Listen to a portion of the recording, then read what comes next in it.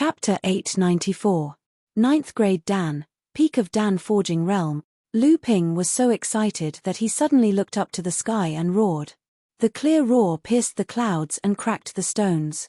The straight spiritual chi column seemed to be affected by the roar and began to scatter in the air.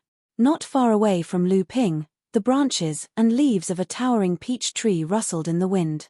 It sounded like it was cheering, but it also sounded like it was afraid. However, in just a moment, the peach tree began to shrink and then turned into a little girl. Lu Daohua curled up on the ground and seemed to be in awe of Lu Ping for a moment. Unfortunately, Lu Ping was so excited that he did not notice what was happening around him. Outside Filing Mountain, where Lu Ping did not see, Lu Xiaohai and Lu Zilan were playing on Filing Island. When Lu Ping's roar came, despite the mountain-protecting formation of Filing Mountain, the pressure from the bloodline hidden in the roar was added to the two in an instant. The amethyst queen bee suddenly fell from the puppet horse. Her whole body turned into the original form of the queen bee, lying on the ground and shivering. Although Lu Xiaohai had pride from the blood of Taoist who in his bones, when the roar came, he instinctively felt the fear from the bloodline. He could no longer maintain the image of a fat boy of 8 or 9 years old. His whole body turned into a giant tiger again. Although he wanted to stand up straight, his limbs did not listen to him at all. In the end, he fell in the direction of the roar. Lu Xiaohai was still unwilling to give up. He wanted to roar and get rid of this natural pressure. However, when he opened his mouth, he could not make a sound. Finally, he accepted his fate and lowered his head. Thousands of amethyst bees fell from the air when the roar came, as if it was a bee rain. After each amethyst bee fell to the ground, they turned their heads in the direction of the roar, as if they were worshipping something devoutly. The whistling stopped abruptly. Lu Ping took a deep breath. His entire body and mind were filled with great strength. This was the feeling of a peak core forging cultivator. At this time, Lu Ping noticed Lu Daohua, who was curled up on the ground and shivering. Because Lu Daohua was the closest to Lu Ping, she suffered the most from Lu Ping. Even though she had inherited the strange blood of the flood dragon, she was still like a small boat in a huge wave in front of Lu Ping, in danger of capsizing at any time. "Hey, Peach Blossom, what's wrong with you? Scared?" Lu Daohua stood up from the ground. Although there was a trace of fear in her clear eyes, there was more curiosity. Lu Ping thought that it was because he had used quintessential essence in his roar that made Lu Daohua feel afraid, but he didn't realize that this was not only because of quintessential essence, but also because of the fear that came from the source of her bloodline. Lu Ping knew he had gotten carried away just now, so he calmed himself down and prepared to continue his closed-door cultivation. He wanted to stabilize his cultivation base after his recent breakthrough. Unexpectedly, just as Lu Ping was about to refine quintessential essence, the Linglong wine cauldron suddenly jumped out from the source of the stream. "I found a tool spirit like me. Do you want to take a look?" Tool spirit? Lu Ping was taken aback, and without hesitation, he asked, "Where is it?" Lu Ping couldn't help but be surprised. What was a tool spirit? It was something that could only be born from a spirit treasure that had gone through a lightning tribulation and absorbed pure yang qi. There might be other ways to give birth to a tool spirit, but Lu Ping himself didn't know. Even if there were other ways, a tool spirit must be a precious existence. Where is it? How did you find it? What kind of spirit treasure is it? Lu Ping raised his foot and opened his mouth to ask 3 questions at the same time. Obviously, he was a little impatient. "Why are you so anxious?" "It can't run now." If it could run, it would have run away in the past 4,000 years. "Why would it wait until now?" Linglong said angrily, "I had some surprises to tell you, but now there's no way." Lu Ping realized that he was really too anxious. It seemed that after advancing to the peak of core forging and condensing a 9th grade golden core, Lu Ping's mind had been in a trance state. Lu Ping knew that this was because his cultivation had not yet stabilized. "Oh, I was too anxious. So Linglong, how did you find this tool spirit?" Linglong coldly snorted, turned around, and jumped into the wine cauldron. It was unknown what she was fiddling with, but after a moment, she emerged from the wine cauldron and said, "Here you go." 3 round water droplets sparkled with a bright light as they flew towards Lu Ping. A strong wine fragrance that could intoxicate a person was suddenly emitted from these 3 water droplets. The 3 water droplets hovered in front of Lu Ping. Lu Ping carefully looked at them, and his nose twitched. He hesitantly asked, "Heavenly fragrant wine?" Linglong proudly swung the small braid on her head and said, "Yes, a Heaven Step mid-grade water attribute world treasure, heavenly fragrant wine." Lu Ping carefully stored the 3 heavenly fragrant wine droplets in a jade bottle, and then asked, "Linglong, how did you do it? How could you even brew a treasure like heavenly fragrant wine?" Linglong proudly raised her small head and said, "It's a pity that the spirit veins of Fei Ling Mountain haven't recovered after recovering to the state of 7 large spirit veins. Otherwise, if Linglong could recover to the level of 1 large spirit vein, she would even be able to brew a Heaven Step high-grade heavenly fragrant wine at the source of the spirit vein. At that time, just the fragrance of the wine would be enough to intoxicate people to death." In the world of cultivation, there were 3 strange water attribute heavenly fragrant wine. They were the Heaven Step low-grade heavenly fragrant wine, the Heaven Step mid-grade heavenly fragrant wine, and the Heaven Step high-grade heavenly fragrant jade liquid. These 3 world treasures all appeared in the world of cultivation in the form of wine. They were also wondrous spirit treasures used by cultivators who cultivated water attribute cultivation techniques to increase their cultivation. However, cultivators would usually be in a drunken state during the smelting process, and the smelting process would also take a long time. The longer the drunken state lasted, the longer the smelting process would take. Moreover, after a cultivator smelted any one of these 3 world treasures, they would become extremely addicted to wine, and it would be difficult for them to kick the habit for the rest of their lives. Seeing Lu Ping's surprise, Linglong became even more proud. She proudly said, "As long as there is a large spirit vein to support it, Linglong can brew a drop of Heaven Step low-grade heavenly fragrant wine every 5 years.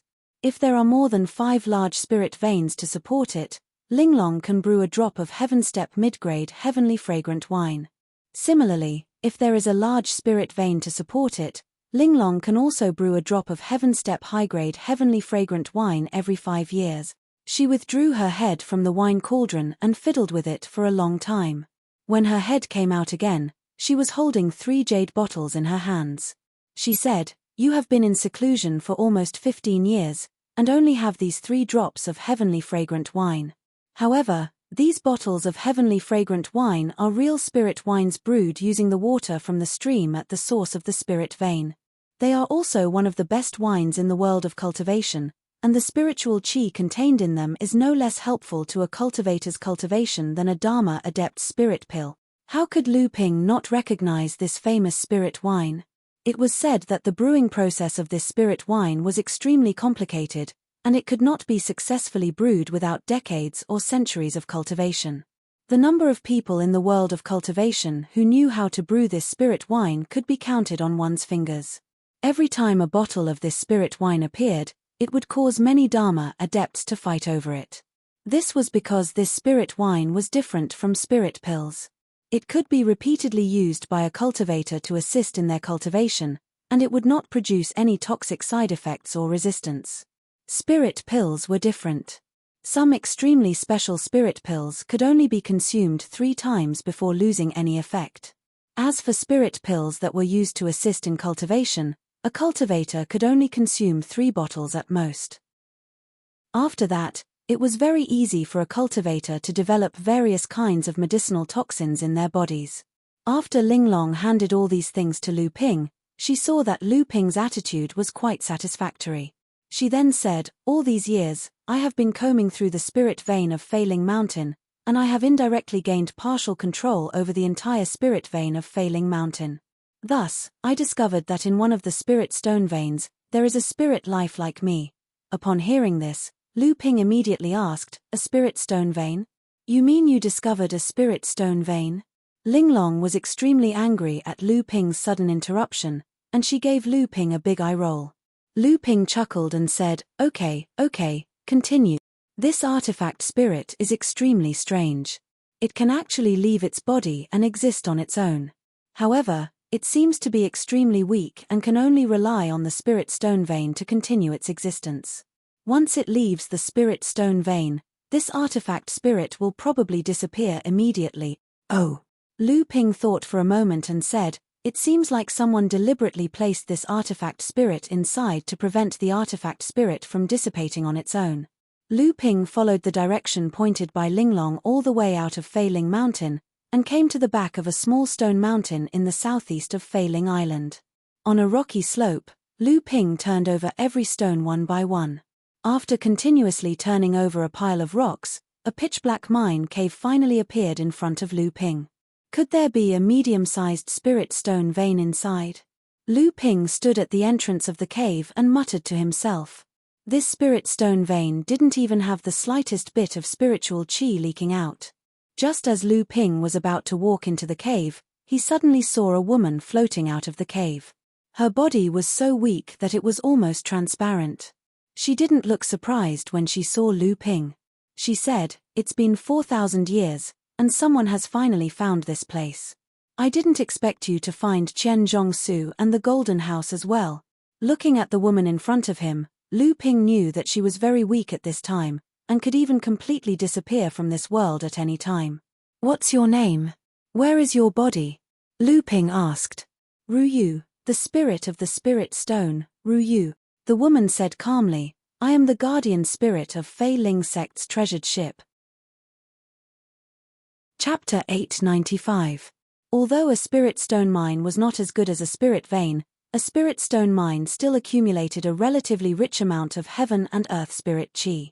However, when Lu Ping opened the entrance of the spirit stone mine, there was not a trace of spirit qi leaking out. Before Lu Ping could enter the spirit stone mine, an illusory figure of a woman that seemed like it would collapse at any time floated out from the depths of the mine. "How did you know that I have Qian Zhongsu and the Golden House?" When Lu Ping saw that there was indeed a tool spirit hiding here, he was overjoyed. However, when he heard that the tool spirit Ru was able to see through Lu Ping's heavenly abode, Lu Ping's face sank. "It's very simple." The tool spirit Ru curled up the corners of her mouth and smiled. However, this smile made her figure seem even more disorganized. Lu Ping furrowed his brows. He took out a top-grade spirit stone and cast Spirit Explosion Art, causing the entire top-grade spirit stone to burst out with extremely pure spiritual energy that surrounded the jade-like artifact spirit. "Ah, a top-grade spirit stone." The tool spirit Ru let out a cry of joy. Her originally disorganized figure quickly began to greedily absorb the rich and pure spirit qi. When the spirit qi was completely absorbed, the tool spirit Ru's figure suddenly became much more solid. Because Qian Zhongsu and the Golden House were originally part of the treasure ship of Fei Ling sect, the sea carriage, and I am the tool spirit of the treasure ship, no one can be more familiar with these two special heavenly abode than I am. Lu Ping's heart was already surging with emotions. The treasure ship of Fei Ling sect was really something that one could wear out iron shoes in fruitless search, only to find it by chance without even looking for it. However, Lu Ping's expression did not change at all. Instead, he asked in a deep voice, "You said that you are the guardian tool spirit of Fei Ling sect's treasure ship, so why are you here now? Where is the treasure ship of Fei Ling sect?" Although Lu Ping tried to hide it, the tool spirit Ru seemed to be able to sense Lu Ping's eagerness for the treasure ship from Lu Ping's words. However, she still shook her head and said, "The treasure ship had sunk in the northern part of the North Sea. At that time, the great practitioner of Fei Ling sect only had time to bring back the damaged Golden House, Qian Zhongsu, and myself." Upon hearing this, Lu Ping was stunned and said, "What? The Golden House and Qian Zhongsu, these two celestial treasures, are also part of the treasure ship?" Ru nodded and said, "Yes, and they are the most important parts of the treasure ship.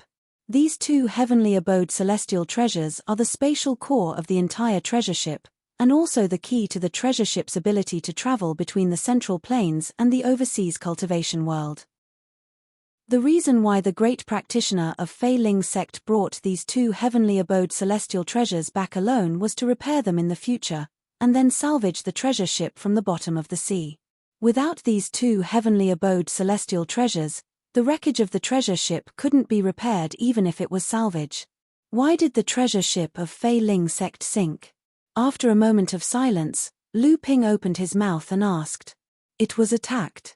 At that time, the great practitioner of Fei Ling sect who was controlling the treasure ship couldn't resist, but I don't know who the enemy was.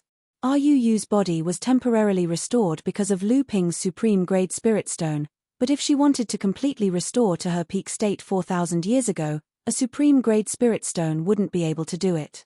An artifact spirit was different from a real cultivator. It could not cultivate at all. Even though it had survived the thunder tribulation and condensed pure yang qi, it could only be nourished by the cultivator's own true essence. Only then could it maintain or display its own functions.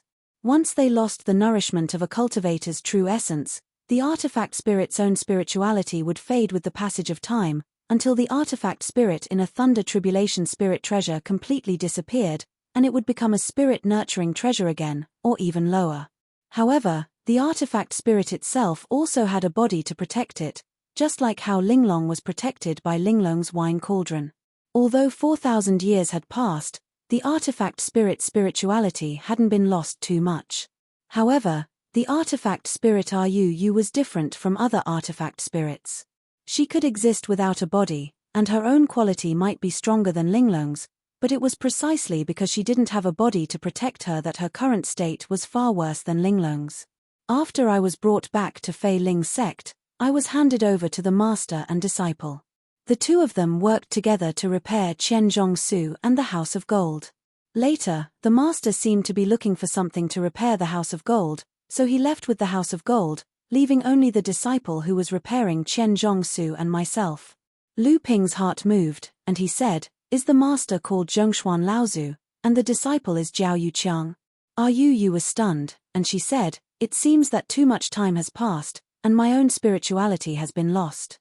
In order to slow down the loss of spirituality, I have forgotten many of my memories.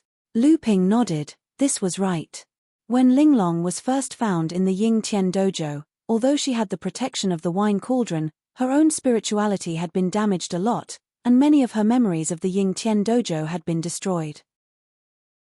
Now, the loss of spirituality of this artifact spirit Yu was obviously much greater than that of Linglong, but it was already quite amazing that she could still remember so many things.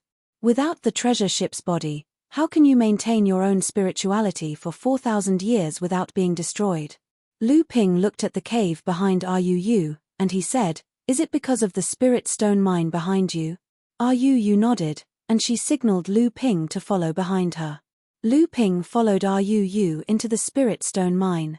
About 1,000 feet into the spirit stone mine, the spirit stone vein was already exposed on the cave walls. Spirit stones were scattered on the stone walls, glowing with a misty light and illuminating the originally dark cave. Lu Ping stared at the formation plate on the ground and the formation engraved around it, and he said in surprise, You relied on this formation to absorb spirit energy from the spirit stone mine to survive for 4,000 years. Yu was stunned for a moment, and she said, Yes, 4,000 years. This formation was set up by that disciple. At that time, something extremely important seemed to have happened in Fei Ling's sect, so he couldn't take care of me anymore. He hurriedly set up a formation here and left. As for me, I can't go too far away from here. Otherwise, if I can't receive the spiritual qi in the formation, I'll disappear soon. Lu Ping carefully examined the array formation. It was an extremely exquisite spirit-transferring array formation. It could convert the spirit stones in the spirit vein into a unique spiritual energy that could be used to maintain its own form. It was similar to Lu Ping's spirit explosion art, albeit a different approach. However, this spirit-transferring formation couldn't stimulate the spirit energy in the spirit stones to such a high degree like the spirit explosion technique, and the spirit explosion technique could only target one or a few spirit stones at a time, so it couldn't achieve the scale of the spirit-transferring formation. Lu Ping carefully recorded this formation and gave it to Hu Lily as a reference in the future. It would definitely be helpful for her to improve her formation skills. After recording the spirit-transferring formation, Lu Ping turned to look at Yu and said, Miss Yu, what do you plan to do in the future? Yu bitterly smiled and said, What else can I do? If I continue to stay in this cave, I'm afraid that even with the spirit transferring formation, RUU will disappear. Moreover, the Golden House and the 1000-bell millet are in Master's hands. That was the place where RUU lived on the treasure ship. Therefore, I hope Master can help me. Lu Ping stretched out his hand and flicked out a drop of bluish-purple liquid true essence with a trace of hidden electric arcs. The liquid true essence flew straight towards RUU's chest. The moment the liquid true essence touched the jade body of the artifact spirit, it was like a drop of ink falling into clear water. This drop of liquid true essence, with the jade chest as the center, quickly spread throughout her entire body. After refining 3 portions of thunder tribulation water, the spirituality in Lu Ping's true essence had a trace of violence. When refining magic treasure spirits and casting magical techniques, there were many more overbearing things in it. In addition, RUU had reached an extremely weak state at this time. Moreover, she deliberately let Lu Ping be the master. Therefore, Lu Ping's refining process was surprisingly smooth. In just a cup of tea's time, Lu Ping's true essence had spread throughout the body of RUU's true essence. Then, the bluish-purple light disappeared again, and the RUU's true essence returned to its previous appearance of white clothes and plain face. However, although her previous appearance was still weak after being refined by Lu Ping, there was a trace of vitality and spirituality in her body. Obviously, her previous worries were gone. With the help of the spirit vein gathered by Linglong at the top of Fei Ling Mountain, she should be able to recover as soon as possible. Lu Ping held the house of gold that was hanging on his neck in his hand. RUU's face lit up with joy. Without Lu Ping doing anything, the house of gold actually flew up from Lu Ping's palm. Then, the tightly closed door of the house of gold suddenly opened from the inside. RUU flew up and disappeared into the house of gold. With a thought from Lu Ping, the house of gold shrank and fell into his palm. Lu Ping could feel that the house of gold was going through a huge change at this time. However, at this time, Lu Ping turned his attention back to the spirit stone vein in front of him. Before the appearance of large spirit stone veins on Frost Island, even during the days when Fei Ling sect dominated the North Sea, not a single large spirit stone vein had appeared in the North Sea. However, back then, the Fei Ling sect had monopolized 4 mid-sized spirit stone veins and maintained its position as the overlord of the North Sea. Of these 4 medium-sized spirit stone veins, 2 of them were taken as spoils of war by the sects of the North Sea during the Great War of Fei Ling sect. The other one was affected by the war, and after the earth veins changed, it was reduced from a medium-sized spirit stone vein to a small-sized spirit stone vein. Only the last one was still missing. Some people had guessed that this 4th medium-sized spirit stone vein was still on Fei Ling Island and had sunk into the abyss of the sea along with Fei Ling sect. However, every 500 years when Fei Ling Island opened, the blood condensation realm cultivators sent out by the sects never found this spirit stone vein. If it wasn't for Linglong's unique spirit treasure that could inspect the spirit veins on Fei Ling Island and observe many things that couldn't be found on the surface, this spirit stone vein would be concealed by the spirit transferring formation and RUU's artifact spirit. Not even De Bao would be able to find this spirit stone vein. Chapter 896.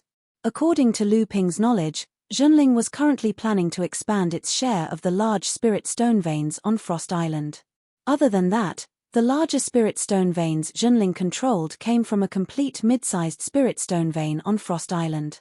There was also a mid-sized spirit stone vein that Jiang Tianlin Laozu, Copper Sword Laozu and Triple Brightness Laozu of Jade Sword Sect and Chongming Sect had transferred into the abundant void treasured mirror.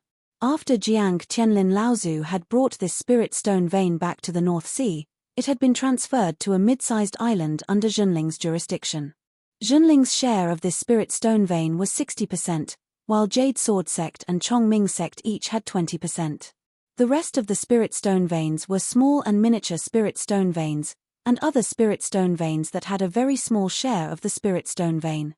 Although Junling's spirit stone veins were second to none in the North Sea, following Junling's rise, these spirit stone resources had become a little lacking in the process of cultivation.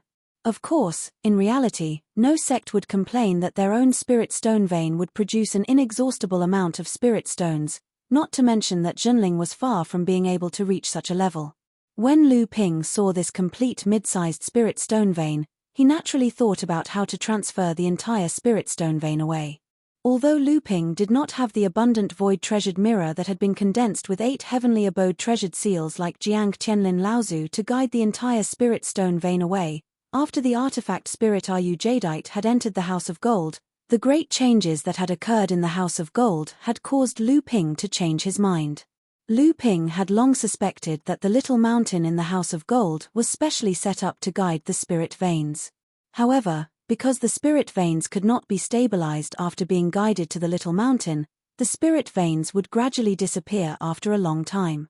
Even so, Lu Ping had guided a few spirit veins into the House of Gold to supply the spirit energy needed by the spirit demon peach tree, the gold nut fruit tree, the top-grade spirit tea tree, the soul-shocking tree, the white jade lotus pond, and a few other important treasures.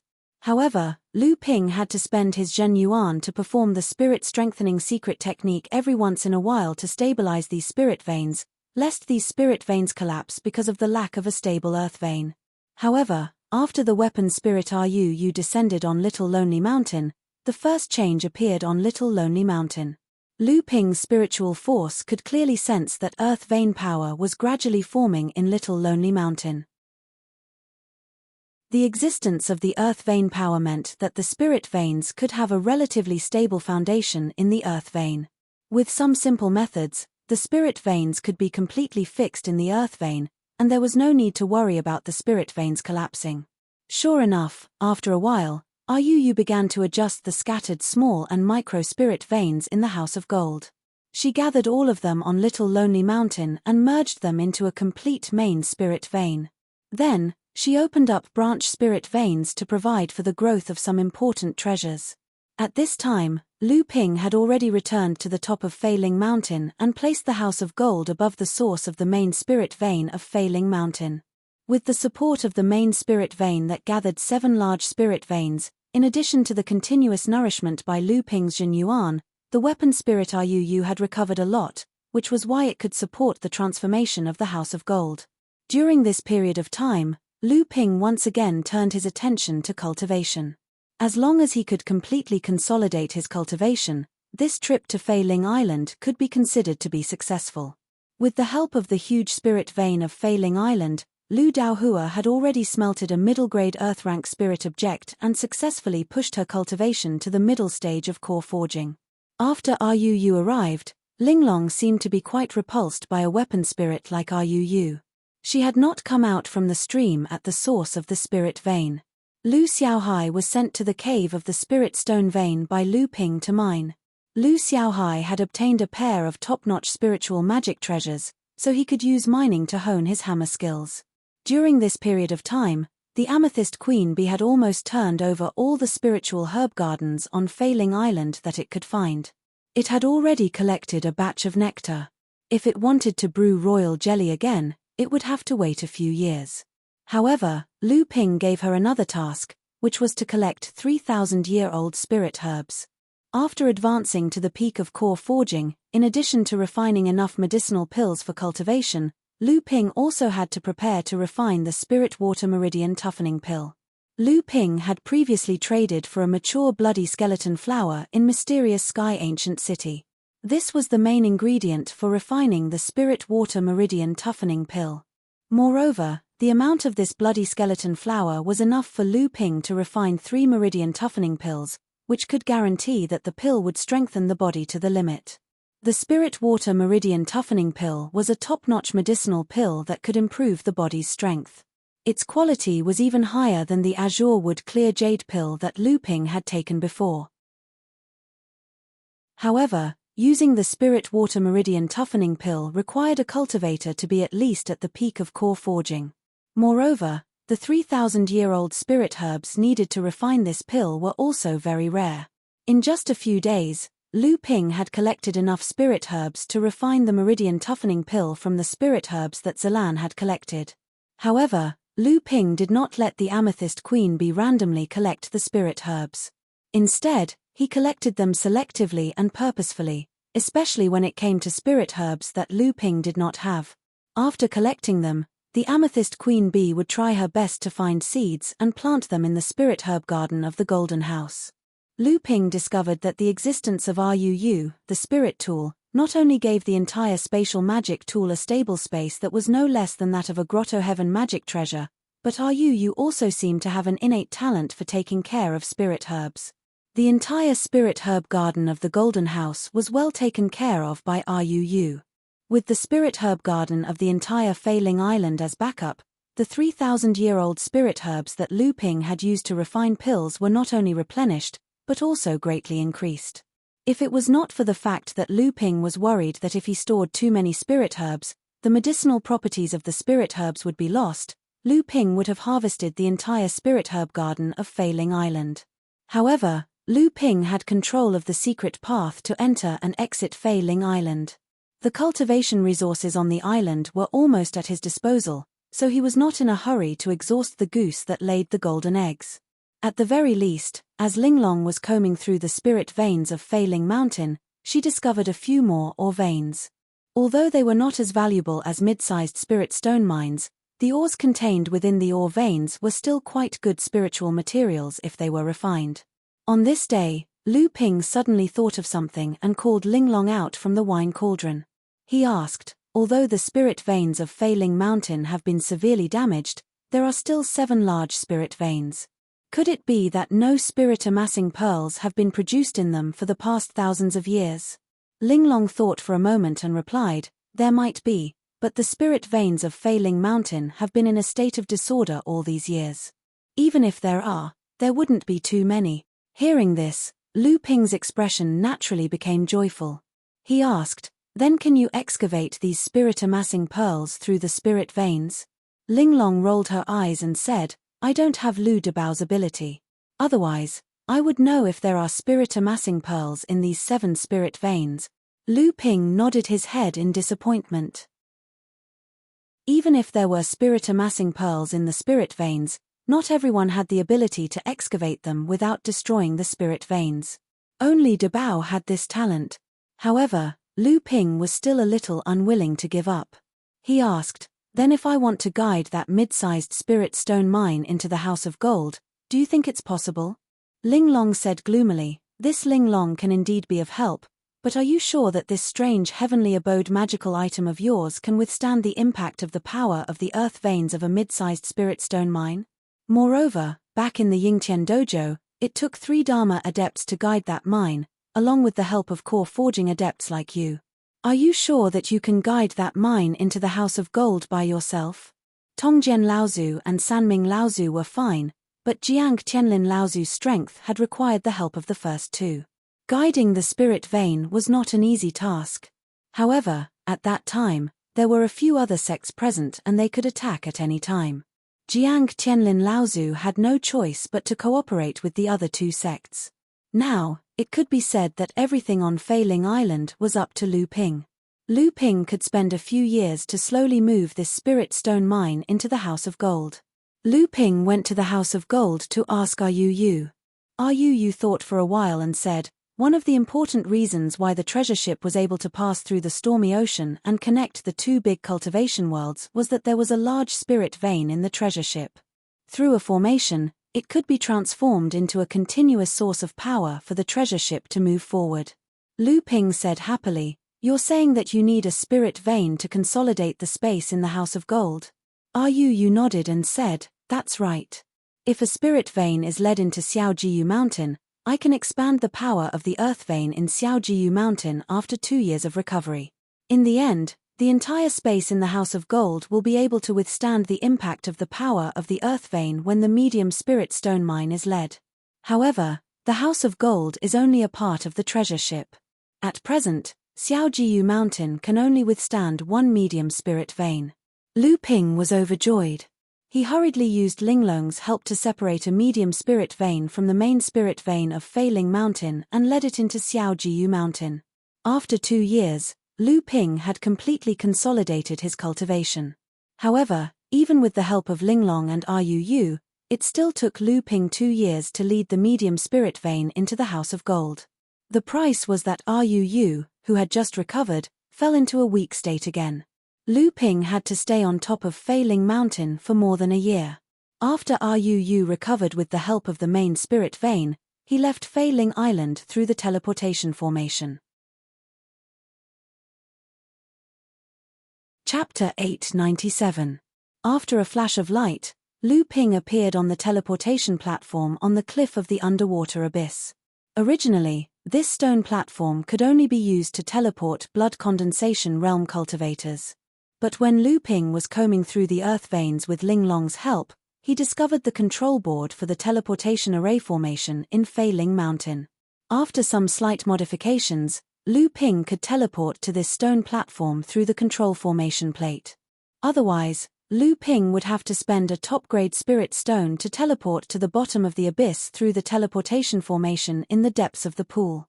At the same time, he would have to use a restriction-breaking talisman to break the formation barrier and the restriction formation on the cave entrance. Only then would he be able to come out of the underwater abyss. However, if he wanted to enter Failing Mountain again, Lu Ping would have to continue diving down to the bottom of the abyss.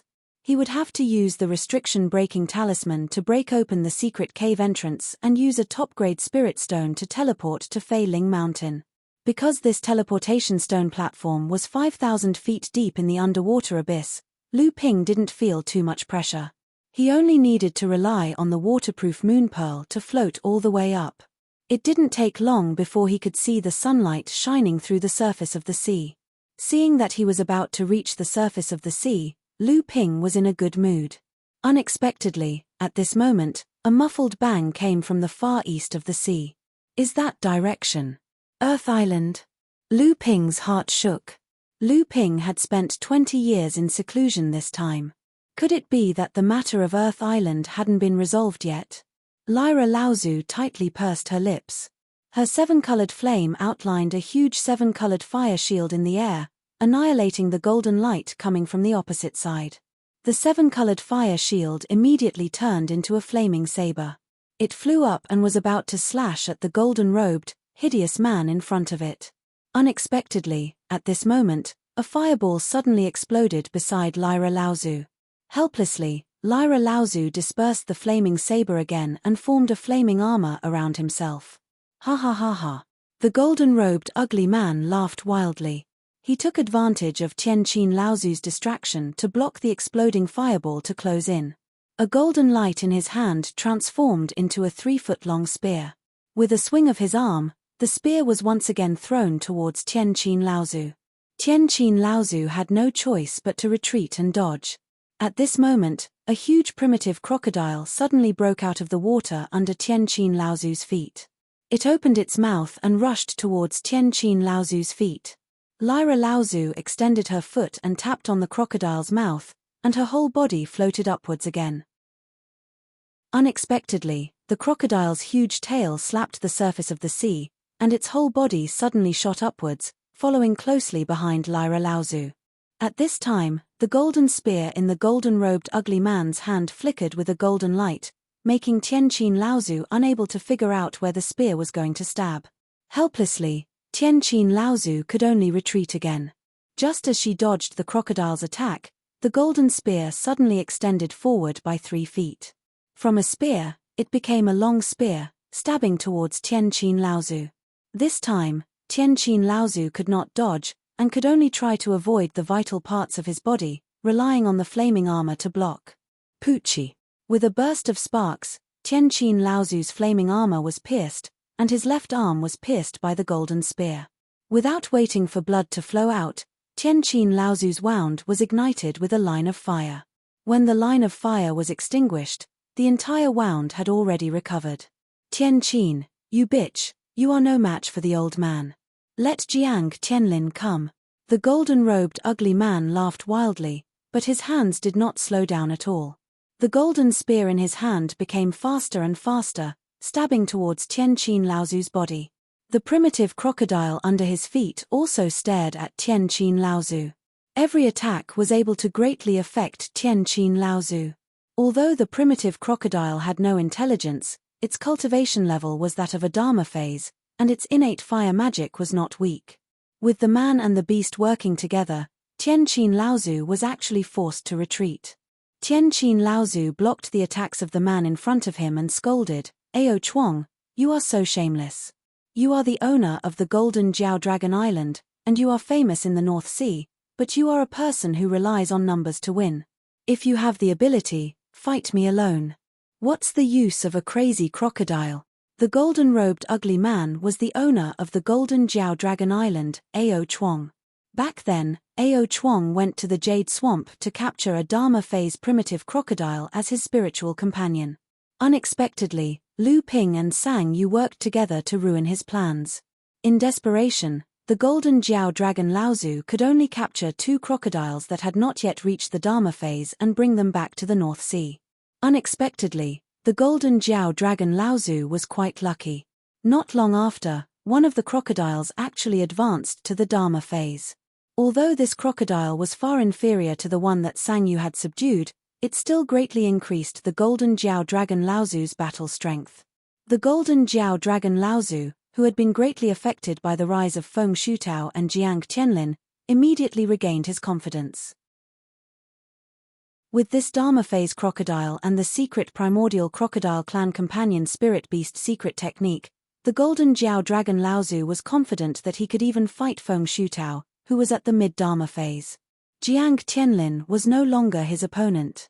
Of course, the Golden Jiao Dragon Laozu did not know that Jiang Tianlin Laozu had successfully passed through the first Dharma calamity. Otherwise, he would not have dared to be so arrogant. In reality, with the help of a Dharma phase companion spirit beast, the Golden Jiao Dragon Laozu's abilities had indeed improved greatly. At least this time, when he was facing Tianqin Laozu, he was able to completely suppress Tianqin Laozu. With the cooperation of the human and the beast, Tianqin Laozu was suppressed to the point where she could not fight back at all. Besides the battle between the Golden Jiao Dragon Laozu and Tianqin Laozu, there were more than 10 pairs of Dharma adepts fighting in the sky above Huanyu Island. Each pair was a human practitioner fighting against a demon Laozu. However, among these 10 pairs of battles, Tianqin Laozu and the Golden Jiao Dragon Laozu seemed to be on the losing end. Huanyu Island was the central island of the entire North Sea's cultivation world. Although there were almost no cultivation resources on this island, and the only spirit vein had been pooled together by various sects, its special geographical location had caused all the sects in the North Sea to set up a stronghold on Huanyu Island. Moreover, Huanyu Island was also the place where the North Sea's cultivation world's major teleportation matrices were set up. Thus, it had also become a distribution center for the various cultivation resources of the North Sea's cultivation world. All of these contributed to Huanyu Island's prosperity in the North Sea's cultivation world. However, at this time, Huanyu Island was no longer as prosperous as before. From afar, the entire island was filled with broken walls and ruins. There was not a single intact building. It was as if the entire island had experienced a huge earthquake. The low-lying areas around the island had traces of being attacked by the tsunami. In the center of Huanyu Island, a giant mountain that had never been there before pierced through the former Huanyu Island like a sharp sword, standing straight in the middle of the island. All of the buildings on Universe Island seemed to have been turned into ruins and deserted islands by the sudden appearance of this mountain. However, this huge mountain was currently emitting waves of pure spiritual energy in all directions. Clearly, this huge mountain was hiding an extremely high-quality spiritual vein. Explode! Explode! Explode! Tianqin Laozu roared. The Golden Jiao Dragon Laozu pursued, but he did not know that he had fallen into an ambush that Tianqin Laozu had set up when he retreated. 3 rainbow-colored flames exploded around the Golden Jiao Dragon Laozu.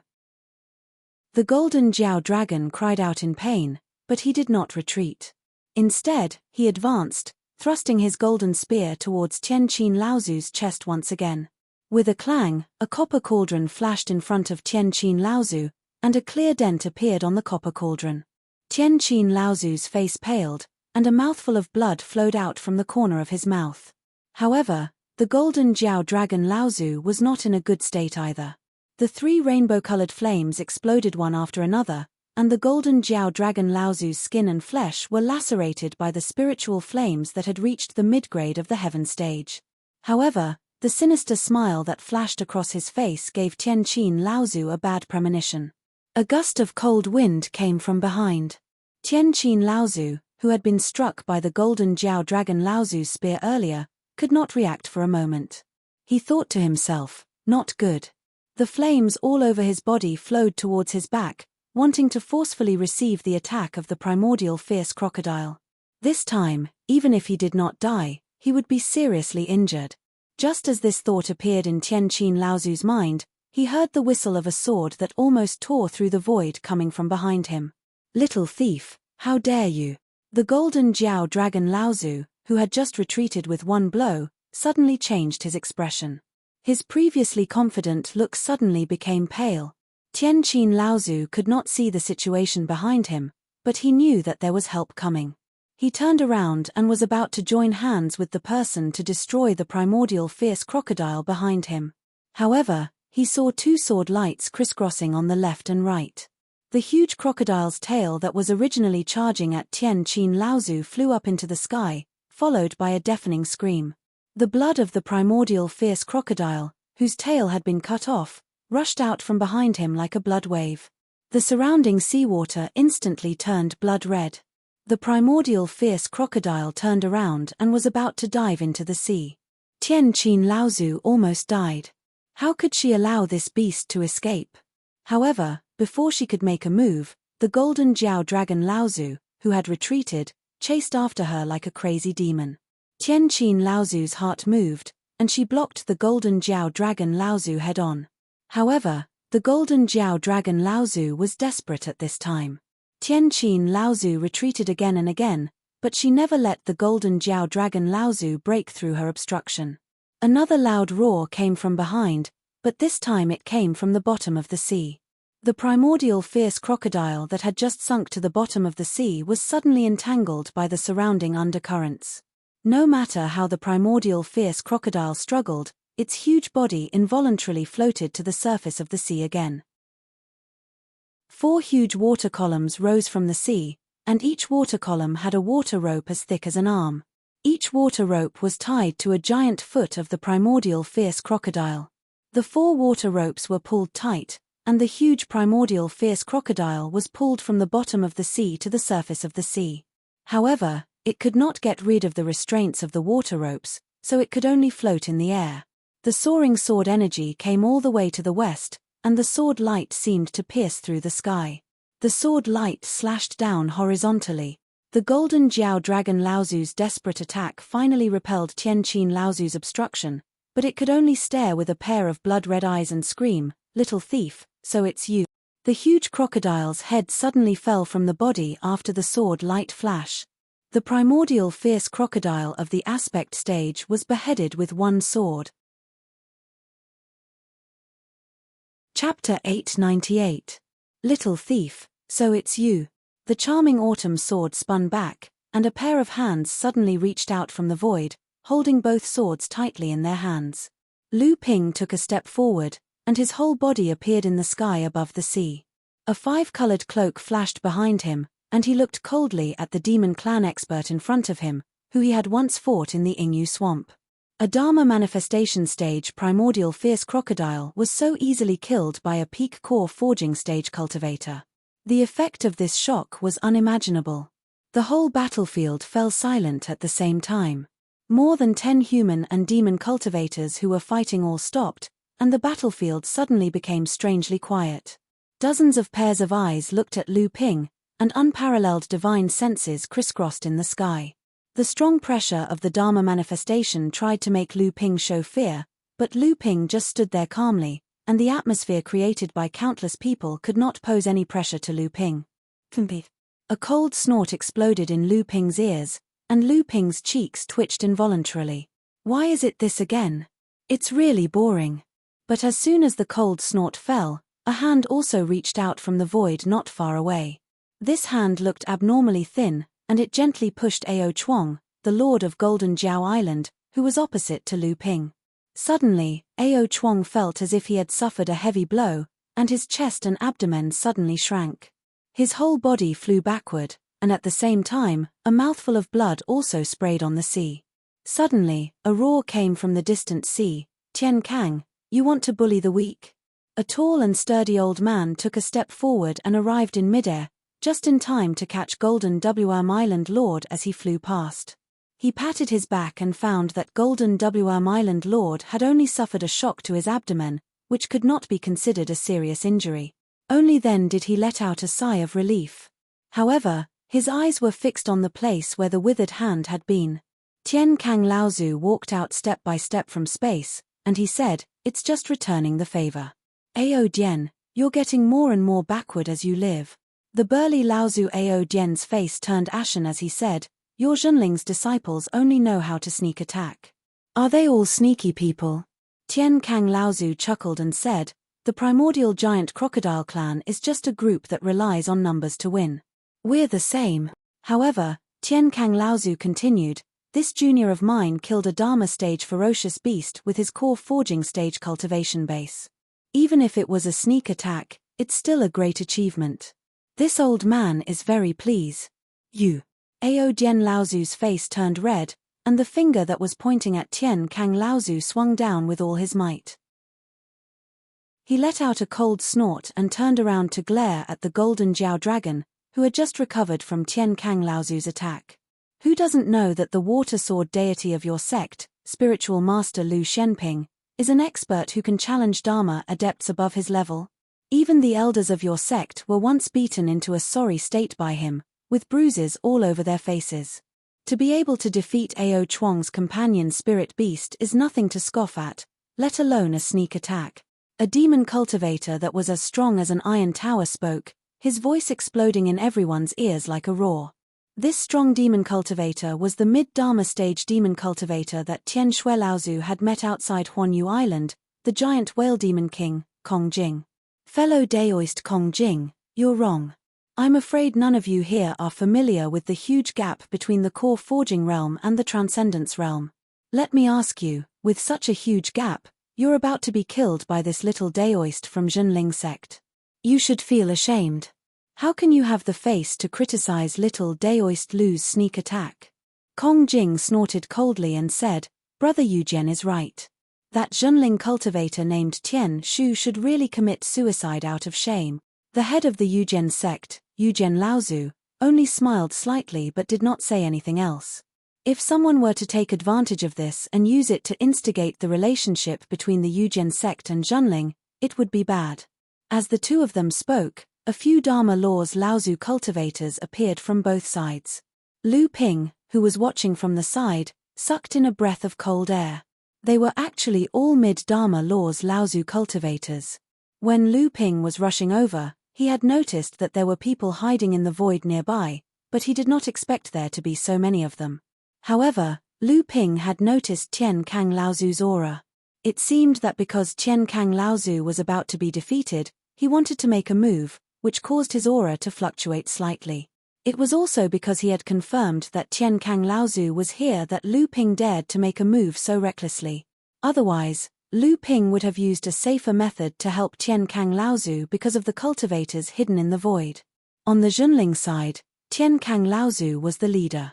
Tian Kang Laozu and Guo Tianshan Laozu were three Dharma laws adepts. The other sects, such as Xianling sect and Kanghai sect, also had their own Dharma laws adepts and their respective mid-Dharma laws Laozu cultivators. The demon race's Dharma laws adepts also gradually began to gather, and the mid-Dharma laws adepts who had been hiding in the void earlier also revealed themselves. However, after these mid-Dharma laws Laozu cultivators revealed themselves, they looked at Lu Ping with a strange look in their eyes. However, these Laozu cultivators hid their feelings very well. If it were not for the fact that Lu Ping's divine will was different from that of ordinary people, he would have thought that these human Dharma laws Laozu cultivators all approved of his actions this time. They were all people who hid daggers behind their smiles. Lu Ping knew that he had acted rashly this time, but Lu Ping did not regret it. His display of strength might have caused the enemy forces to secretly suppress him, but this was also an effective way to intimidate others. In fact, Tian Kang Laozu had also seen through this, which was why when Ao Jian Laozu had tried to use his divine will to attack Lu Ping, he had decisively attacked Ao Chuang, the owner of the Golden Dragon Island, and severely injured him. This was to serve as a warning to those who had ulterior motives. Lu Ping's appearance had actually eased the tension between the two sides. In the end, other than a few mid-Dharma laws Laozu who seemed to have something to discuss, even Tianqin Laozu and Guo Tianshan Laozu had left temporarily. Seeing that there was nothing else for him to do, Lu Ping immediately wanted to return to Qianling Mountain. Unexpectedly, Tianqin Laozu said, "Kid, I haven't seen you for 20 years, and not only have your cultivation increased to the peak of the core forging realm, your strength has also increased to such a level. It seems that you have really achieved a 9th grade golden core." Lu Ping laughed and said, "Thank you for the compliment, Uncle Master." Tianshan Laozu, on the other hand, was deep in thought at the side. He said, "Nephew Lu, when you used your divine spells previously, most of them were used to suppress others. Although they were pure and heavy, the killing intent was not enough. This time, after the closed-door training, the divine swordsmanship was full of killing intent when used. It is said that the spiritual nature of the water from the thunder punishment is wild. After a cultivator melts it, his attack power will definitely increase greatly. It seems that it really lives up to its reputation." The Sky Zither elder laughed mockingly. "He doesn't have enough murderous aura." Before he condensed the 9th grade golden elixir, countless Dharma adepts were either injured or killed by him. His murderous aura has long since reached the heavens. Tianshan Laozu laughed and said, "Of course, this is relatively speaking.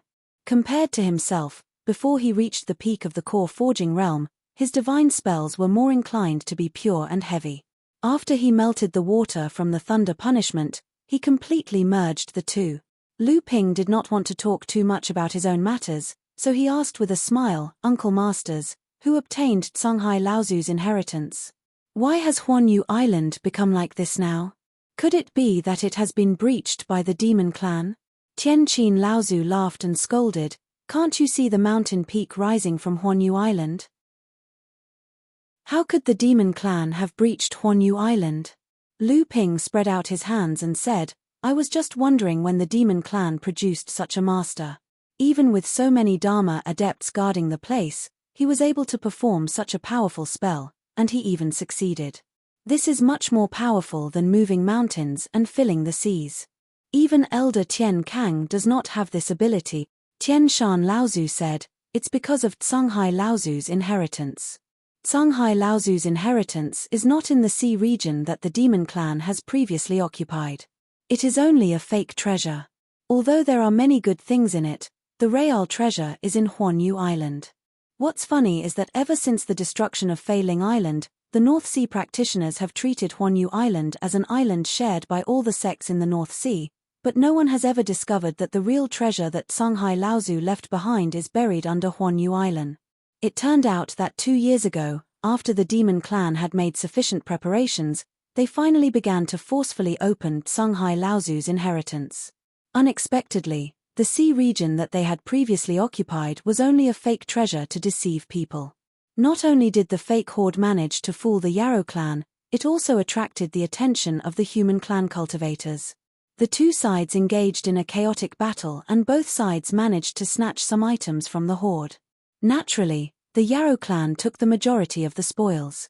Just as they were about to realize that something was amiss, the opening of the fake treasure trove triggered the appearance of Patriarch Vastsea's real treasure trove. The real treasure trove was hidden within Universe Island. A massive mountain broke through the surface of Universe Island. At that very moment, however, the important cultivators on Universe Island had all left due to the competition in the outer seas. Only some minor cultivators were left on the island.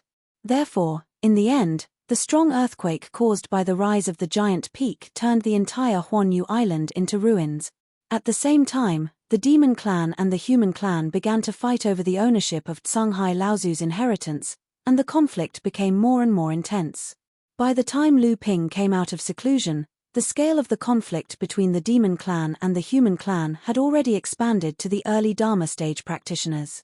If not for Lu Ping's sudden appearance, perhaps the conflict would continue to escalate in the future.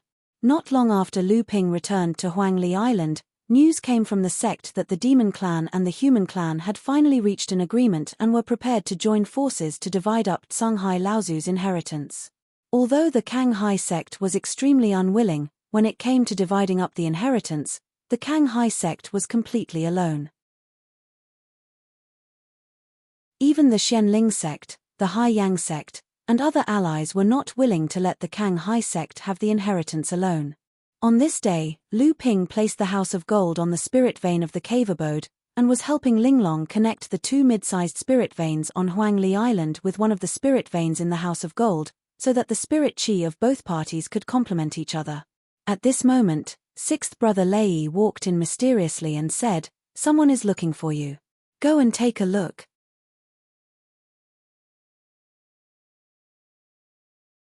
Chapter 899.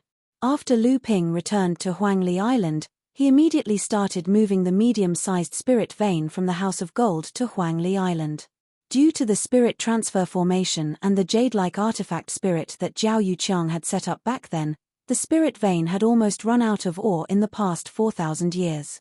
Adding on the damage Lu Ping had suffered while moving the spirit vein, he would need to seal the spirit vein for a period of time in order to completely recover. Because this spirit vein was of great importance, Lu Ping didn't make it public and secretly moved it to an inconspicuous place not far from Lu Ping's cave abode. Sixth brother Lei directly opened up a cave abode nearby and secretly guarded the spirit vein. After hearing sixth brother Lei's mysterious words, Lu Ping couldn't help but be surprised.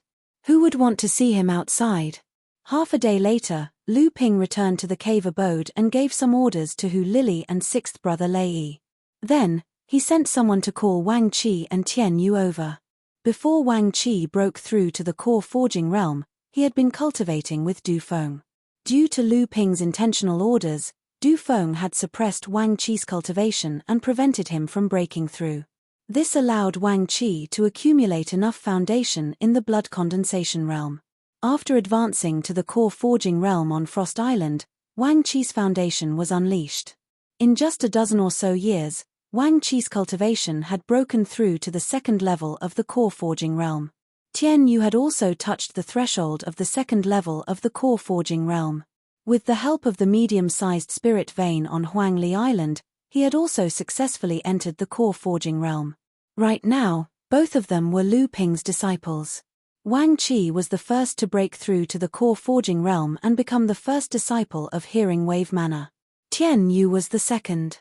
Lu Ping brought the two of them to Heaven Spirit Mountain to meet his master, Liu Tianling, Laozu.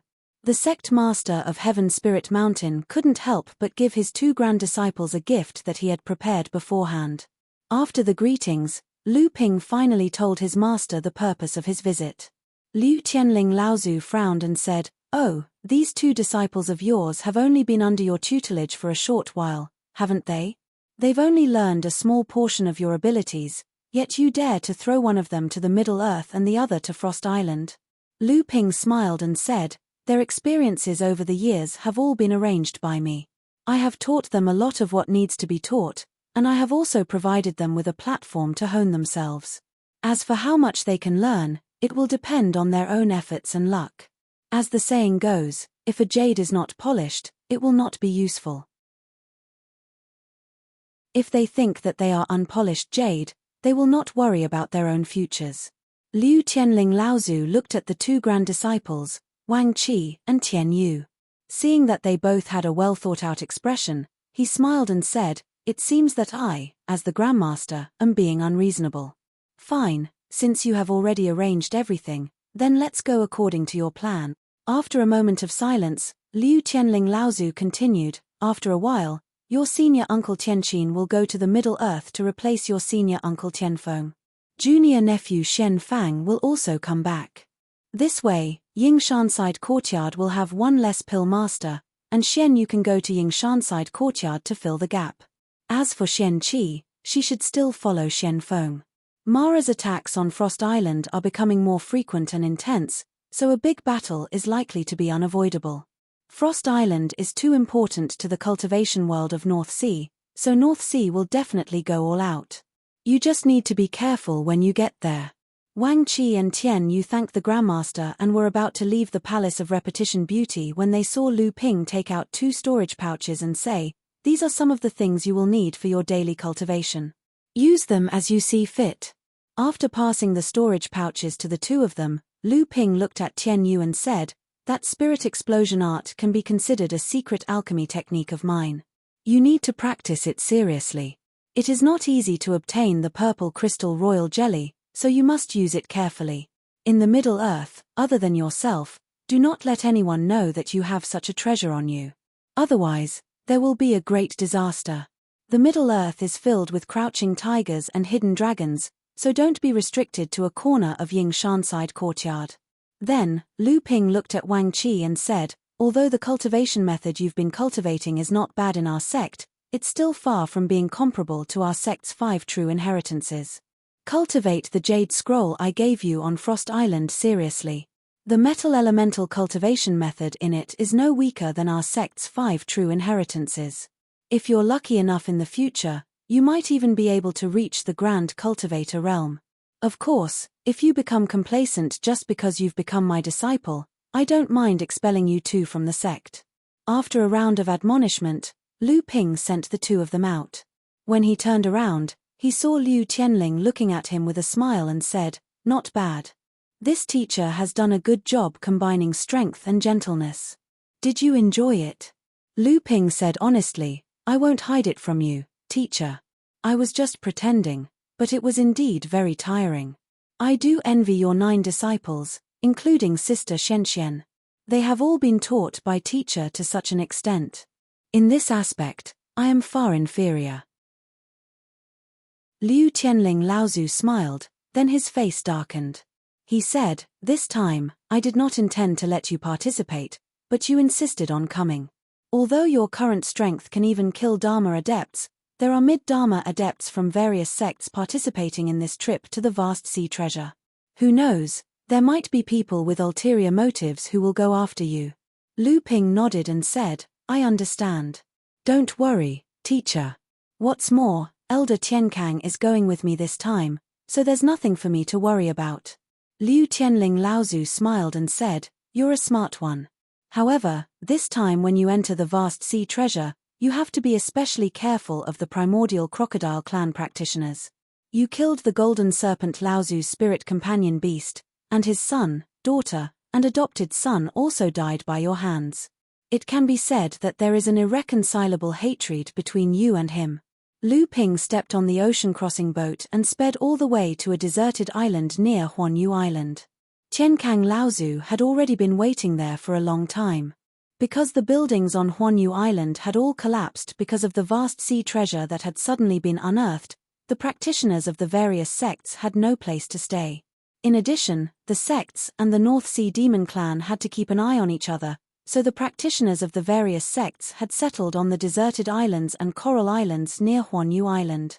When Tienkang Laozu saw Lu Ping coming, he couldn't help but frown and say, "This time, the various sects set the rules for entering the vast sea treasure, requiring each sect to only allow 1 mid-Dharma adept to bring 1 core forging disciple. The sects of the North Sea and the Demon Clan knew that your strength far exceeds that of a core forging cultivator of the same level, but they still set such a rule. The old man sensed that this was aimed at you, so the old man specially informed the sect leader that you're not allowed to come. I didn't think that you'd come yourself." Lu Ping smiled and said, "We still don't know what the situation inside the vast sea treasure is like, and the sects can't possibly come just for their disciples.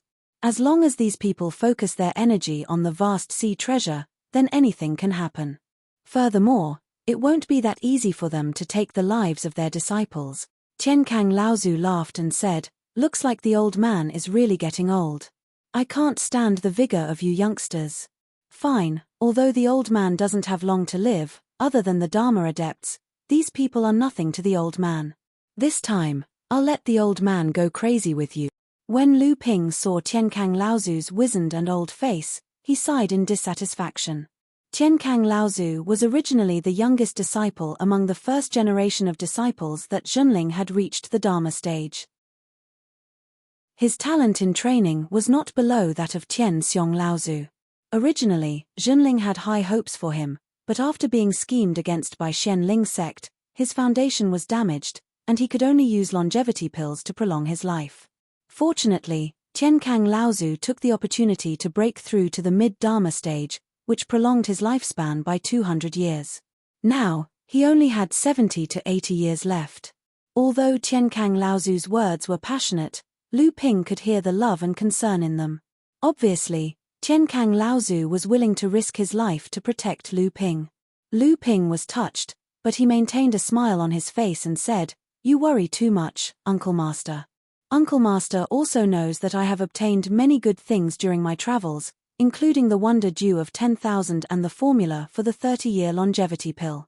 I have previously used the Wonder Dew of 10,000 to refine a 15-year longevity pill. This time, with the breakthrough in my training, I am confident that I can also refine a 20-year longevity pill. If I continue to practice my alchemy skills, when I can refine a 30-year longevity pill, I can consume 3 longevity pills. Even if I can't extend my lifespan by 90 years, I can at least extend it by 60 to 70 years.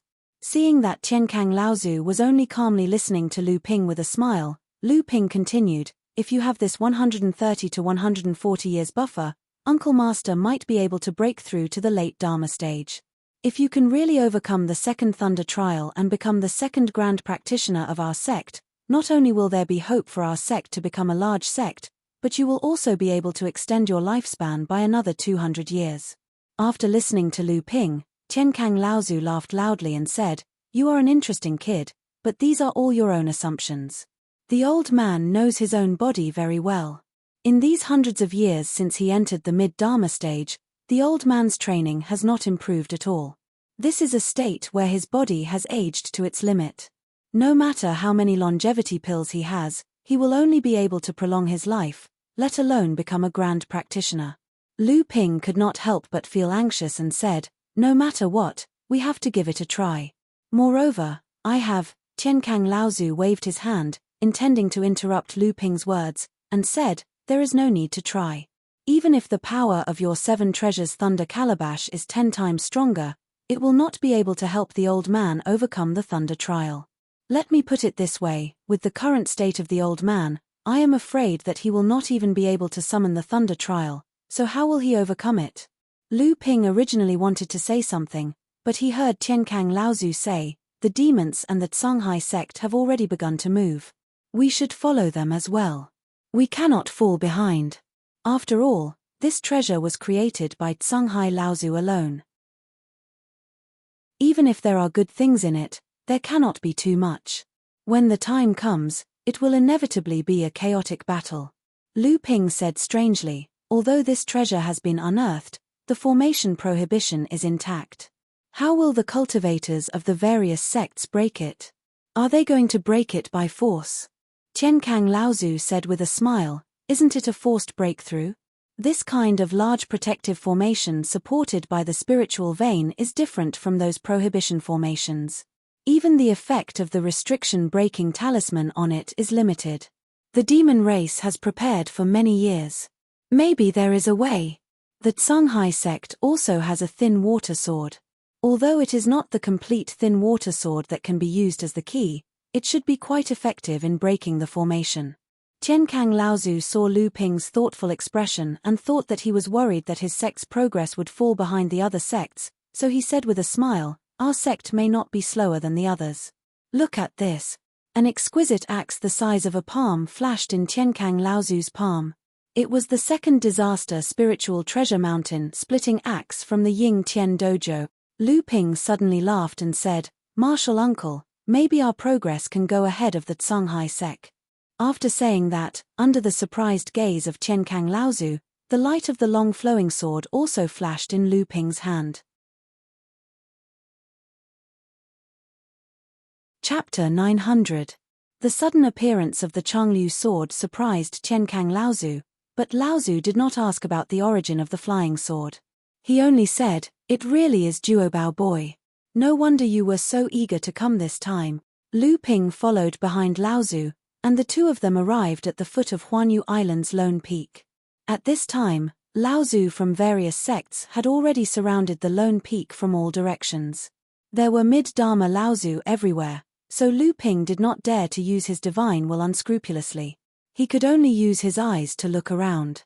He only saw that the two sects on his left and right were the giant whale demon King Kong Jing from the North Sea abyss. Behind him was a similarly burly core forging adept, but this late core forging adept was a size smaller than Kong Jing. On the other side was the Sea Flame sect's mid-Dharma adept, Hai Hun Laozu. Behind him was also a late core forging adept. Although Lu Ping did not use his divine will, Chen-Kang Laozu did not have such scruples. After a while, he said, "It seems that there will be a fierce battle." The Kang Hai sect sent Dongyi Laozu this time, Shen Ling sect sent Feng Shutao, and the primordial crocodile clan sent Ao Dian. Lu Ping thought about it and said, "Will these sects join forces?" Old Ancestor Heavenly Peace shook his head and said, "They naturally won't join hands. After all, the crime of colluding with the demon race isn't something that these few sects can bear.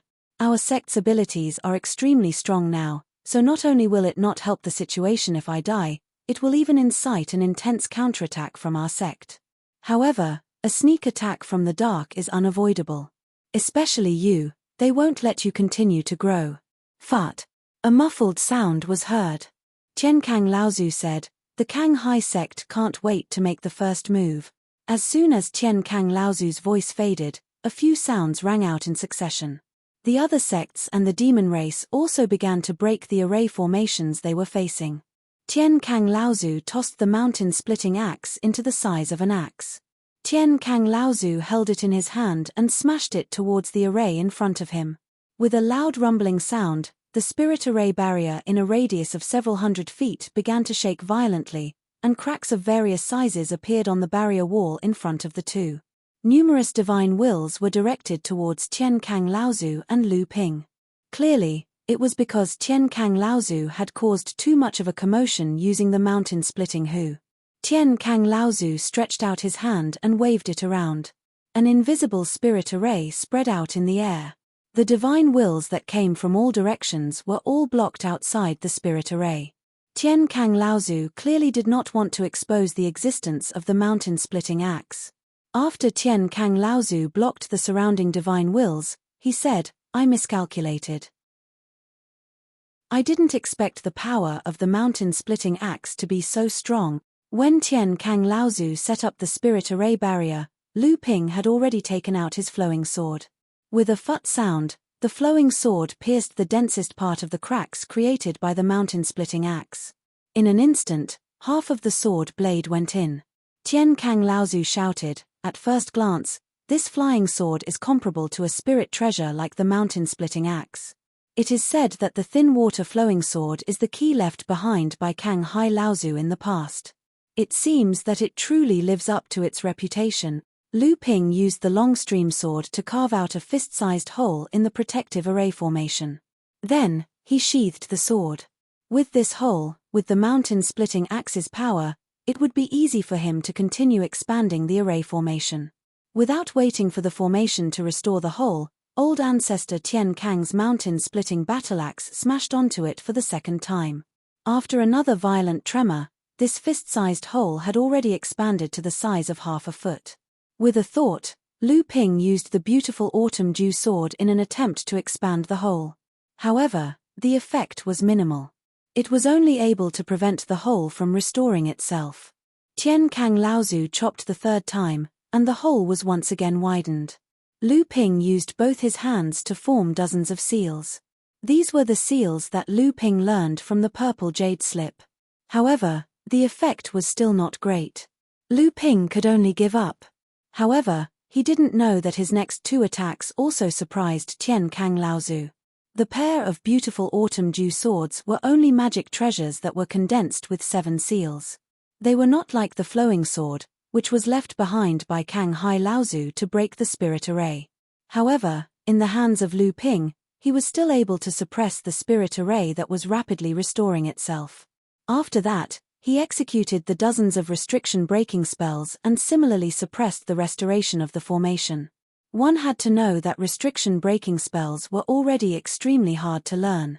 Even though they weren't as precious as the inheritance of restriction-breaking talismans, they were still hard to learn and even harder to master. Forefather Tian Kang didn't expect Lu Ping to actually have such a deep understanding of restriction-breaking spells. In the whole of Zhenling, only Liang Tianfeng Laozu had such a deep understanding of seals. This time, if the demon race hadn't strongly requested for a mid-Dharma adept to bring along a core forging adept, Junling might have called Tianfeng Laozu back from Central Plains. When Tian Kang Laozu smashed the fourth time, the whole hole was big enough for two people to go in. A strong spiritual aura spewed out from the hole.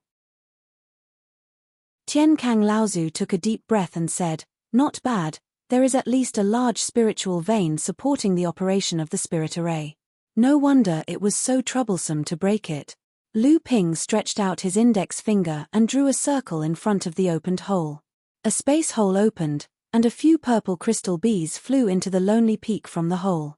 Lu Ping saw that the purple crystal bees were safe and sound, then said, "Uncle Master, I will go in first." Tian Kang Laozu saw that Lu Ping went into the hole first, shook his head, and said, using purple crystal bees to explore the way, "This is the first time in the world of cultivation." In front of them was a spiritual herb garden. Because the lonely peak was too straight, the area of the spiritual herb garden was not very big. However, there were a lot of 3,000-year-old spiritual herbs in it. Lu Ping waved his hand and released a swarm of bees to fly in the spiritual herb garden. Then, he picked the most valuable hundreds of 3,000-year-old spiritual herbs. At the same time, he also collected many spiritual herb seeds that were extremely rare in the world of cultivation. After that, he stopped. When he looked up, he found that Tian Kang Laozu was still working hard to collect these spiritual herbs. Different from Lu Ping's picking, Tian Kang Laozu used a carpet collection method, trying to not let go of a single spiritual herb. Lu Ping smiled and said, "Uncle Master, let's go up quickly, or we may fall behind." Tian Kang Laozu was quite reluctant to look at the spiritual herb garden here, but he also knew that what Lu Ping said was the truth. He just said, "It's a pity for this spiritual herb garden. I don't know if this place can be preserved when the battle start." Back on Feiling Island, Lu Ping had already seen the 3,000-year-old spirit herb gardens of large sects. Not to mention, the spirit herbs there were all up to Lu Ping's whims. Naturally, this small spirit herb garden was no longer a rare sight. The relic left by Tsunghai Laozu, in addition to the mountain guarding formation that completely surrounded the entire lonely peak, was also divided into many areas, and each area was separated by a formation. Only by breaking through these formations could one break into a new area. Tian Kang Laozu and Lu Ping, one with a battle axe and the other with a sword, cooperated with each other.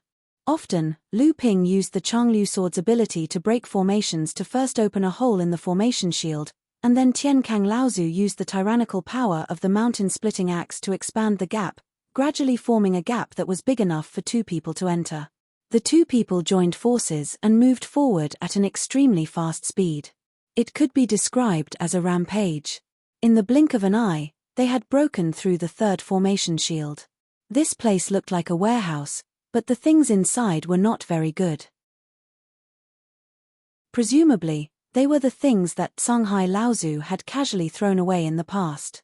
Most of them were ordinary magic tools, spiritual materials, and the like. Lu Ping and Tian Kang Laozu collected these things while asking Linglong's wine cauldron in the core space, "Linglong, there is a large spiritual vein here, do you have a way to control it first?" Linglong's hands grasped the edge of the wine cauldron and took a deep breath. Suddenly, two streams of rich purple qi flew out from the Dan Xia and entered Linglong's body through Linglong's nostrils. Linglong narrowed her eyes in extreme comfort, like a drug addict. Since Lu Ping had advanced to the peak of core forging, Linglong had become more dependent on Lu Ping's zhenqi, and was no longer as picky as before. Hearing Lu Ping's question, she lazily said, "Linglong has no way, unless you can find a place that is connected to an earth vein, a spirit vein, or a mineral vein. Only then may it be possible to establish a connection with a large spiritual vein along the earth vein. But at most, you can only influence a large spiritual vein. A large spiritual vein is not so easy to control, unless you can find the source of the large spiritual vein," Lu Ping said helplessly, "then forget it." Lu Ping saw that Tian Kang Laozu had already collected everything that could be collected, and the two of them began to crack the fourth protective array. The fourth protective wall was already at the waist of the lone peak. Behind the protective wall floated a dozen or so mystic treasures. Lu Ping scanned through them with his divine will and found that most of them were below the level of spirit-connecting mystic treasures. Lu Ping wasn't interested in them at all. On the other hand, Patriarch Tian Kang continued to suppress the mystic treasures one by one and put them away. At this time, Linglong said in the core space, "Maybe you can let Dabao out and see if he can find anything." Lu Ping said, "These are all mid-Dharma Laozu, and Dabao's earth escape may not be able to hide from them. Moreover, these arrays are all over the Lonely Peak, and the underground has also been infiltrated. Dabao will be in great danger if he goes down. What if he cooperates with me?" Linglong made a solemn vow in the core space.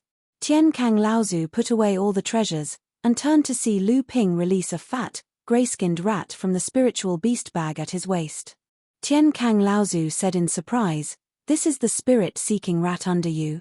Immediately, Tian Kang Laozu continued, "The underground here is also full of prohibitions. Its cultivation is too low, and its strength is too weak. Don't take the risk. It is not easy to train a spirit-seeking rat to this level." Lu Ping smiled and said, "Don't worry, Uncle Master. This guy is very cunning, and will never go to dangerous places." Chapter 901. This time, the human and demon clans worked together to excavate vast Ocean Laozu's treasure. If there was anyone who was most unwilling, it would be the Kang Hai sect. The Kang Hai sect had always regarded vast Ocean Laozu's treasure as their own. Therefore, they had been diligently searching for the whereabouts of the thin water flowing sword. For this reason, the Kang Hai sect and Kang Lang sect were reunited. Together with Zhenling sect and Xianling sect, they once again formed a tripartite alliance in the North Sea. However, before the Kang Hai sect could retrieve the long water flowing sword, the demon clan had somehow confirmed the location of vast Ocean Laozu's treasure.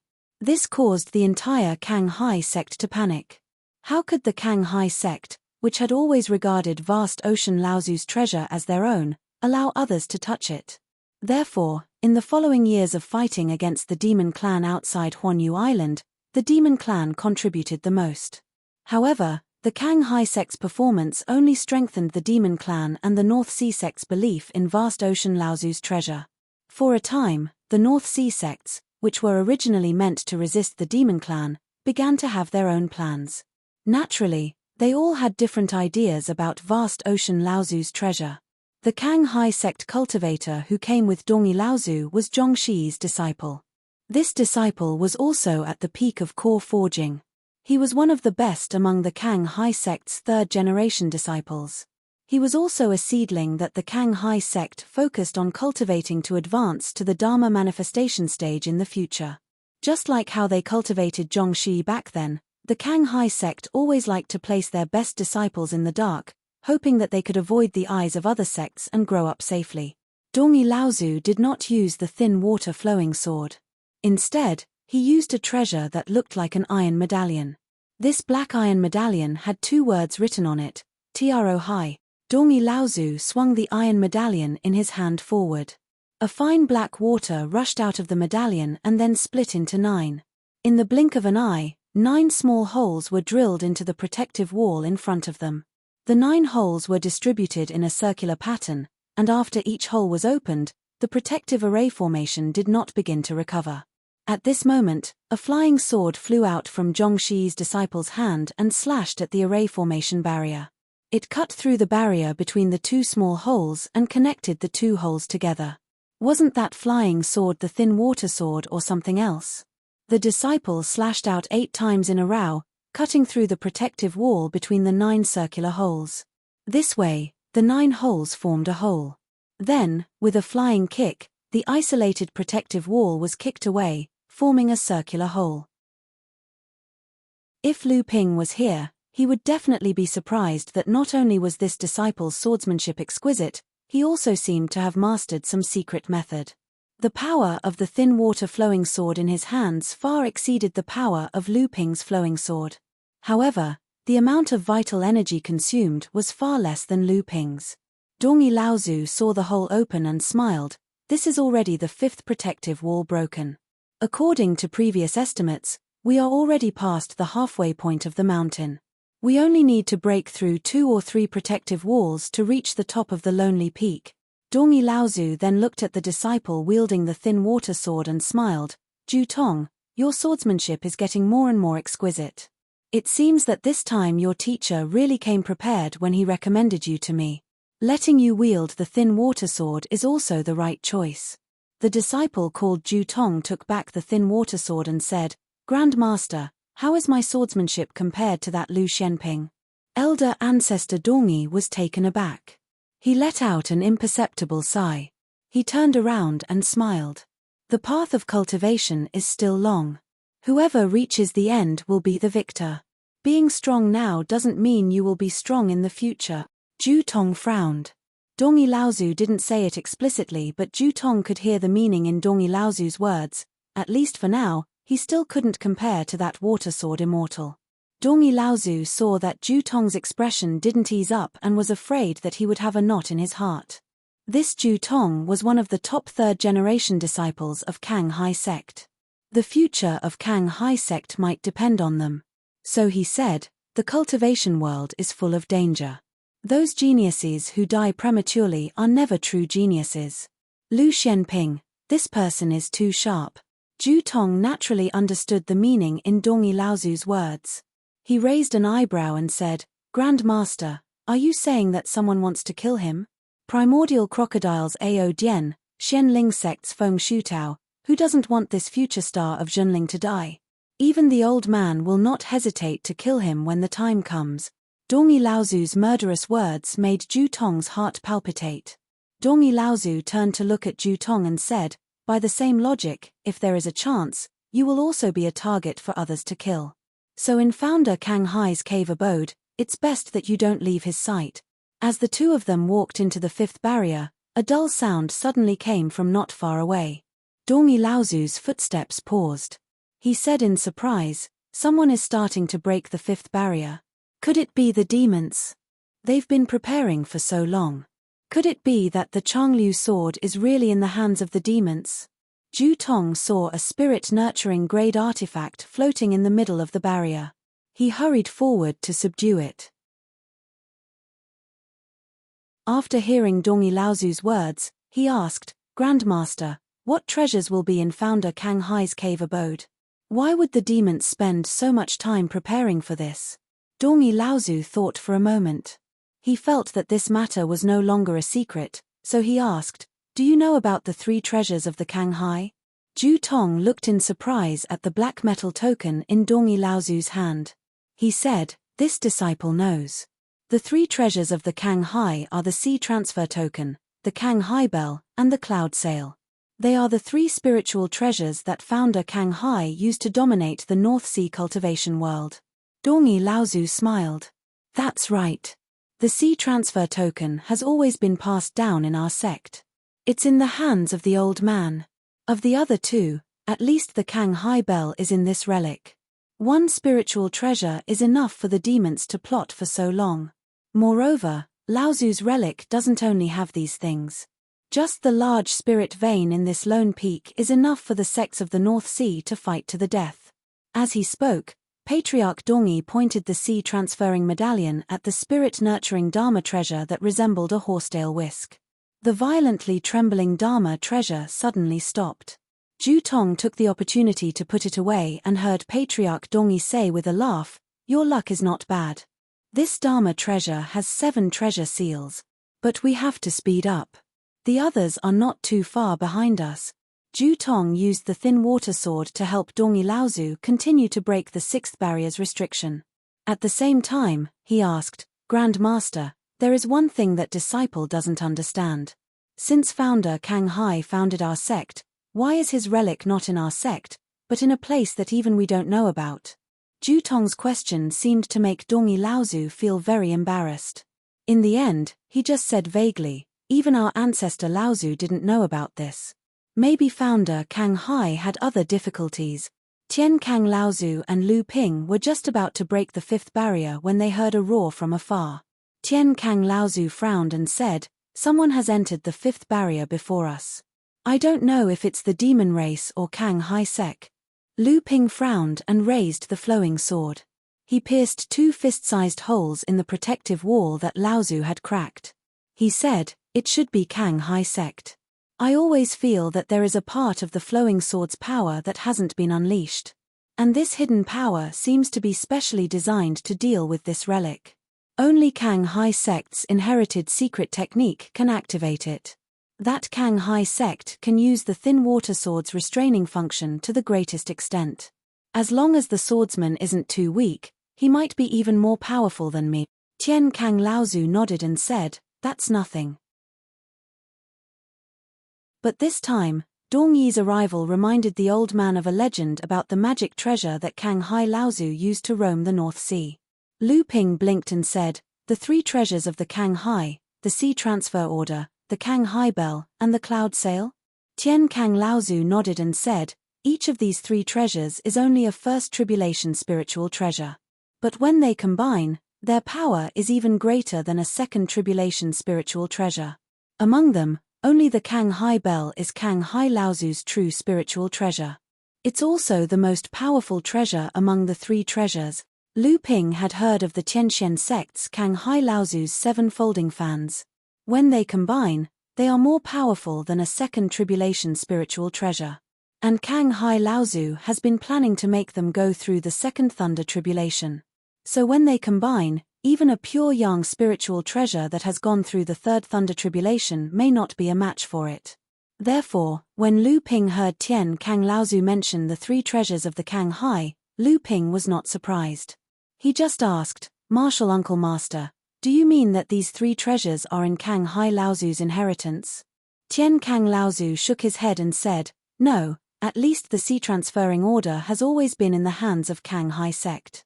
And Dongyi Laozu is in charge of the Sea Transferring Order in this generation of Kang Hai sect. The spiritual treasures in this inheritance may be the Kang Hai Bell and the Kang Yunfan. But it's said that Kang Yunfan has been given away by Kang Hai Laozu. I don't know whether it's true or not." The 2 broke the 6th barrier. Tian Kang Laozu finally smiled and said, "Finally, my luck has changed. I've come across some good things." But as soon as Tian Kang Laozu's voice fell, a loud noise came from the other side of this space. Old ancestor Tian Kang and Lu Ping looked at each other and both of them quickly went forward to suppress the 2 glossy green ghost fires that were chasing each other in midair. Just before the protective wall shattered, old ancestor Tian Kang had already put away the ghost spirit fires and started to be on guard against the incoming people. Clatter. The wall was completely destroyed, and 2 burly men walked into the wall one after another. They happened to see Lu Ping putting away a strange green flame into his space pouch.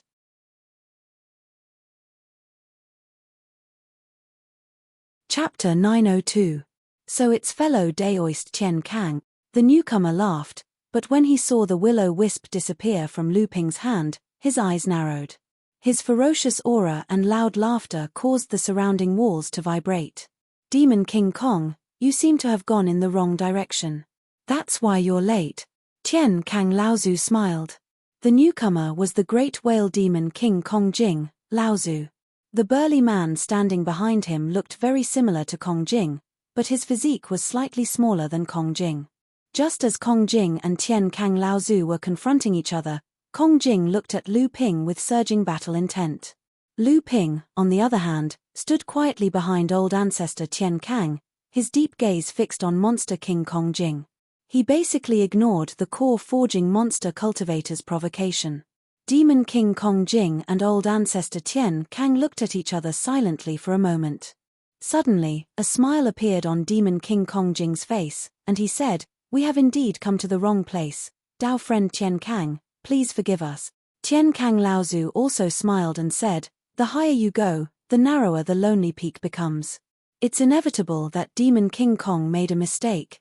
Kong Jing shifted his gaze to Lu Ping and said, "You must be the famous water sword immortal, fellow Daoist Lu Shenping?" Monster King Kong Jing addressed Lu Ping as fellow Daoist, clearly putting Lu Ping on the same level as himself. Although the humans and monsters were enemies, it was precisely because of this that Monster King Kong Jing's words elevated Lu Ping's status even higher. A person's value could only be fully reflected by the opponent's affirmation. Therefore, not only did Lu Ping feel flattered by Kong Jing's action, Even Tian-Kang Laozu was surprised. Lu Ping quickly said, I don't deserve to be called a fellow Daoist. I am Lu Shenping. Not bad indeed. I just don't know if you can come out of this battle alive.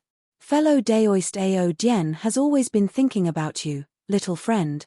Kong Jing nodded approvingly and said, not bad indeed. After Demon Monarch Kong Jing finished speaking, he actually brought the core forging stage giant whale demon back through the opened passageway. Lu Ping drew a hand seal in front of him and slapped it on the protective barrier where Kong Jing and the others had left. The damaged protective barrier that was shrinking instantly doubled in size, and in just a few moments, it was as good as new. This Demon King Kong Jing is quite interesting. He's quite ambitious. Old Ancestor Tian Kang said thoughtfully as he glanced at the battle technique barrier that Lu Ping had repaired and was in perfect condition. Lu Ping thought for a moment and said, Grand Uncle Master, what did Kong Jing say to you just now?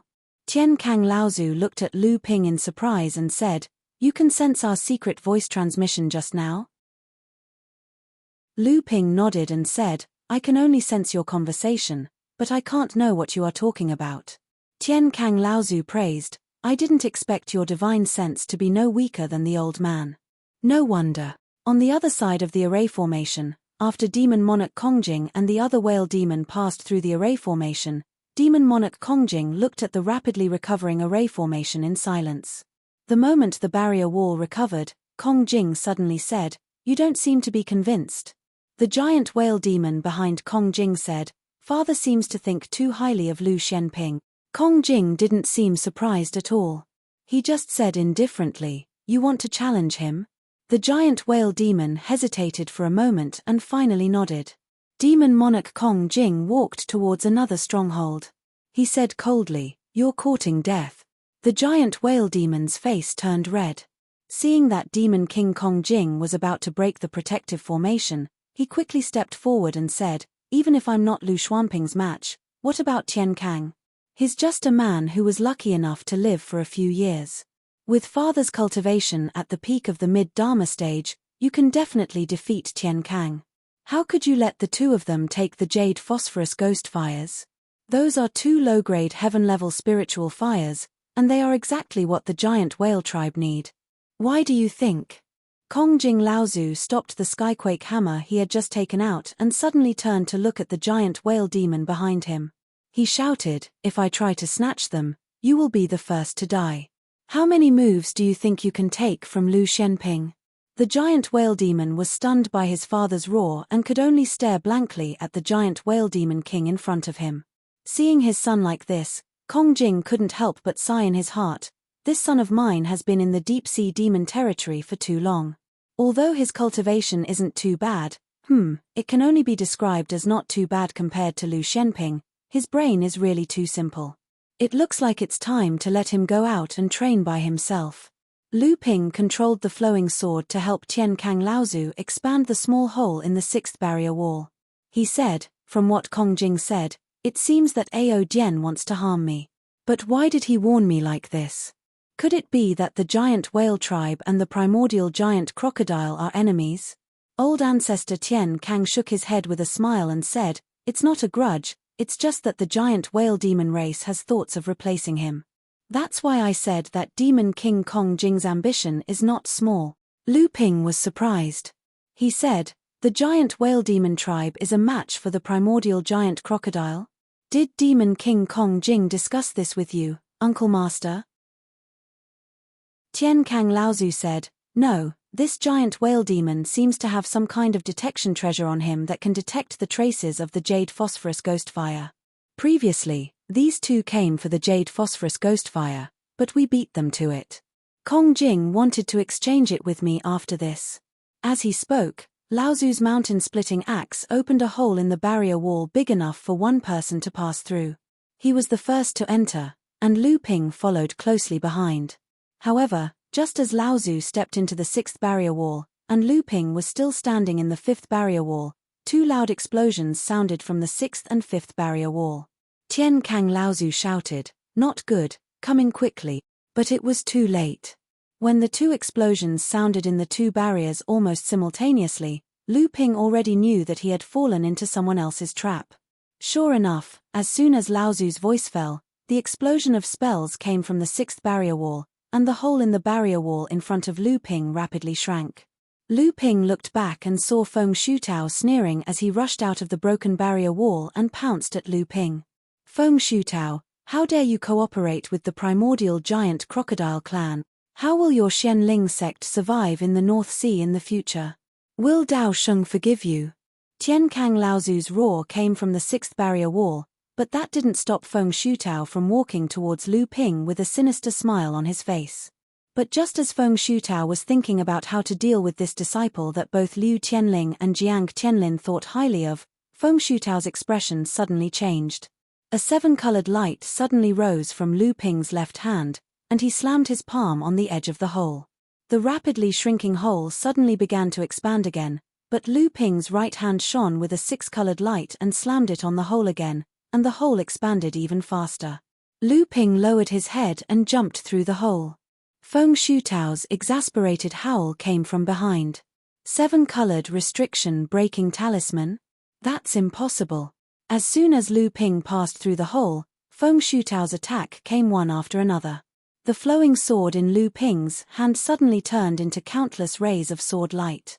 Each ray of sword light carried a ray of sword light, and they weaved a huge sword net behind him, firmly blocking the hole in the barrier wall. Crackle, crackle. A series of cracking sounds could be heard. The sword net Lu Ping had set up was easily shattered by Feng Shutao. The aftermath of the spell continued to hit Lu Ping's body. At this moment, Lu Ping didn't even have time to activate his protective magic treasure. There was a muffled hum, and Lu Ping's face turned pale. He flew back, but Lu Ping still managed to block Feng Shutao's attack. Then Lu Ping heard Tian Kang Laozu's roar. Laozu's cry was mixed with the roar. Lu Ping turned around and saw Ao Jian Laozu rolling on the ground. The huge axe was flying back, and Ao Jian Laozu looked at the axe flying back to Tian Kang Laozu with a face full of fear. This is impossible. How can you have a second tribulation spirit treasure? Ao Jian Laozu struggled to get up from the ground. Although Tian Kang Laozu's attack made Ao Jian Laozu look very miserable, it didn't actually do much damage to him. However, the impact of Tian Kang Laozu's mountain axe was too great. In just one exchange, Ao Jian Laozu and Feng Shutao's carefully planned ambush failed. Not far away, Feng Shutao was about to enter the barrier that Lu Ping had reopened when he heard Ao Jian Laozu's roar. What? Second tribulation spirit treasure? Didn't Zhenling only have 4 spirit treasures? When did another one appear? And it's even a second tribulation spirit treasure? Could it be that Tian Xiong Laozu has given all the spirit treasures that Tai Shen Laozu inherited to Tian Kang? Feng Shutao's feet stopped moving. Without hesitation, Lu Ping charged at Feng Shutao. As long as he could use the formation to block Feng Shutao, the longer he could delay Feng Shutao in the gap, the more likely this ambush plan by Xianling sect and the primordial crocodile clan would fail. In fact, Tian Kang Laozu might even be able to turn the tables. It was impossible. When Ao Jian saw the second tribulation spirit treasure in Tian Kang Laozu's hand, he knew that today's plan was not going to succeed. Even if he could kill Lu Shenping, Tian Kang would lose his restraints. With a second tribulation spirit treasure in his hand, besides Dharma adepts, who else on Lone Peak could stop him? Ao Jian Laozu didn't even look at Feng Shutao, who was charging at Lu Ping to block the gap. He turned around and jumped into the protective formation that he had broken earlier. He even cast a spell that restored the formation to its original state. Seeing that Ao Jian had retreated, Tian Kang Laozu immediately retracted his aura and came to the side of the hole that Lu Ping was blocking Feng Shutao from entering. He raised his hand and signaled Lu Ping not to block and let Feng Shutao in.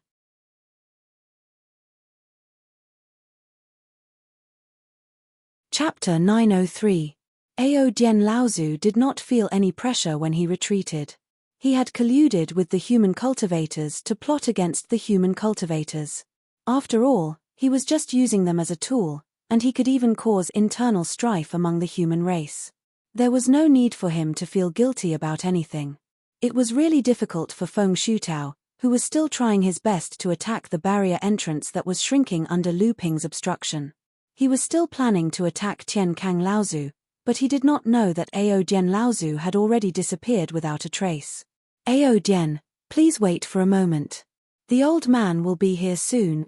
Even though Feng Shutao could only use 50 to 60% of his abilities in front of the barrier entrance, Lu Ping was still in danger under Feng Shutao's attack.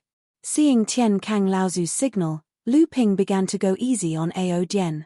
He pretended to be unable to take it anymore, but he used his divine consciousness to seal the entrance to prevent Feng Shutao from discovering that Ao Dian had retreated.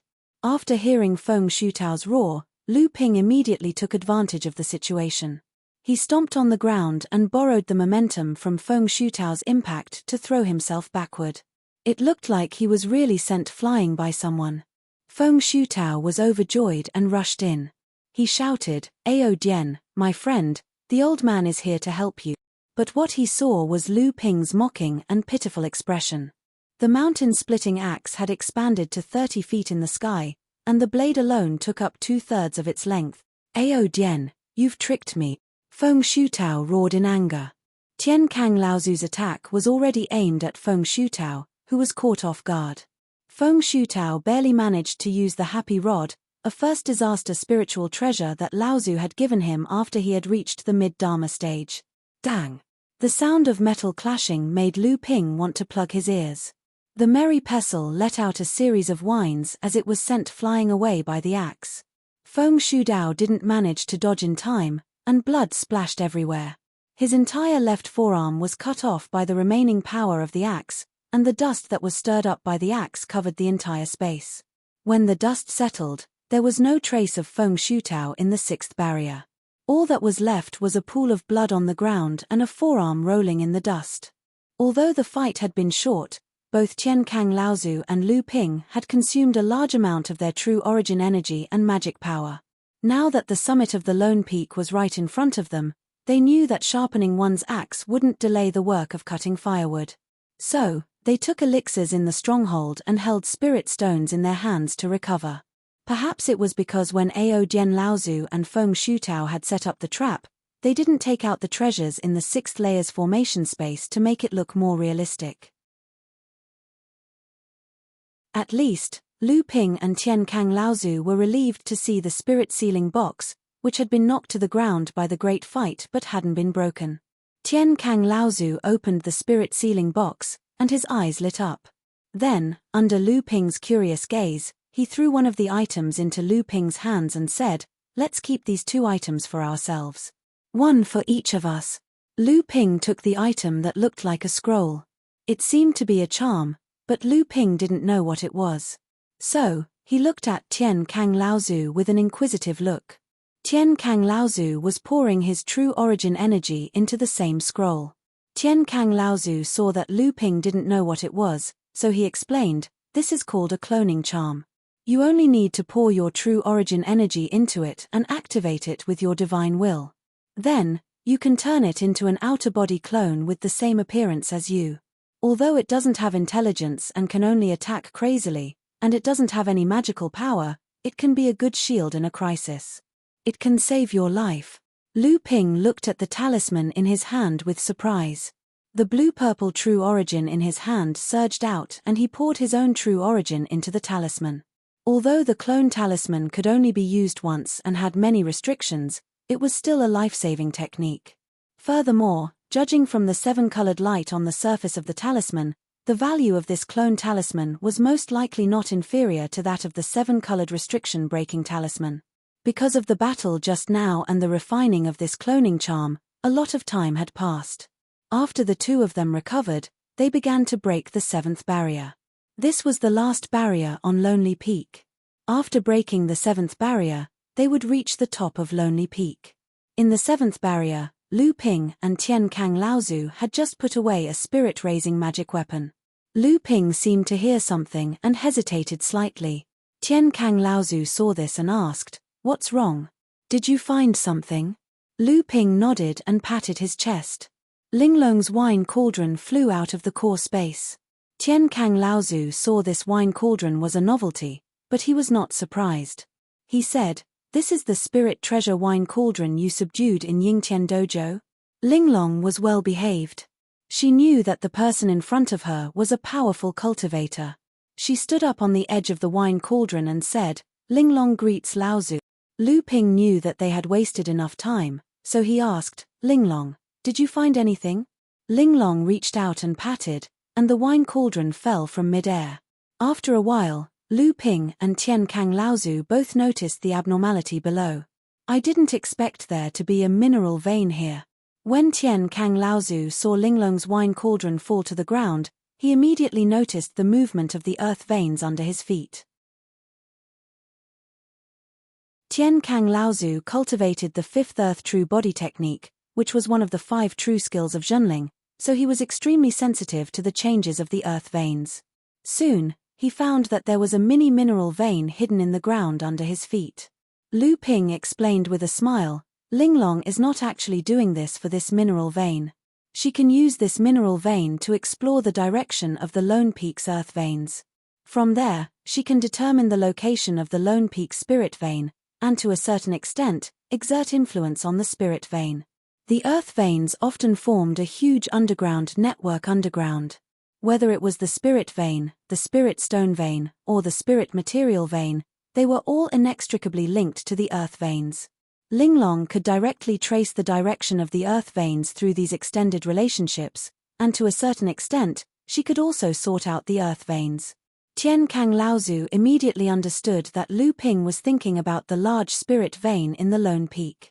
At this time, Linglong suddenly climbed out of the wine cauldron and said, Dabao seems to have found the spirit vein, but he himself is trapped by the broken restriction formation deep underground. Lu Ping was shocked, and said, How is it? Is there any danger? Linglong frowned, and said, I'll try.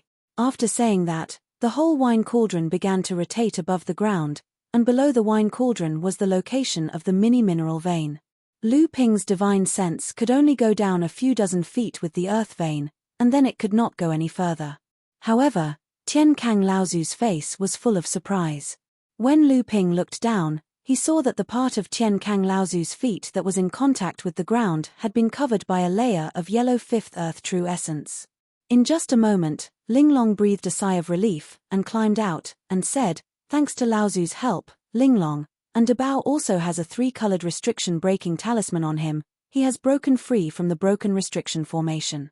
Lu Ping breathed a sigh of relief, but then he heard Linglong said, Someone on the Lone Peak has reached the peak first. As soon as Linglong's voice fell, a deafening sound of metal suddenly exploded. Dang! Linglong, who was clinging to the edge, fell into the wine cauldron, and even Tian Kang Laozu and Lu Ping were shocked by the sudden sound of the bell. Fortunately, both of them were extraordinary cultivators. Tian Kang Laozu was the first to wake up, and then Lu Ping also shook his head hard. The sea bell has been rung. Tian Kang Laozu held the mountain-splitting axe in his hand tightly, and walked towards the 7th layer of the barrier. Lu Ping thought for a moment, and said, Martial uncle, since the sea bell has been rung, it proves that there is more than one clan that issued the sea bell. I'm afraid the sea bell has already caused a fight, so we don't have to worry. Tian Kang Laozu nodded, and said, Even so, we have to be here, or we won't even be qualified to covet the sea bell. Rumble. The mountain-splitting axe fiercely smashed towards the 7th layer of the barrier, and Lu Ping's flowing sword followed closely behind. But this time, both of them left a way out, as they were afraid that they would be surrounded by the people on the peak the moment they broke through the barrier. Although the 7th layer of the barrier was stronger than the previous few layers, for the two of them, it was only a matter of time. However, just as the two of them broke through the barrier, dang, another loud sound rang out. This time, Tian Kang Laozu and Lu Ping were prepared, but they still had a splitting headache from the sound of the bell. The sound of the bell was too coincidental, and Tian Kang Laozu and Lu Ping did not dare to be careless. They endured the waves of attacks from their divine senses, and took out the mountain-splitting axe and fated person in autumn waters. Unexpectedly, no one took the opportunity to enter the barrier to launch a sneak attack. On the contrary, on the peak outside the barrier, the roar of the chaotic battle became louder. Tian Kang Laozu was the first to walk out of the barrier, and Lu Ping followed closely behind. In the middle of the peak, a huge bronze bell was suspended in the air. The huge body of the bell was engraved with countless mysterious runes and wave-like carvings. It was the legendary Sea Bell. At this time, fighting around the Sea Bell were Dongyi Laozu of the Blue Sea Sect, Ao Dian Laozu of the Primordial Giant Crocodile Clan, Demon King Kong Jing of the Giant Whale Demon Clan, and Hai Hun Laozu of the Sea Flame Sect. The four mid-Dharma Laozu were fighting together, and each of them had a First Tribulation spiritual treasure in their hands. In terms of cultivation, Demon King Kong Jing was the most profound, but in terms of strength, Dongyi Laozu of the Blue Sea Sect was the first to reach the peak with the Sea Transferring Order, and was the first to ring the Sea Bell. Through the Sea Transferring Order and the Changliu Sword, he had already gained some support from the sea. Hai Hun Laozu had an easy journey.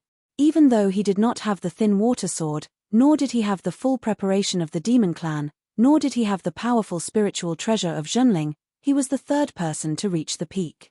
At that time, Ao Dian had already fought with Dongyi Laozu.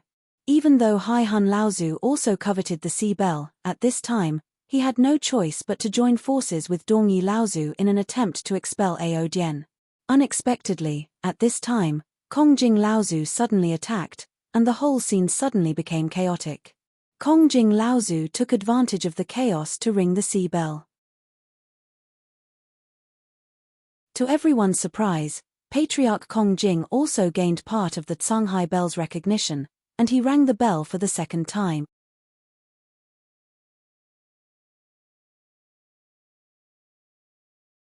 Chapter 904. Among the three treasures of the Kanghai, only the Kanghai Bell was Laozu's natal spiritual treasure. Half of the reason why the three treasures of the Kanghai were so famous was due to the Kanghai Bell. Among the three treasures of the Kanghai, the Sea Transfer Token was good at attacking, the Cloud Sail was good at defending, and only the Kanghai Bell was really good at attacking and defending. However, what really made the Kanghai Bell famous was the battle when Mara besieged the Kanghai sect more than 10,000 years ago. After the establishment of the Kanghai sect, Laozu wandered in the North Sea. His whereabouts were always uncertain. All the affairs of the Kanghai sect were taken care of by his friends and followers, but he rarely cared about the situation of the Kanghai sect. After that, the calamity of Mo Luo broke out. At that time, the calamity of Mo Luo targeted the newly established Azure Sea sect. The Kanghai sect was in an emergency. The cultivators of the Kanghai sect had no choice but to ask Kanghai Laozu for help and ignite the talisman left by Kanghai Laozu. When Kanghai Laozu received the news, the Kanghai sect was already in danger. At the critical moment, Kanghai Laozu came from overseas alone. With the Cloud Sail as defense and the Sea Transfer Token as attack, he used the Thin Water Longstream Sword to kill all the way through Mara's encirclement and returned to the Kanghai sect. The morale of the Kanghai sect was greatly boosted. In this battle, there were 5 or 6 Blood Mara and above that died in the hands of Kanghai Laozu, and there were countless other major and minor repairs. However, not only was the encirclement of Mara not lifted, but more and more reinforcements surrounded the Kanghai sect even tighter. Just when the Kanghai sect began to be filled with an atmosphere of helplessness, Kanghai Laozu made a move again. The huge Kanghai Bell floated above the sect protection array of the Kanghai sect. Just when the Kanghai sect and Mara who surrounded the Kanghai sect were at a loss, the Kanghai Bell suddenly rang. Dang! The loud sound shook almost 1,000 miles. A ripple visible to the naked eye spread out from the center of the ocean bell. All the Asuras who probed the sea bell with their divine senses were all shaken by the sudden ringing of the sea bell, and their divine senses were all injured. The more serious ones even turned into idiots, and some even bled to death from their 7 orifices. However, this was not what Sin was afraid of. The most terrifying thing was the reaction of the demonic cultivators hidden among the Asuras when the sea bell rang.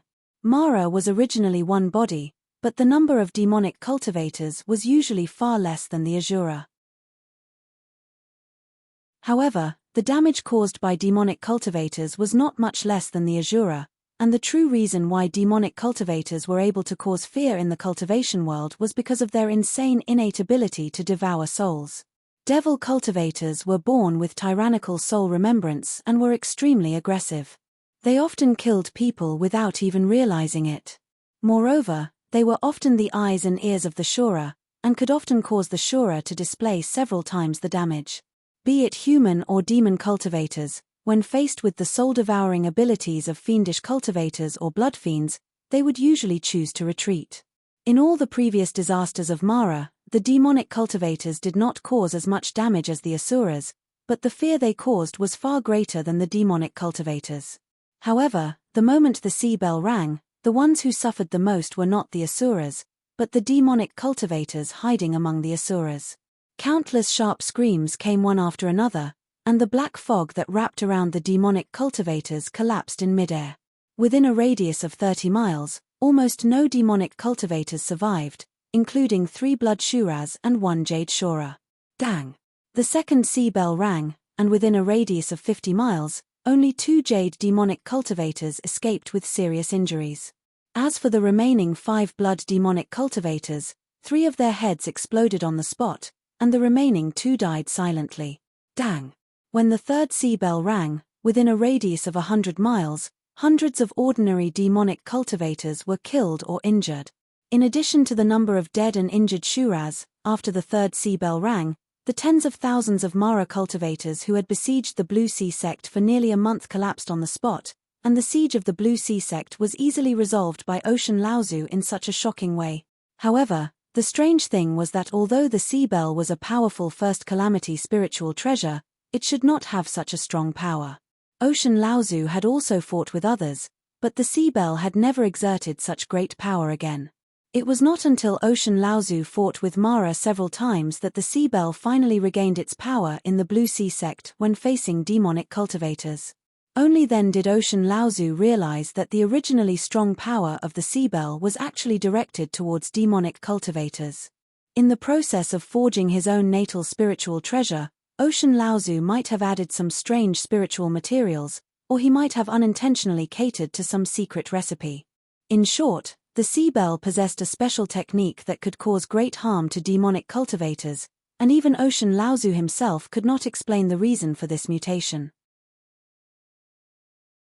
After the battle of the Blue Sea sect, in order to resist the calamity of Mara, the cultivation world of the North Sea once had a craze of forging clock-type magic treasures. However, there had never been a treasure like the sea bell. Because of this, the value of the sea bell was even more obvious. Unfortunately, Ocean Laozu's whereabouts were uncertain. In the end, no one knew where he went, and the sea bell also disappeared with him until Ocean Laozu's cave abode rose strangely from the bottom of the Earth Island. As Ocean Laozu's natal spiritual treasure, the sea bell was naturally not something that anyone could ring. The Blue Sea sect, where Dongi Laozu came from, regarded itself as the inheritor of Ocean Laozu. It also had the sea transferring token, one of the 3 treasures of the sea, and Ocean Laozu's usual flying sword, the thin water sword, could ring the sea bell was naturally not surprising. However, Kongjing Laozu could also ring the sea bell. What was going on? Dongi Laozu looked at Kongjing Laozu with a livid face. The sea transferring token in his hand led several streams of water in the void, rushing towards Kongjing Laozu from different directions. Kongjing Laozu laughed loudly. With the skyquake hammer in his hand, he countered without showing any signs of weakness. The two immediately fell into a stalemate. Ao Dian Laozu and Hai Han Laozu saw that Dongi Laozu and Kongjing Laozu were suddenly fighting without a care in the world. Unexpectedly, the two tacitly did not make a move. Instead, they hit the sea bell floating in the sky at the same time. Poof! Poof! 2 muffled sounds were heard. Although the sea bell was continuously shaken by the two's continuous attacks, the sound was not like a bell being struck. It was more like a fart. Ao Dian Laozu turned to Kongjing, who was fighting with Dongi Laozu, and said, "Kong-san, what is going on? How can you ring the sea bell?" Kongjing laughed and said, "This is no secret. Sea Laozu is a senior of my giant whale demon clan. The Sea sect is a natal spiritual treasure that Sea Laozu painstakingly refined. As a descendant of the giant whale demon clan, I am naturally qualified to inherit the sea bell." What? Sea Laozu was actually a demon clan cultivator, and a giant whale demon clan cultivator at that. Not only Ao Dian Laozu and Hai Han Laozu, But even Tian Kang Laozu and Lu Ping, who had just entered the mountain peak from the stronghold, were also in disbelief. The founder of the Sea sect, Laozu, was actually a demon cultivator. Could there be a bigger joke in the North Sea cultivation world than this? Almost everyone's eyes were on Dongi Laozu, who was fighting with Dongi Laozu. Dongi Laozu's face was livid, and the spiritual treasure in his hand was being wielded more and more fiercely, but he did not refute Kong Jing. Hai Hun Laozu hesitated for a moment, but still asked, Daoist Dongi, is Kong Demon King's words false? Dongi Laozu's face was so gloomy that it was about to drip water. He looked at Kong Jing Laozu coldly and said, My sect's ancestral spiritual treasure is not something you can lay a finger on. Dongi Laozu did not directly answer Hai Hun Laozu's question, but everyone present was smart and had already believed most of Kong Jing Laozu's words. Ao Jian Laozu suddenly turned around and asked, Kong San, did you also reveal to him about the Sea sect's ancestral spiritual treasure? Kong Jing Laozu denied and said, Daoist Ao, please be careful with your words. I did not know about the Sea sect's ancestral spiritual treasure beforehand. Ao Jian Laozu said angrily, Bulsh *t, if you did not deliberately tell your son when he was passing by, how would he know about the ancestral spiritual treasure? Kong Jing's face changed, and he said, Ao Chuang dared to pry into our clan's secret. Daoist Ao Dian, is this Ao Chuang's idea alone, or the primordial giant crocodile clan's idea?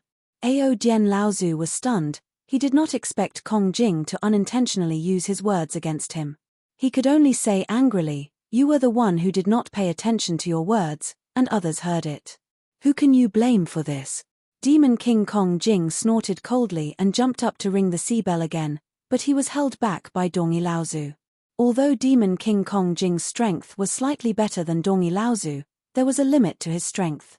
In front of Dongi Laozu's mutually destructive fighting style, his hands and feet were tied. Although the sea bell could not be sounded by anyone other than the Sea sect and the giant whale demon clan, it did not mean that the sea bell could not be subdued by outsiders.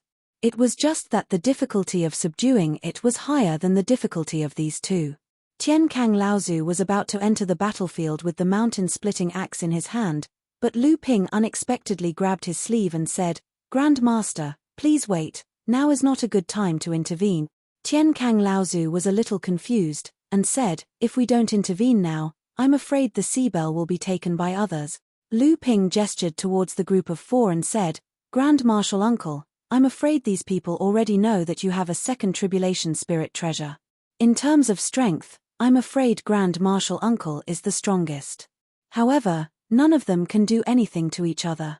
If you intervene now, they will definitely join forces to deal with you first. Lu Ping nodded and said, Grand Marshal Uncle, I'm afraid these people already know that you have a second tribulation spirit treasure. Tian Kang Laozu pondered for a moment, and suddenly asked with a smile, Boy, do you have any plans? Lu Ping chuckled and said, Anyway, no one is willing to let Grand Marshal Uncle obtain the ocean bell. It's not only because you're obviously stronger than the others, but also because no one here is willing to see the sect's strength grow any further. If Grand Marshal Uncle forcefully interferes, you'll definitely be surrounded and attacked. So, why don't we go and take the spirit vein first? Lu Ping smiled and said, No matter what, no one is willing to let you obtain the ocean bell. Tian Kang Laozu said in a low voice, It is not just these few people who have entered the sea treasure. The other sects and the demon clan have not shown themselves yet, so it seems that there are even more people who want to take this spirit vein.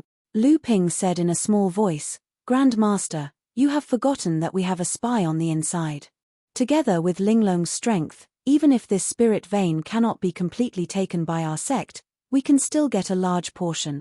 Tian Kang Laozu slapped his forehead, and said, That's right, that spirit-seeking mouse of yours.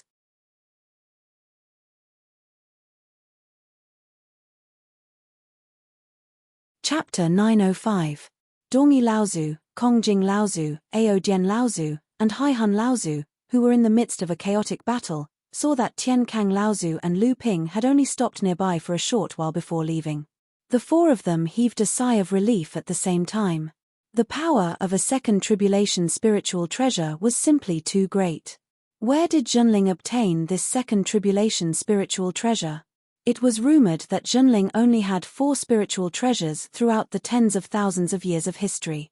However, among these 4 spiritual treasures, only the one that Tian Xiong Laozu controlled was a second tribulation spiritual treasure.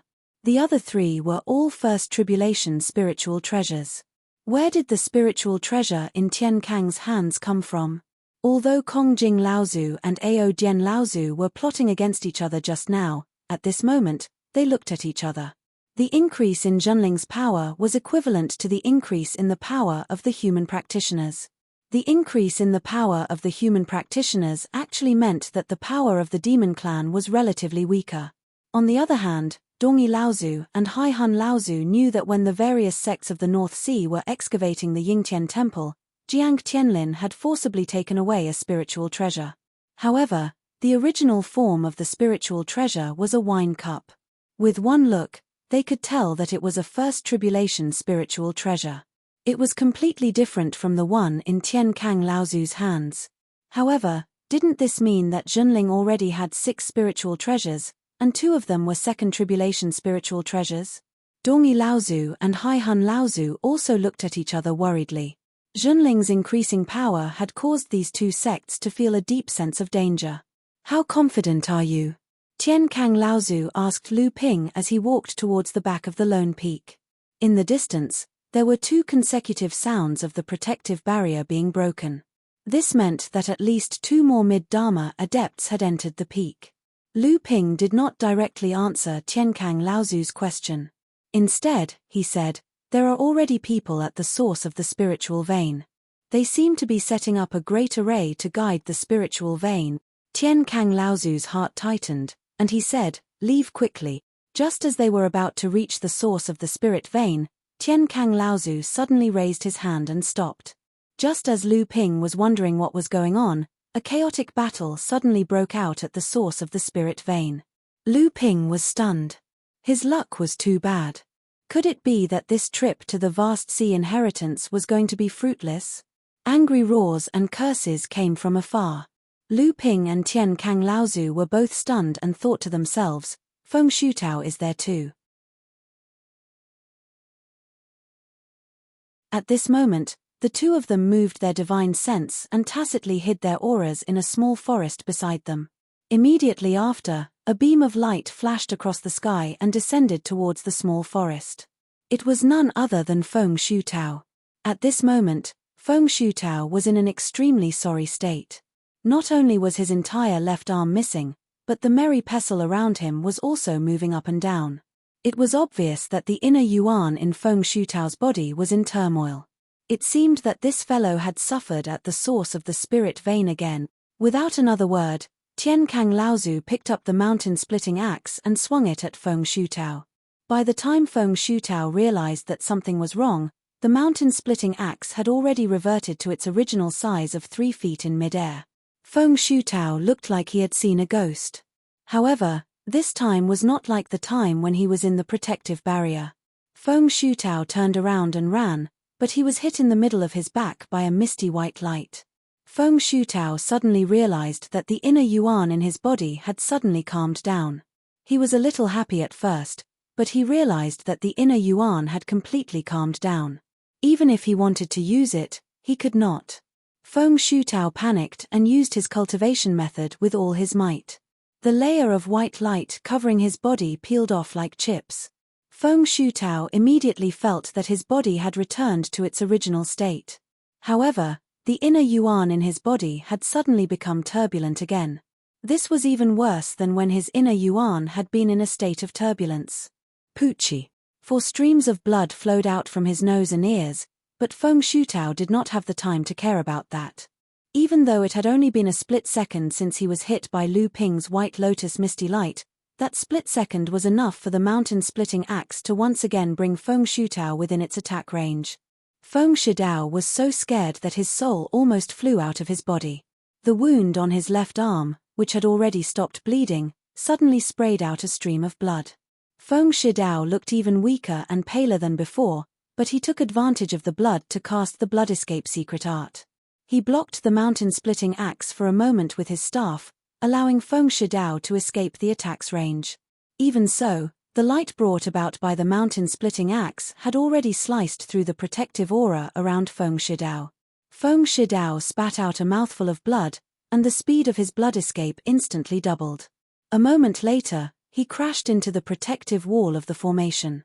Tian Kang Laozu looked at the protective barrier, which was still shaking but not damaged at all, and said, "So this protective barrier is only meant for people who go up the mountain. If you go down the mountain and go in the opposite direction, it will be fine." No wonder Feng Shutao and Ao Dian were able to join forces to attack us. These two must have secretly worked together to break through the barrier and get ahead of us. Lu Ping could not help but feel a little dejected when he saw that he had not been able to kill Feng Shutao this time. However, Tian Kang Laozu laughed and said, "How can a mid-Dharma adept be killed so easily?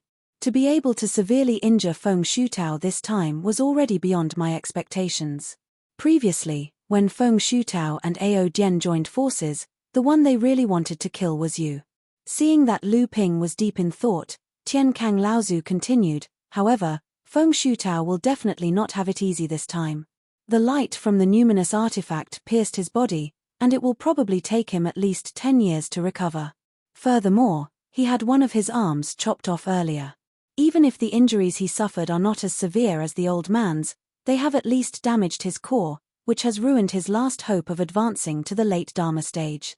Lu Ping and Tian Kang Laozu saw that Feng Shutao had escaped and knew that they would not be able to catch up to him even if they chased after him. Thus, the two of them headed towards the source of the spirit vein. Previously, the two of them had tried to kill Feng Shutao, and it was likely that the people there had heard the commotion.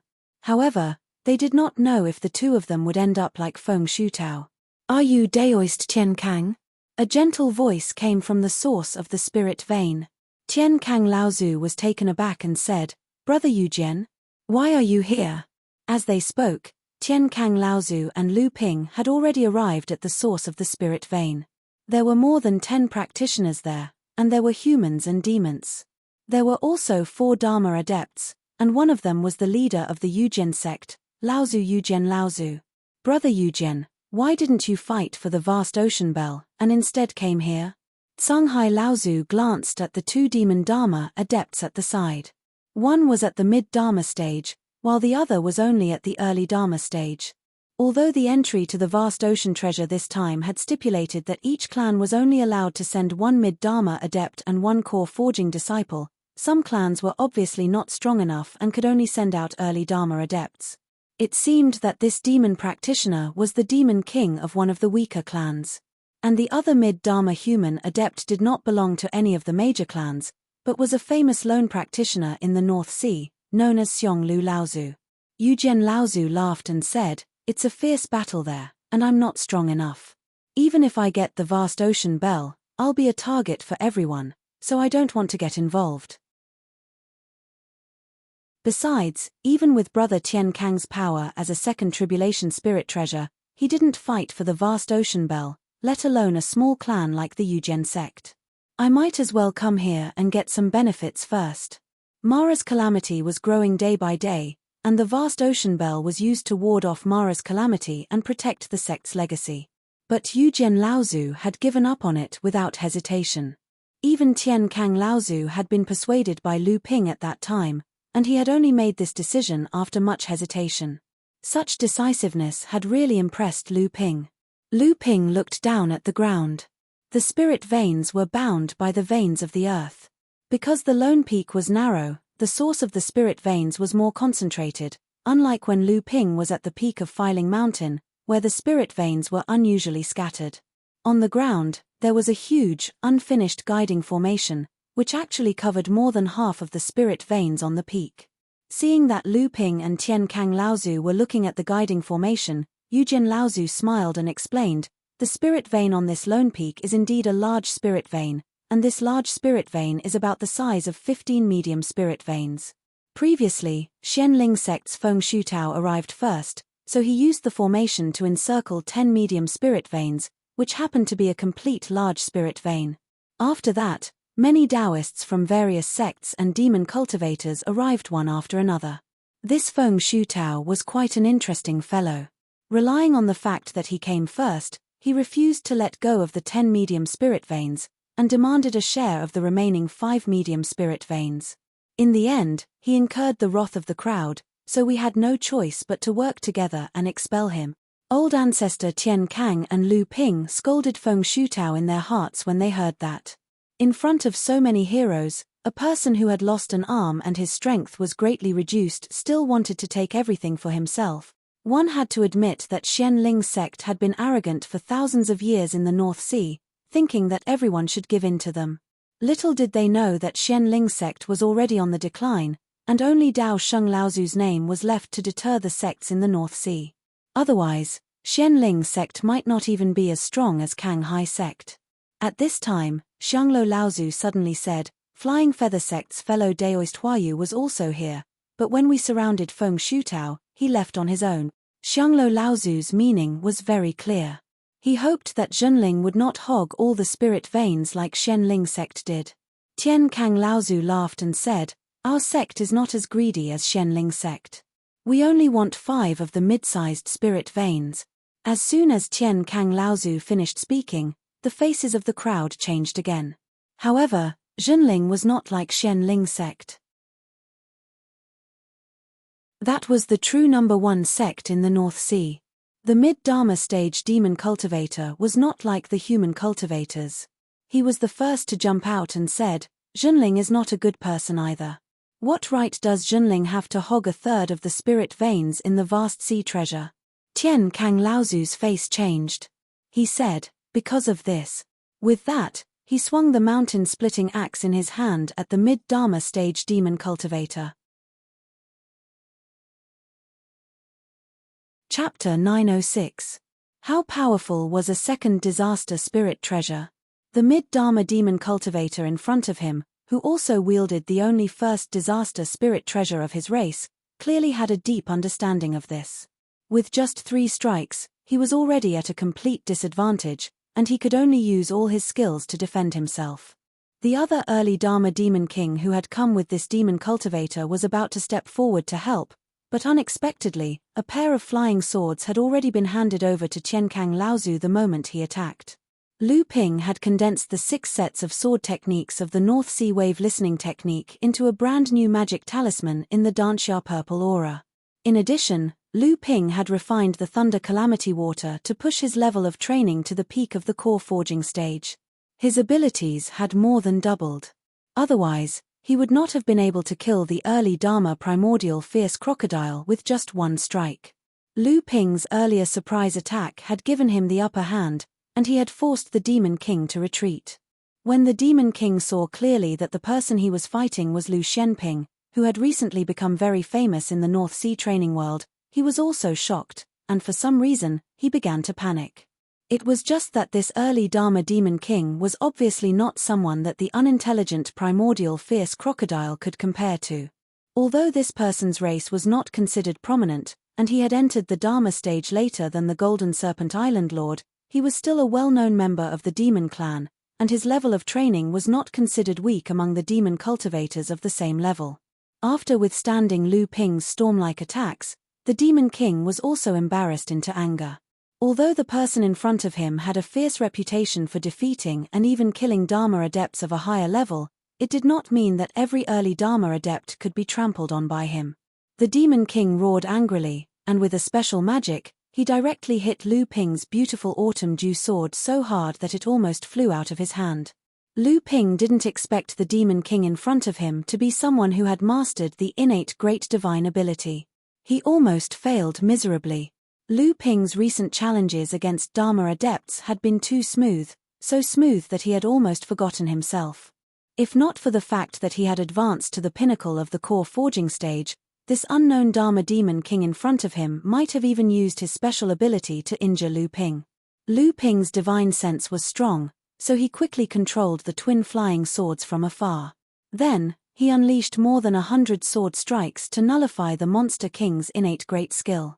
However, the Monster King managed to regain the upper hand. Now, both sides were back on the same starting line. Ha! The monster king roared angrily and a huge seahorse avatar floated in the air, glaring at Lu Ping like a tiger watching its prey. Help me, I agree with what Brother Tian Kang has said. Lu Ping and the Demon King were both stunned. When they turned to look, they saw that the battle between Tian Kang Laozu and the Mid-Dharma Demon King had already ended. From the Demon King's slightly disheveled expression, it was obvious that he had been defeated by Tian Kang Laozu. When the Demon King looked behind Lu Ping, he did not know when the Jade Sword sect's Jade Sword Laozu was already standing in a position to help Lu Ping. It was obvious that if Lu Ping showed any signs of losing, Jade Sword Laozu would step in to help. The Demon King glared fiercely at Lu Ping, his eyes burning with the desire to fight. However, in the end, he had no choice but to retreat to where the Mid-Dharma Demon King was. Tian Kang Laozu smiled and nodded in the direction of Jade Sword Laozu.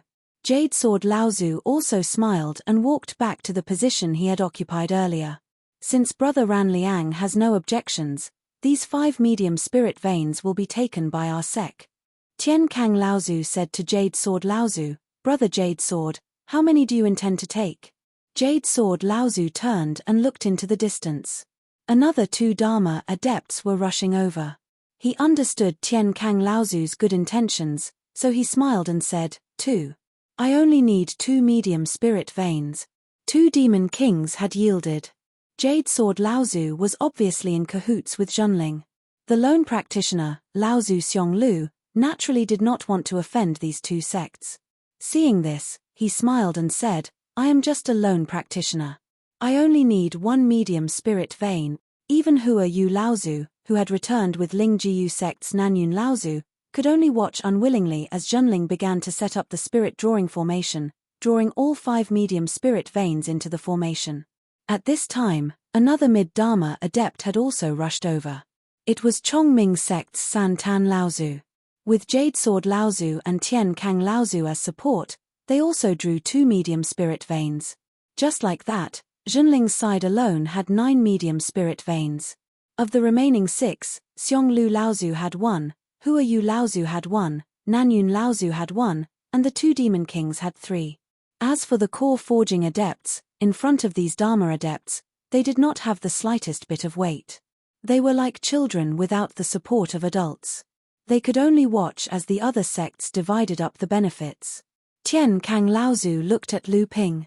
Seeing that Lu Ping had nodded, he then turned to Jade Sword Laozu and San Tan Laozu, who had already finished setting up the drawing formation, and said, My 2 friends, please go ahead first. I will activate the formation later. San Tan Laozu had a puzzled look on his face, but he heard Jade Sword Laozu say, That's good too. We will first draw this spirit vein away. As the earth shook and the mountains swayed, the 4 medium spirit veins began to move continuously through the earth veins. In an instant, they had already left the spirit vein on the lone peak. However, it was unknown how long it would take for these 4 spirit veins to reach the mountain gates of Yujin sect and Chongming sect. And the drawing formation that was set up between the 2 sects would also consume more resources as time passed. Zhenling drew the most spirit veins, so it would take the longest time to activate the drawing formation, not to mention the time it would take for the spirit veins to move in the earth veins. At this time, Xionglu Laozu also began to activate the drawing formation. The other sects were also nearing the end of setting up the drawing formation.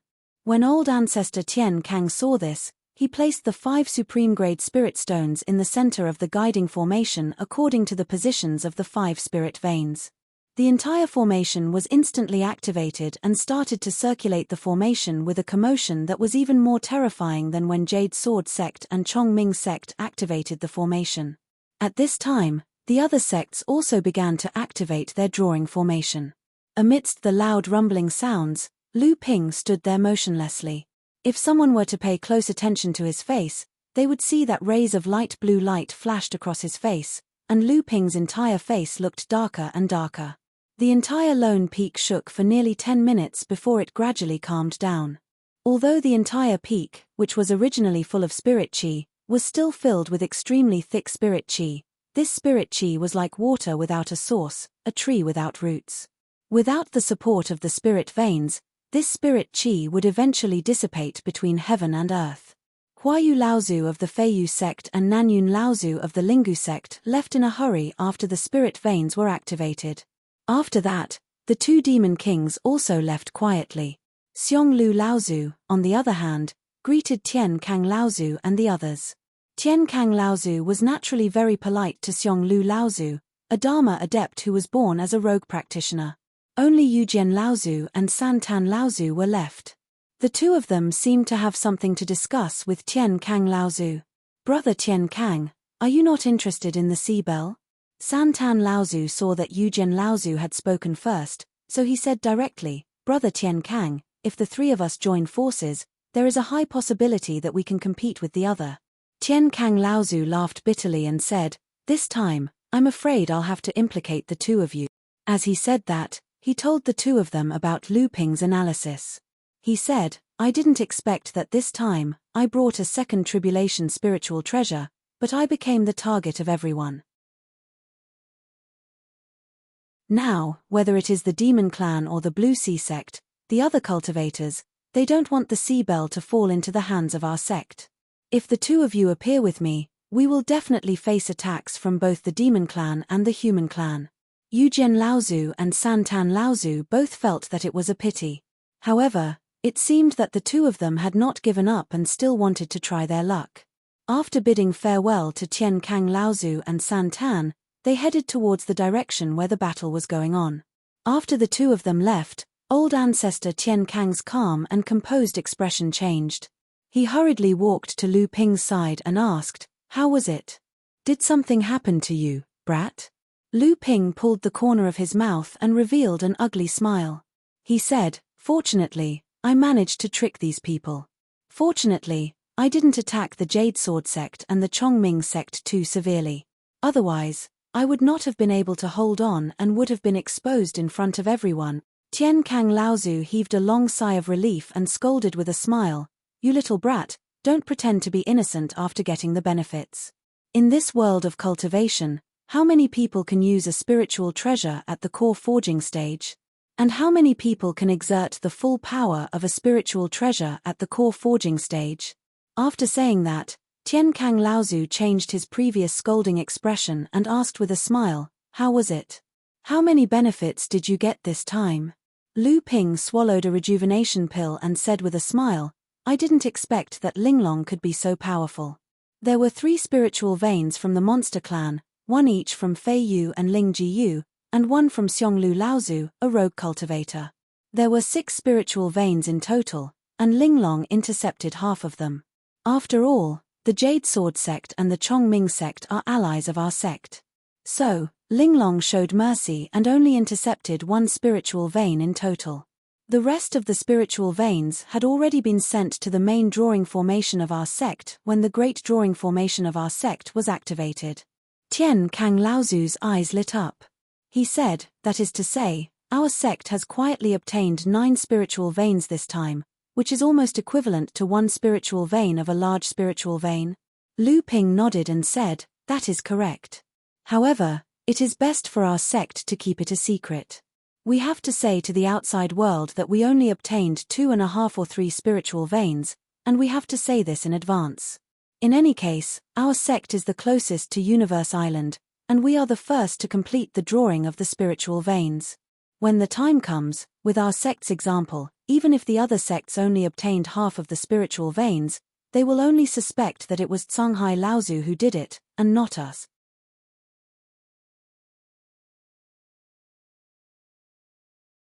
Chapter 907. Tian Kang Laozu laughed and scolded, "You're really cunning, kid." As soon as Laozu finished speaking, he saw Lu Ping stomp on the ground. After a while, the ground shook, and Dabao emerged from the ground. He transformed into a fat young man, and then he handed 4 small spirit-gathering pearls to Lu Ping and said, "A large spirit vein has only given birth to 4 small spirit-gathering pearls after so many years. How poor." Lu Ping weighed the pearls in his hand and smiled at Laozu, "Martial uncle, I'll take these pearls." Tian Kang Laozu put the 9 medium spirit veins back into the sect, so he naturally didn't care about the small spirit-gathering pearls. However, he didn't agree explicitly, and instead said, "The old man wants to see who the sea bell belongs to. At the very least, It can't fall into the hands of the sea sect. At this moment, Dabao suddenly said, Laozu, the spirit veins in the earth veins are starting to weaken, and the mountain guarding formation will collapse soon. At that time, the fight for the sea bell will probably become a chaotic battle between the human and demon races. Tian Kang Laozu and Lu Ping hadn't thought of this, and both of them were shocked. Lu Ping asked, how long do we have? Rumble. Before Dabao could answer, the entire mountain guarding formation started to shake violently, and this was a sign that the formation was starting to collapse. However, although the formation had lost its foundation, it had been embedded in the earth veins for tens of thousands of years. Even without the support of the spirit veins, the process of collapse was still extremely long. Tian Kang Laozu took off and said, the old man wants to go take a look, you leave first. Lu Ping hurriedly said, Martial uncle, I'd rather let the giant whale demon king get the sea bell than let Dongi Laozu or Ao Jian get it. Tian Kang Laozu disappeared in the blink of an eye. No one knew if he had heard Lu Ping's words. Following Tian Kang Laozu's departure, Lu Ping seemed to feel that the sounds coming from the place where the battle had taken place earlier were getting more intense. Without another word, Lu Ping turned around and left. Although he could sense the situation in the battle with his current divine telekinesis, he did not have Tian Kang Laozu's protection at this moment. In the eyes of these Laozu, he was basically a delicious cake that everyone wanted a bite of. At this moment, it was more important for him to leave Earth Island first. Dabao followed closely behind and said, Boss, this is for you. Lu Ping took a sealed stone box from Dabao's hands. He looked at Dabao in confusion and asked, what is this?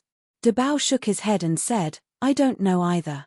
I saw this box in the earth veins earlier and wanted to pick it up to take a look. Unexpectedly, I was trapped by the restriction formation deep in the earth veins. If it weren't for Linglong's help and the restriction-breaking talisman that boss left me, I'm afraid I would have died inside today. Lu Ping frowned as he looked at the stone box in front of him. Lu Ping was very familiar with the restriction set up on it, but it was precisely because of this that he could do nothing about it. This restriction could be considered a self-destructing restriction. Only Lu Ping could open it using the correct method.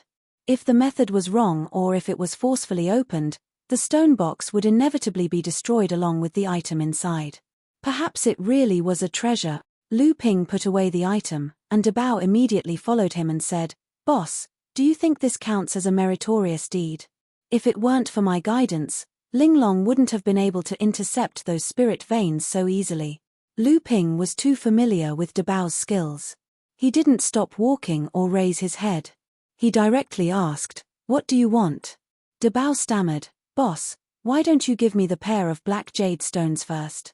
Lu Ping heard this and turned to look at Dabao in surprise. He said, what? You want to cultivate? Didn't you just break through to the third layer of the core forging realm? Although Fei Ling Island is rich in spiritual energy, I'm afraid you'll have to accumulate spiritual energy for a few years before you can break through to the middle stage of the core forging realm. Dabao immediately fell silent and didn't say anything. Lu Ping took 2 steps and suddenly turned back. Are you feeling pressured?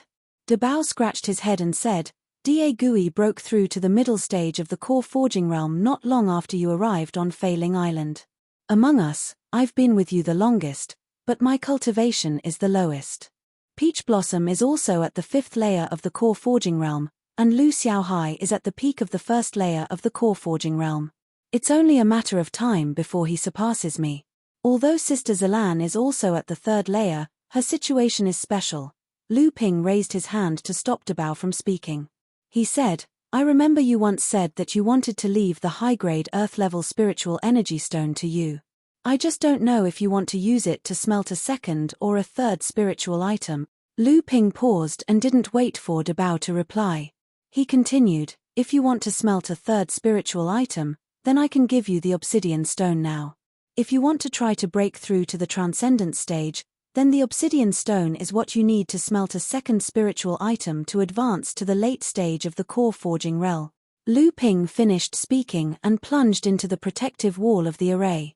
Although the protective array of the Lone Peak was showing signs of collapsing, such a huge array must have been set up in a complicated manner. Moreover, The internal structure of such a huge array was intertwined.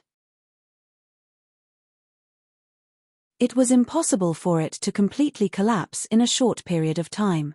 Dabao didn't react to Lu Ping's words for a moment.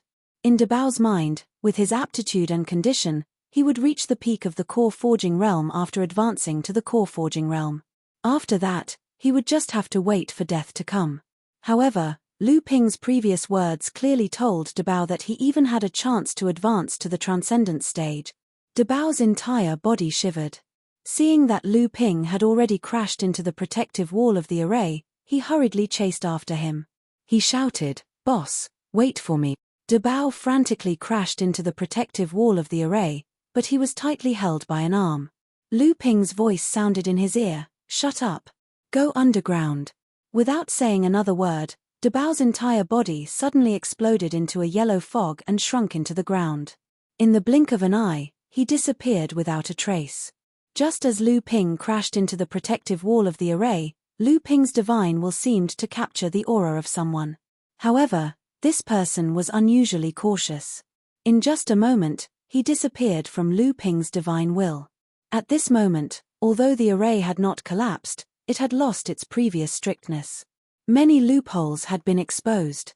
If it wasn't for the fact that Lu Ping's divine will was different from that of ordinary people, perhaps he would not have noticed this little movement. However, it was also because of this fleeting movement that Lu Ping understood that this hidden person was coming for Lu Ping. Who could it be? If it was Lao Tzu at the mid-Dharma stage, there was no need at all for him to play this kind of hide-and-seek game with Lu Ping. He could have directly come to take Lu Ping's life. Furthermore, at this time, all the mid-Dharma Lao Tzu were probably gathered at the peak of Lone Peak. Regardless of whether or not they had the intention to fight for the Sea Bell, it would be a lifelong regret if they did not participate in such a large-scale Dharma battle with Lao Tzu. Therefore, it could only be an early Dharma adept or another enemy core forging adept. However, if it was Lao Tzu at the early Dharma stage, even if there were loopholes in the array, he might not have revealed such a big loophole in front of Lu Ping. Therefore, there was only one possibility. Perhaps the hidden person was an enemy core forging adept. If that was the case, the ambush might not have been made by just one person. Lu Ping did not believe that with the strength that he had displayed so far, there would be any core forging adept in the North Sea who would dare to kill him alone. If they came to fight him fair and square, perhaps there would still be someone, such as the burly man behind the giant whale demon king, Kongjing Lao Tzu. Behind the protective array in front of Lu Ping, Ouyang Wei Jian pursed his lips tightly. "Little Ouyang, are you sure that Lu Shenping will pass by here?" A dark-skinned martial adept played with a pair of iron hammers in his hands as he asked Ouyang Wei Jian, who was in front of him. Ouyang Wei Jian nodded reservedly and said, "Of course. Otherwise, why would my teacher and your father have calculated the position of Tienkang Laozu and Lu Shenping before launching a sneak attack? Unfortunately, it was all for naught. You went for wool and came home shorn, didn't you? I heard that your teacher has now retreated with serious injuries, but brother Ouyang still dares to stay on Lone Peak. Such courage is really admirable." A mocking voice came from Ouyang Weijian's right side. Ouyang Weijian looked up and saw that it was Ju Tong, the disciple of Zhong Shi from the Blue Sea sect. A trace of anger flashed across Ouyang Weijian's face as he said, "Who would have thought that Tienkang Laozu would actually have a second tribulation spirit treasure in his hands? Brother Ju, don't go too far." Ju Tong seemed to turn a blind eye to Ouyang Weijian's anger and continued to provoke him. "I heard that brother Ouyang has lost to Lu Shenping several times in the past, but was always able to escape with his life. In the eyes of many North Sea cultivators, I'm afraid this is already quite amazing, right?" Ouyang Weijian was furious. A middle-aged cultivator behind Ju Tong hurriedly said, "You two, right now we should join forces to deal with Lu Shenping.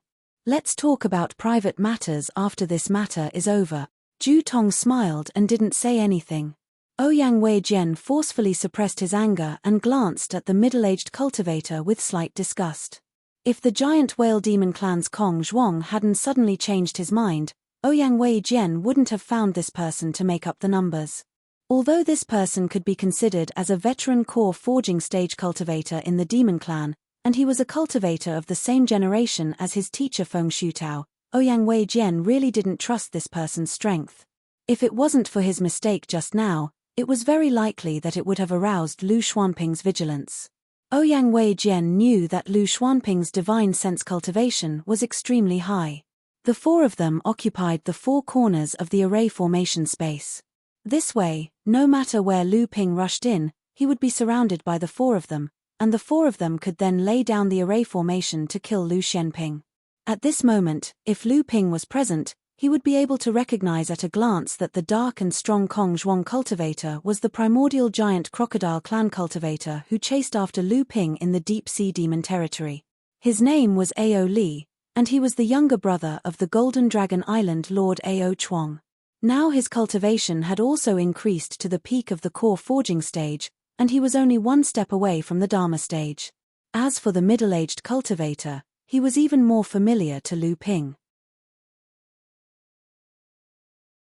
This person was the demon clan cultivator who set up a formation to surround and kill Chu Xiancheng, and then Lu Ping ruined his plan. Nearly 100 years had passed, and this person had not broken through the Dharma stage, but he was only one step away from the Dharma stage.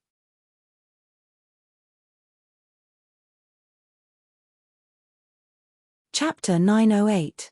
Ever since Ouyang Wei Jian was defeated by Lu Ping in one move on Frost Island, he viewed it as a great humiliation. After the incident on Frost Island, Ouyang Wei Jian was sent to the Crystal Palace by Xianling sect.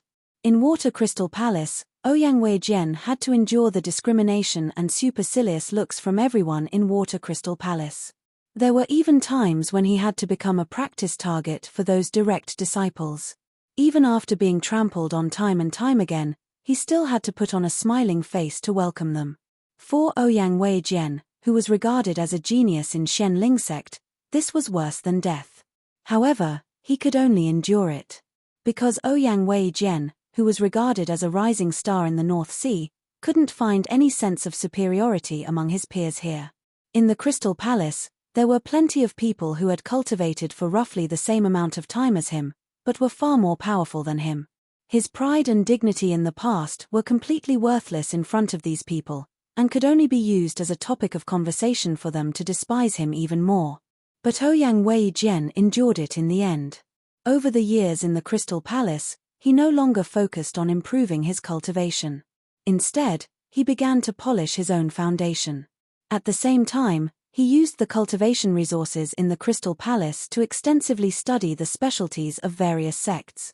He gradually began to learn from the strong points of others and compared them with his own natal sword art, the romantic merry 18 swords, which greatly improved his swordsmanship.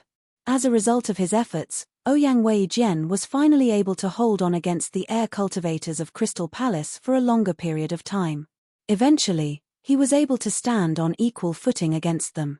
Rather, he was even able to emerge victorious against cultivators of the same level as him. And the biggest change brought about by the increase in strength was that Ouyang Wei Jian gradually began to gain the recognition of these arrogant direct disciples. The previous supercilious looks and ridicule had disappeared, and Ouyang Wei Jian seemed to have once again returned to the ranks of the proud sons of heaven of the past. Over the years, although Ouyang Wei Jian did not deliberately improve his cultivation level, he had unknowingly raised his cultivation level to the peak of the core forging realm. Compared to his previous cultivation level, which had always been ahead of Lu Ping, Ouyang Wei Jian's cultivation speed was not as fast as before. However, Ouyang Wei Jian could feel that his strength had improved with each passing day. This time, Ouyang Wei Jian could be said to be full of confidence when he returned to the North Sea. He believed that this would definitely be a journey that would allow him to wash away his previous humiliation and make his name known throughout the North Sea.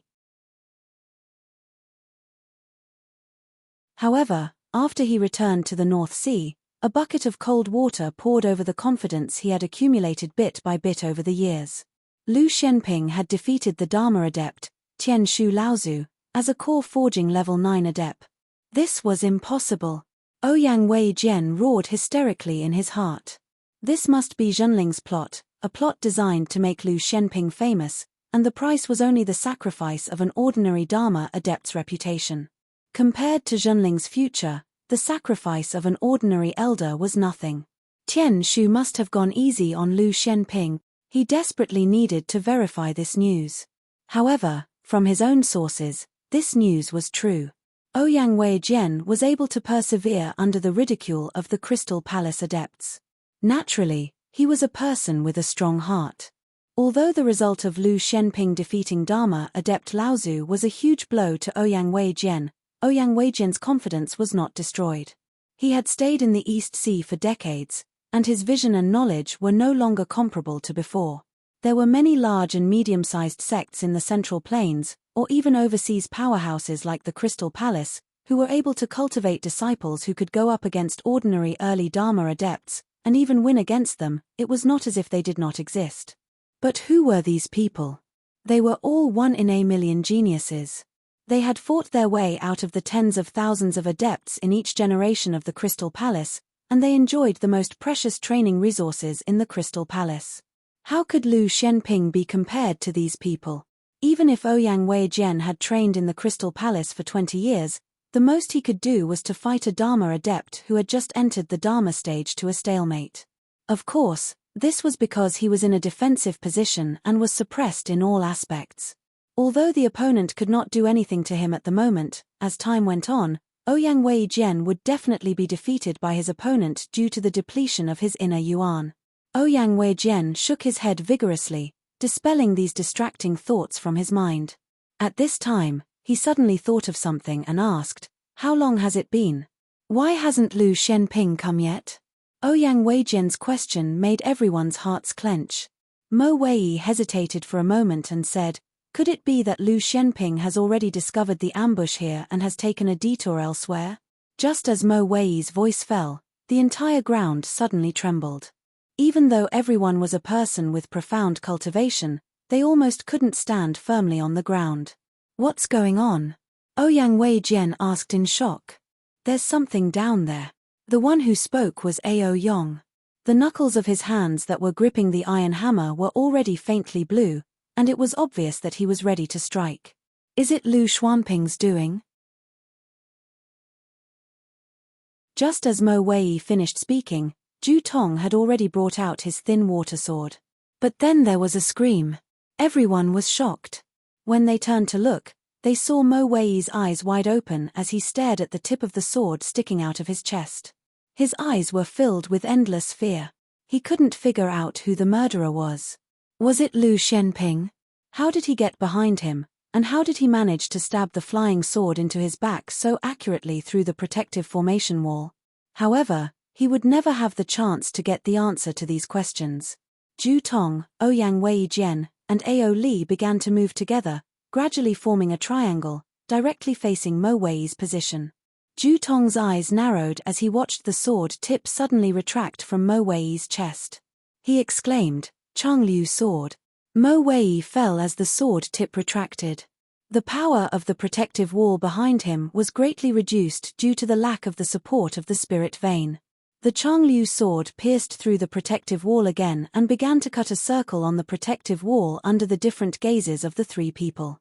Then, there was a clang as if the person behind the protective wall had kicked it. The protective wall that was cut by the Changliu sword evaporated into specks of spirit qi and finally dissipated. Lu Ping strode in from behind the protective wall. The Changliu sword circled around him and began to vibrate rapidly. Lu Ping's gaze instantly lit up when he looked at Ju Tong, and then he turned to look at Ouyang Wei Jian and Ao Li. He said, "So you're all acquaintances. I wonder how I should address you, fellow Daoist from the Kang Hai sect." To be able to wield the thin water sword, this person's status in the Kang Hai sect must not be low. To be able to join forces with Ouyang Wei Jian and Ao Li, this person's strength must have been acknowledged by the two. "You're Lu Shenping?" Ju Tong took a step forward and raised his chin slightly. "I'm Ju Tong. I've long heard that you're known as the #1 cultivator below the Dharma stage in the North Sea. I wonder if you dare to fight the three of us today." "Ju Tong. I've never heard of you, but I've fought with Zhongxi from your sect before." Ju Tong's face was choked to death by Lu Ping's words. Who was Zhongxi? That was his teacher. In Ju Tong's ears, Lu Ping's meaning was very clear. "Even your teacher couldn't do anything to me. Who do you think you are? Lu Ping looked at this person with amusement. I thought you wanted to fight me one-on-one. I didn't think that in the world of cultivation, even a group fight can be so righteous. Ju Tong's face was already pale with anger. He pointed the thin water sword in his hand and said, You're looking to die. Ouyang Wei Jian cursed inwardly. Ju Tong had already charged forward with his sword.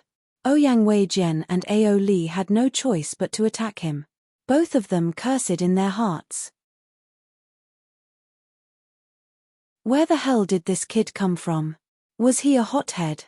Ju Tong was not a hothead. When Lu Ping mysteriously killed Mo Wei, he had already sensed that Ouyang Wei Jian and Ao Li had the intention to retreat.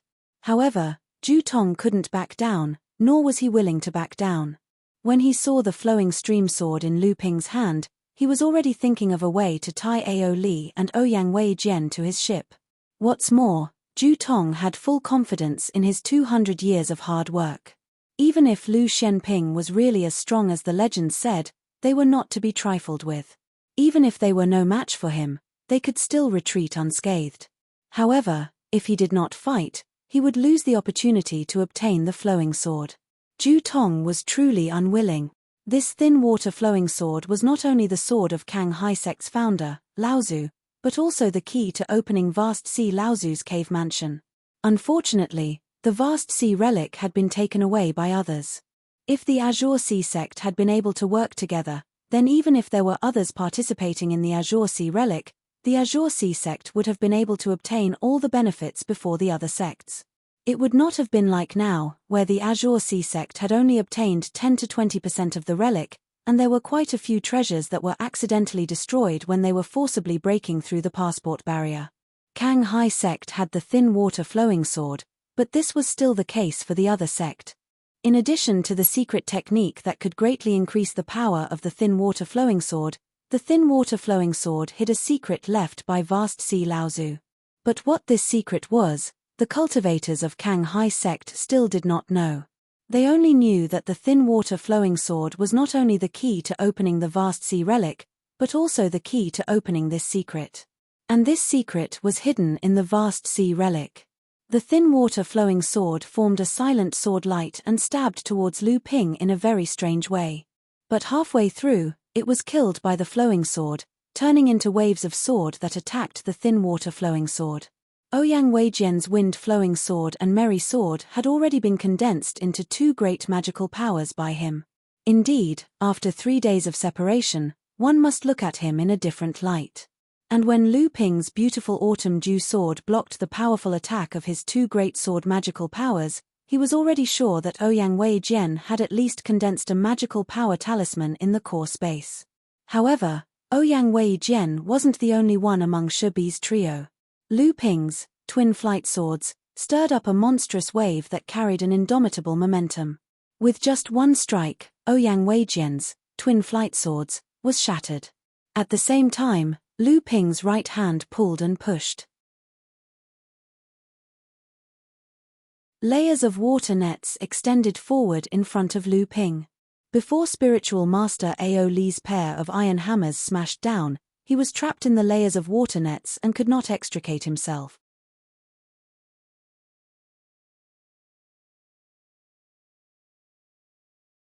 Chapter 909. When Lu Ping sensed Mo Wei's aura, he had Dabao sneak into the ground and then used Linglong to disturb the earth's veins, causing a strong earthquake nearby. Dabao took advantage of the chaos to approach the surface and began to determine their positions. Although this would expose Dabao to them, in the face of a sudden earthquake, Ouyang Wei Jian and the others' first thought was to protect themselves instead of trying to kill the peeping Mo Wei. Although they had thought of using the barrier space of the mountain shielding formation to trap Lu Ping and also calculated the direction Lu Ping would take, they had forgotten that the mountain shielding formation was on the verge of collapse and its defensive power was rapidly weakening. Moreover, the long stream sword in Lu Ping's hand had a natural restraining effect on the mountain shielding formation. Previously, if Lu Ping wanted to pierce through the mountain shielding formation, he would at least need Tienkang Laozu to smash it with his axe first. But now, Lu Ping could directly cut through the shield with the long stream sword. This was also the reason why Lu Ping was able to get behind them in such a short time. Although Ju Tong had only been in the cultivation world for a short time, it did not mean that he did not know his own limits. Even if Lu Xuanping's defeat of his own sex Laozu was fake, the fact that he had killed the Golden Jiao Island Lord's companion spirit beast in front of so many people could not be faked. Be it Ouyang Wei Jian or himself, neither of them had the strength to fight Lu Xianping alone. However, Mo Wei had been killed by Lu Ping at the beginning, so the formation that the four of them had prepared could not be used. If they really wanted to fight Lu Xianping to the death, the three of them would have to work together. However, in a situation where both Ouyang Wei Jian and Ao Li had the intention to retreat, Ju Tong could only escape with them. Once the three of them split up and Lu Xianping decided to chase after them, the three of them would likely be defeated by him one by one. Ju Tong brought Ouyang Wei Jian and Ao Li with him to fight Lu Ping and try to snatch the Longstream sword in Lu Ping's hand. However, they all ignored the fact that although Lu Ping was known as the Water Sword Immortal, he was never a pure sword cultivator. Under Lu Ping's moving mountains and filling seas, Ao Li's twin hammers would be inexplicably diverted every time he struck. Or when he struck with his hammers, countless forces would appear from all directions, wearing down the power of his hammers layer by layer. In the end, he had no choice but to withdraw his exhausted hammers. Otherwise, once he was trapped in Lu Ping's Jinyuan net, he might not even be able to protect his magic weapon. Ao Li was at a loss. If he advanced, his attacks would not be able to get close to Lu Ping.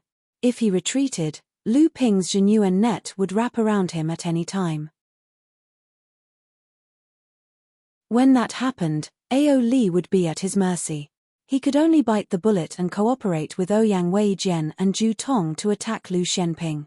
This was not them besieging Lu Xianping. In reality, Lu Xianping alone was entangling the three of them.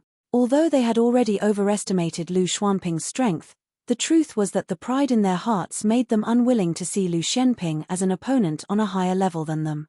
They only subconsciously saw him as an expert on the same level as themselves. The reason was very simple. Only by doing so would they have the courage to continue chasing after Lu Xianping.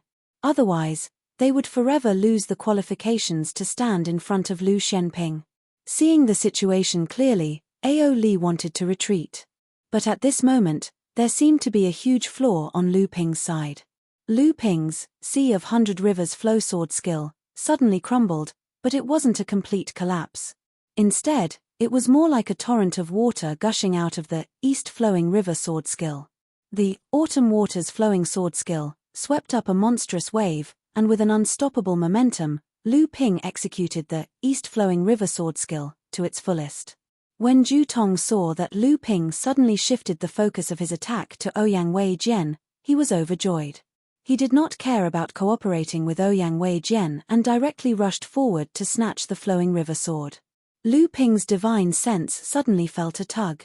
If Lu Ping had not poured enough true essence into the Flowing River sword, then even if he did not seize the Flowing River sword, he would have made Lu Ping suffer a loss. The Blue Sea sect really had a secret technique on the Flowing River sword. Lu Ping's mind turned, and his divine sense and true essence simultaneously mobilized. Without weakening the power of the Great River Flows East sword technique, he began to fight with Ju Tong for control of the Flowing River sword. At this time, Ao Li finally saw a flaw. At this time, Lu Xianping had placed most of his attention on Ouyang Wei Jian and Ju Tong. This was a once-in-a-lifetime opportunity. Ao Li threw the pair of iron hammers up, and the hammers that were originally 1 foot long doubled in size. Ao Li held them tightly in his hands and spun them twice before they flew out. The pair of iron hammers smashed towards Lu Ping with great power. The net of true essence that had formed in front of Lu Ping was instantly torn apart in the face of absolute power. Ao Li was already imagining the scene of Lu Ping's flesh and blood splattering everywhere. He could not help but lick his lips, but then his eyes widened as if he had seen a ghost.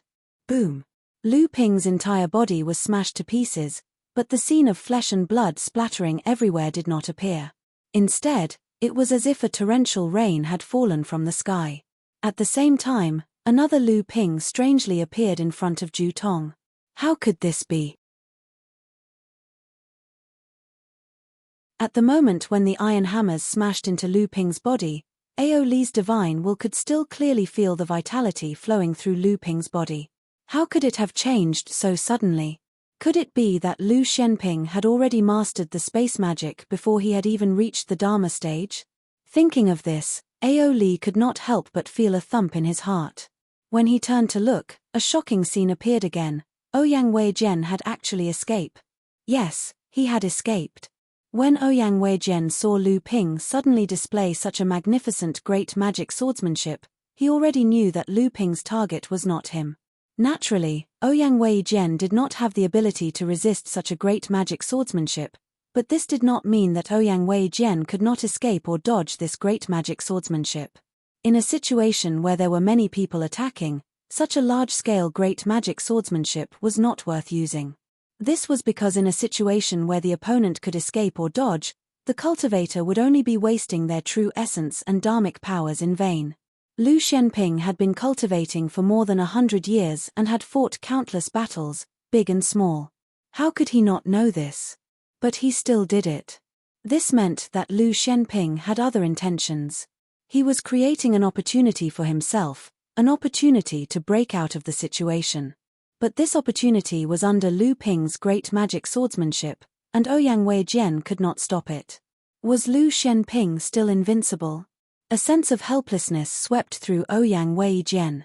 He clearly knew Lu Shenping's intentions, but he could not stop it. Since he could not stop it, this battle was bound to be lost. Then he had to escape.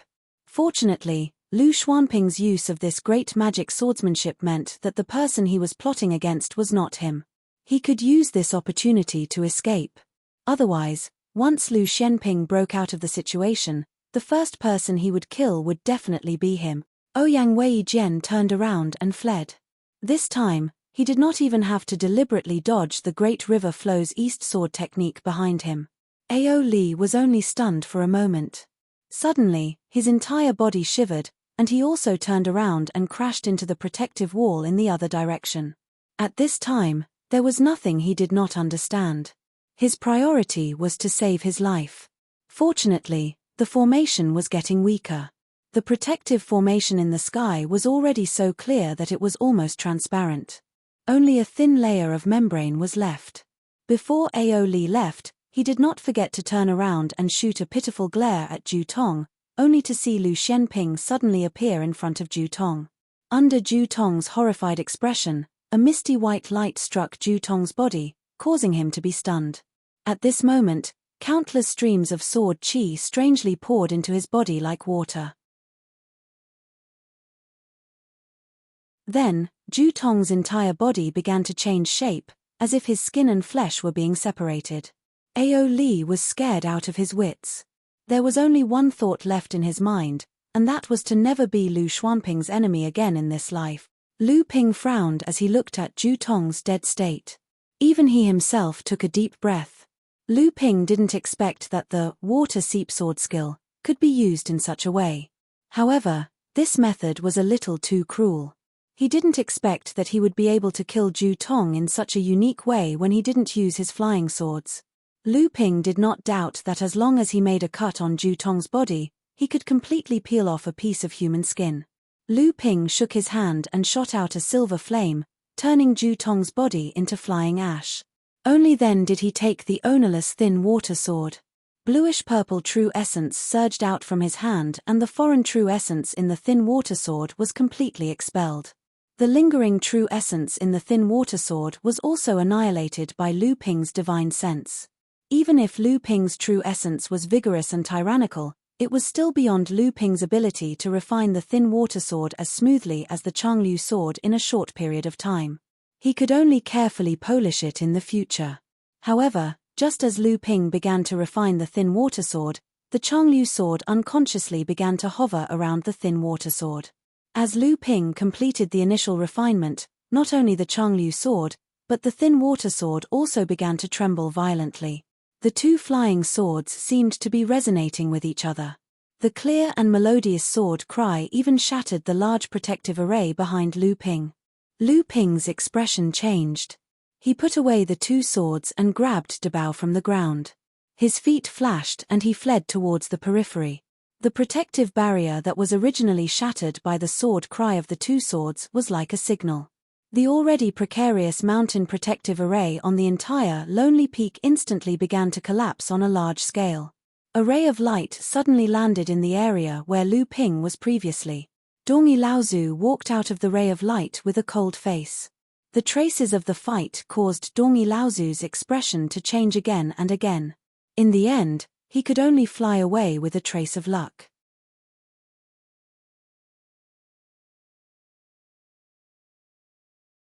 Chapter 9-10. Lu Ping sprinted all the way down the mountain and recalled the purple crystal bees. He didn't even bother to collect the spiritual herbs on the ground. He exited the mountain range's formation and fled in a conveyance light. Behind Lu Ping, with the complete collapse of the Lone Peak formation, the entire Lone Peak began to shake. Countless sand and stones fell from the Lone Peak, which then developed into a large-scale collapse of the mountain. In the end, the entire mountain began to collapse. Lu Ping didn't stop at all along the way. The news of Zhu Tong's death hadn't spread yet. If Dongyi Laozu got the news, he would definitely do everything possible to hunt him down.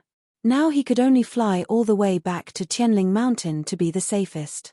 Otherwise, even if he stayed on the island under Zhenling's jurisdiction, he might be found by the furious Dongyi Laozu. However, Lu Ping had to stop after flying for less than 10 miles. But Lu Ping wasn't worried at all. Instead, he was greatly relieved. Celestial Phenomenon Laozu looked at Lu Ping, who stopped in front of him, and asked with a smile, "Kid, you are running away in such a hurry.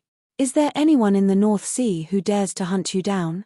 Lu Ping took a deep breath and stepped forward to say respectfully, "Disciple greets Granduncle Master." After thinking about it, he bowed to the old man next to him and said, "Junior greets Senior Dao Sheng." Lu Ping didn't know why the two giants of the North Sea would appear here, but there was no doubt that he couldn't be lacking in etiquette. After bowing, Lu Ping said, "Disciple seems to have caused trouble. Grand Uncle Master Tian Kang has other matters to attend to, so Disciple has to return to Qianling Mountain first to seek protection from the sect." "Oh." Celestial Phenomenon Laozu smiled and said, "It seems that you have caused a lot of trouble in the North Sea." As soon as Celestial Phenomenon Laozu's voice fell, a long roar came from afar with strong anger and murderous intent. Celestial Phenomenon Laozu raised his head and looked in the direction of the roar. He said, "It seems that you have caused a lot of trouble. Daoist Dongyi seems to be very angry. Could it be that you are going to kill Zhong Shi?" "Ah."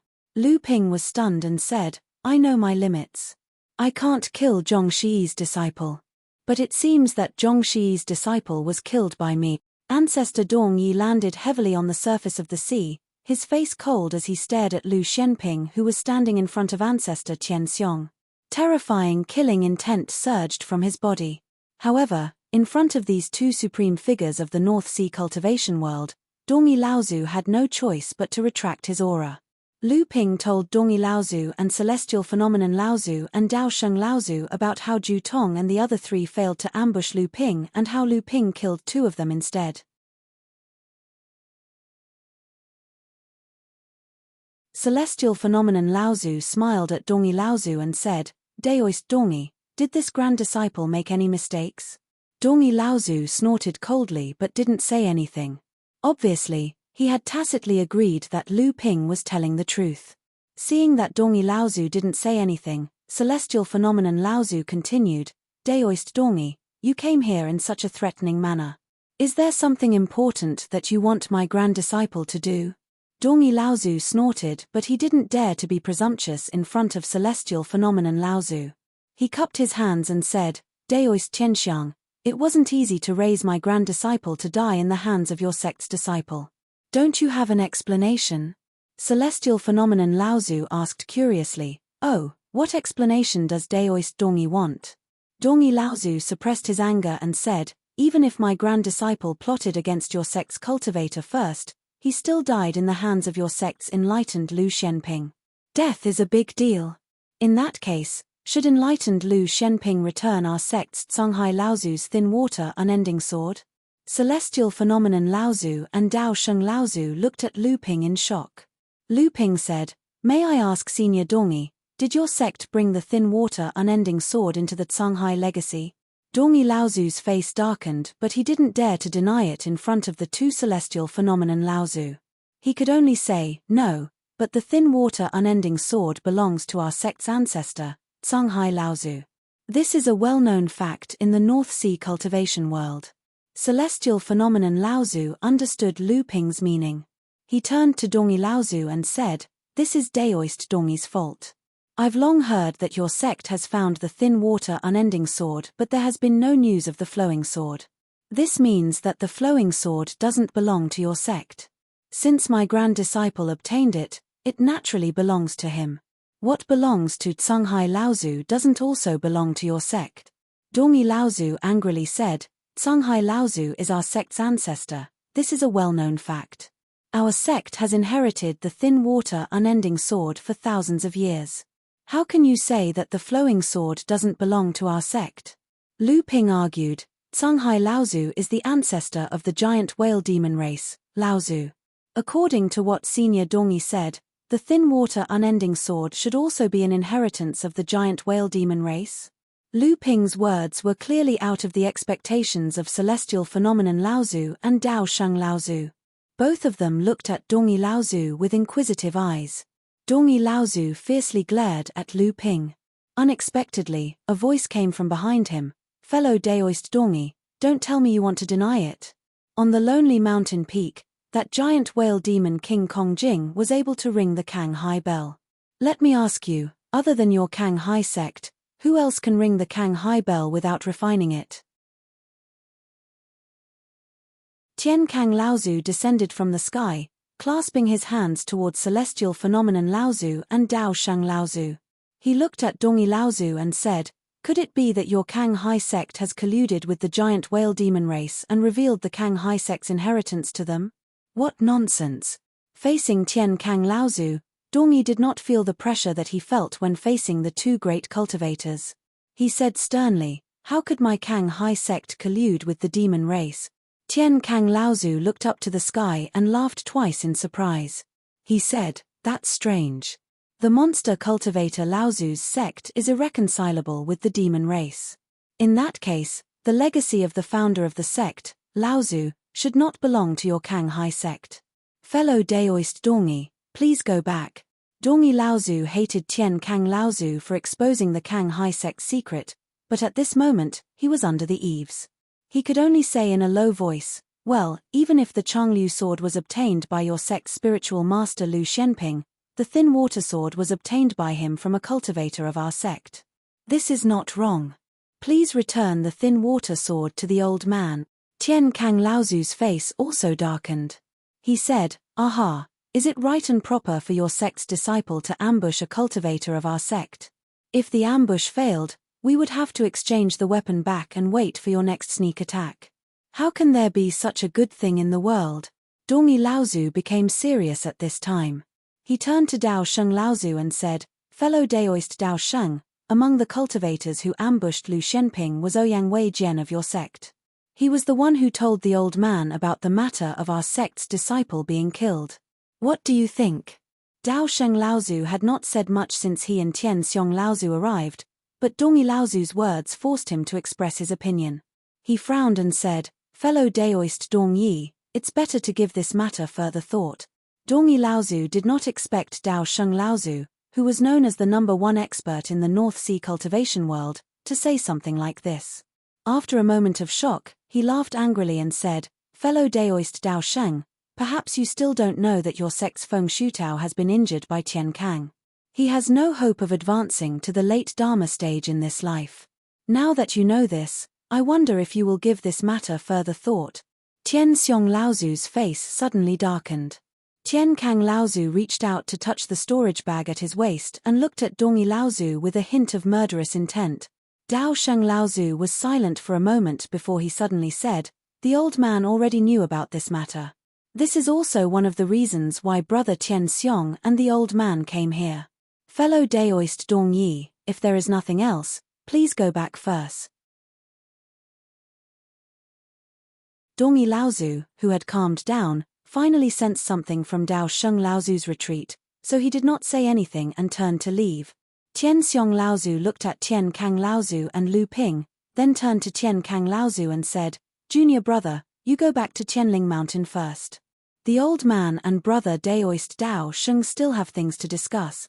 After Tian Kang Laozu had left, Tian Xiong Laozu suddenly said, "Feng Shutao should not join forces with the demons." After a moment, Dao Sheng Laozu said, "Feng Shutao has no hope of advancing, so he has been punished. That's not enough. This cannot be allowed to happen." Dao Sheng Laozu sighed and said, "What is brother Tian Xiong planning?" Tian Xiong Laozu smirked and said, "With Qiao Feizhou gone, there is one less Dharma plane cultivator among the 12 families of North Sea." Dao Sheng Laozu came to a realization and said, "The Spirit Stone Mine of Frost Island."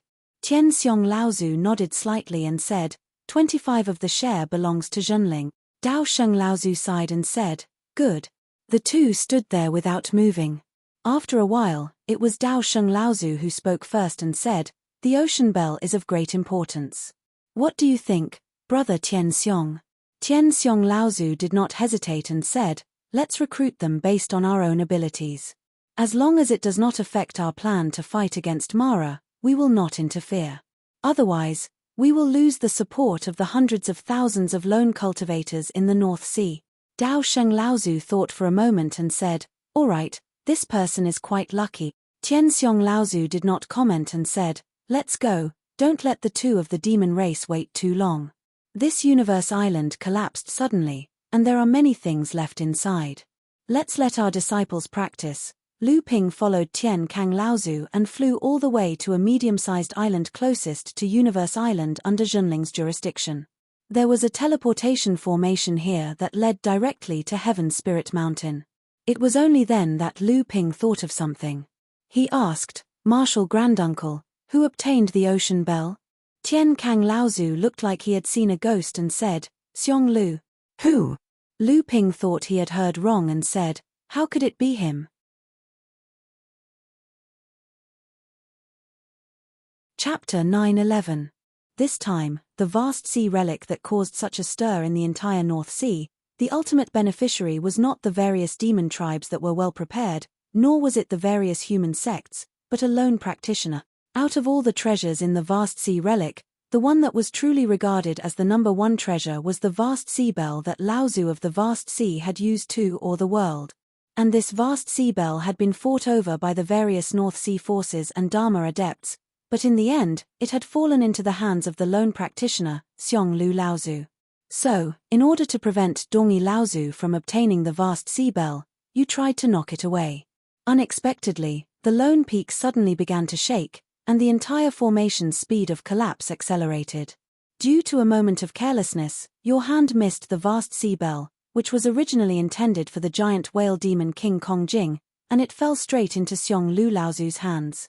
The mountain-splitting axe was also unable to stop in time, and it killed an early Dharma adept who came forward to join in the fun. And this fallen Laozu seemed to be from the Qiao family that had deep ties with Xianling sect. Looking at Lu Ping's strange and incredulous look, Tian Kang Laozu said, "Don't doubt me, this is what happened." Tian Kang Laozu continued, "Speaking of which, it's strange. If the earthquake hadn't happened so suddenly and violently, the old man's mountain-splitting axe would not have missed." Thinking of this, Tian Kang Laozu seemed to have thought of something and said, "Kid, don't tell me that the earthquake was caused by you. You have the Linglong Wine Cauldron, a spiritual treasure that can control the direction of the Earth's meridians. Causing an earthquake is not a difficult task." Lu Ping laughed awkwardly and said, "How is that possible? But I feel that Uncle Master, when you killed Qiao Feizhou with one blow, it seemed like it was intentional." Tian Kang Laozu chuckled and said, "You want to know? First, tell me if you were the one who caused the earthquake." Lu Ping looked behind Tian Kang Laozu and said with a smile, "Aya, the teleportation portal has started to activate. Little fox. Old fox." The two of them cursed inwardly, then stepped into the teleportation array. After a flash of white light, the two of them arrived at Heaven's Spirit Mountain. On Heaven's Spirited Mountain, Lu Ping widened his eyes and said, "What?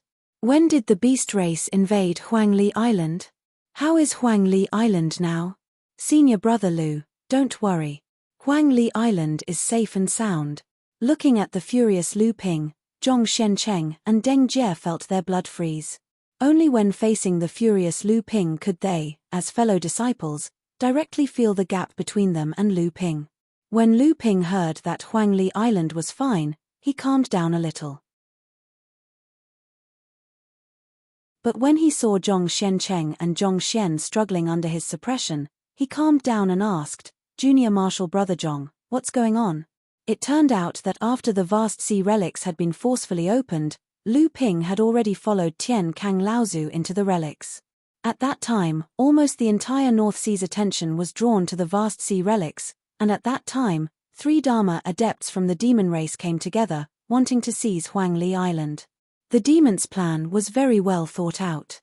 The reason why they had set the rule that only a mid-Dharma adept and a core forging adept could enter the relic was because they knew that Zhenling sect would definitely send someone like Lu Shenping, who was almost invincible among the core forging adepts. Without Lu Shenping, Huangli Island would naturally not be a threat to the Dharma adepts. If the Dharma adepts of the demon race, Laozu, took the opportunity to attack, they would naturally be able to take down Huangli Island easily. Even if Lu Shenping did not enter the vast sea relics, a mid-Dharma adept and 2 early Dharma adepts would be enough to defeat Lu Shenping and take advantage of Zhenling's attention being drawn to the vast sea relics to take down Huangli Island. The demon race's information was very accurate. The 3 mid-Dharma adepts of Zhenling Laozu had all been sent out, and Laozu, who was a heavenly adept, would definitely be held back by the 2 demon kings because of the vast sea relics. At this time, there were only a few early Dharma adepts guarding Tianling Mountain. Even if these people received the news and came in time, with the 3 mid-Dharma adepts, the 3 demon Laozu could easily defeat them. However, just as the 3 demon Laozu arrived at Huangli Island aggressively, they were blocked by one person. Jiang Tianlin Laozu stood calmly in front of the 3 demon cultivators, but the 3 demon cultivators Laozu's hearts sank all the way to the bottom. When did this Jiang Tianlin pass the thunder trial? Why did they not know anything about it? The 3 demon cultivators Laozu were filled with hatred, but now they had no choice but to face the person in front of them. The demon race's original plan was very good. They wanted to take advantage of the fact that Zhenling's mid-Dharma adepts Laozu and heavenly adept Laozu were busy, and then use a mid-Dharma adept to attack and take over Huangli Island. This way, they could use the power of their cultivation to defeat everyone in Zhenling. However, no matter how much they thought about it, they did not expect that Jiang Tianlin, who had been staying in Tianling Mountain to prepare for his first thunder trial, had already reached the mid-Dharma stay. Zhenling's mid-Dharma adept Laozu might not be able to handle it, but Laozu did not lack early Dharma adepts. Once someone was able to block the demon race's mid-Dharma demon king, then the remaining 2 early Dharma demon kings would not be able to do much. However, just as the 3 demon cultivators thought that there were other Dharma adepts lying in ambush in Zhenling, Jiang Tianlin Laozu made the first move.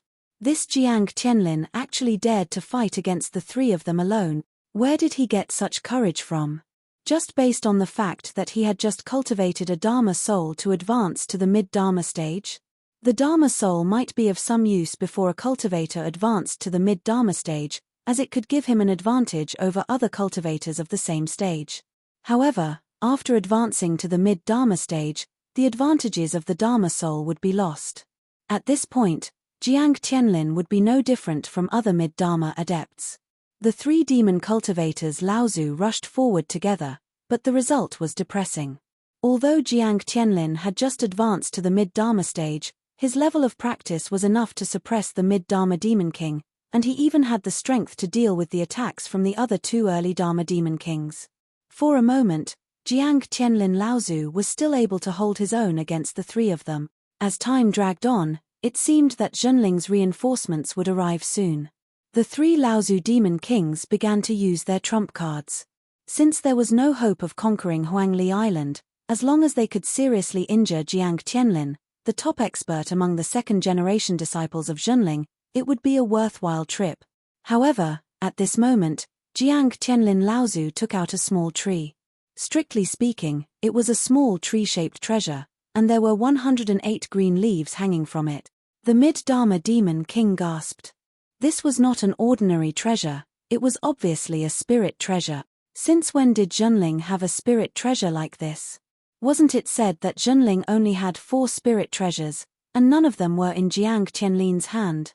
Originally, he could have fought the 3 demon kings to a draw without using a spirit treasure. When Jiang Qianlin Laozu took out the spirit treasure wood and used it with his own spirit treasure, the 3 unprepared demon kings were quickly suppressed by Jiang Qianlin Laozu. This time, they were not evenly matched, but they had the upper hand. Originally, the 3 demon kings thought that they could escape unscathed. Unexpectedly, there was a peak core forging adept hiding nearby with an extremely high level of concealment. Although the 2 mid-Dharma Laozu demon kings had noticed, they did not pay much attention. The 2 early Dharma demon kings did not notice anything at all. Who would have thought that in the end, this hidden cultivator would suddenly make a move after Patriarch Jiang Qianlin had the upper hand? He actually managed to seriously injure one of the early Dharma stage demon kings when they were caught off guard. This was beyond the expectations of all the Dharma adepts, including Jiang Qianlin Laozu demon kings. The situation on the battlefield changed once again. With 6th brother Lei Yi's sudden attack and restraint, Jiang Qianlin Laozu demon kings had complete control of the situation. In the end, the other early Dharma demon king was also injured by Laozu Jiang Qianlin's fallen petals, and his vitality was taken away for tens of years. The mid-Dharma demon king took the opportunity to escape from Laozu Jiang Qianlin's control and rescued the 2 injured early Dharma demon kings. The demon clan's attack on Huangli Island had failed once again. However, the impact of the battle on Huangli Island on the entire North Sea was even greater than the vast sea treasure. This was mainly because of 3 things that had happened during the battle. The first was naturally the outcome of the battle. Jiang Qianlin Laozu had successfully advanced to the mid-Dharma stage and had a first calamity spirit treasure. He had battled against the demon kings of the demon clan and was not at a disadvantage even though he had fought 1 against 3. This had a huge impact on the entire North Sea. The number of Dharma adepts in Zhenling had already caused the entire North Sea to look askance. Jiang Qianlin Laozu Jiang Qianlin's powerful strength after advancing to the mid-Dharma stage had caused a huge impact on the entire North Sea training world. Then, there was the appearance of that spirit treasure. In addition to the wine cup-shaped auxiliary spirit treasure that Jiang Qianlin had previously obtained in the Yingtian dojo, as well as Patriarch Qiankang's invincibility in the vast sea relics with a second tribulation spirit treasure, Zhenling's sect now had at least 7 spirit treasures in front of the cultivation world of the North Sea, 2 of which were second tribulation spirit treasures. However, who knew if there would be an 8th spirit treasure appearing in Zhenling? The second matter was the peak core forging adept, 6th brother Lei Yi, who had taken the opportunity to injure an early Dharma adept of the demon clan. Information about this person was quickly gathered by the various sects in the North Sea. They only knew that this person was not a Zhenling adept but had been appearing in Huangli Island for the past 20 years. He seemed to have a close relationship with the owner of Huangli Island, Lu Shenping. However, the thing that made the entire North Sea training world shudder was the fallen petals profundity that Jiang Qianlin Laozu had used to injure the early Dharma adept. After Jiang Qianlin Laozu Jiang Qianlin had advanced to the mid-Dharma stage, he had also successfully elevated his natural great ability to the supreme level. This was also the first time in 100 years that a supreme ability had been used in a battle in the North Sea training world. However, this was not the main point. The main point was that the fallen petals profundity contained a nature-defying effect, and that was to deprive one's life force. 108 green leaves, each representing 1 year of life force. Perhaps the combined attack of 108 natal magic treasures would not be able to kill the opponent, but it would be able to rob a cultivator of his life force for 108 years. The early Dharma adept demon king had been hit by Jiang Qianlin Laozu's 36 emerald green leaves. Even after recovering from his injuries, his lifespan would be shortened by 36 years.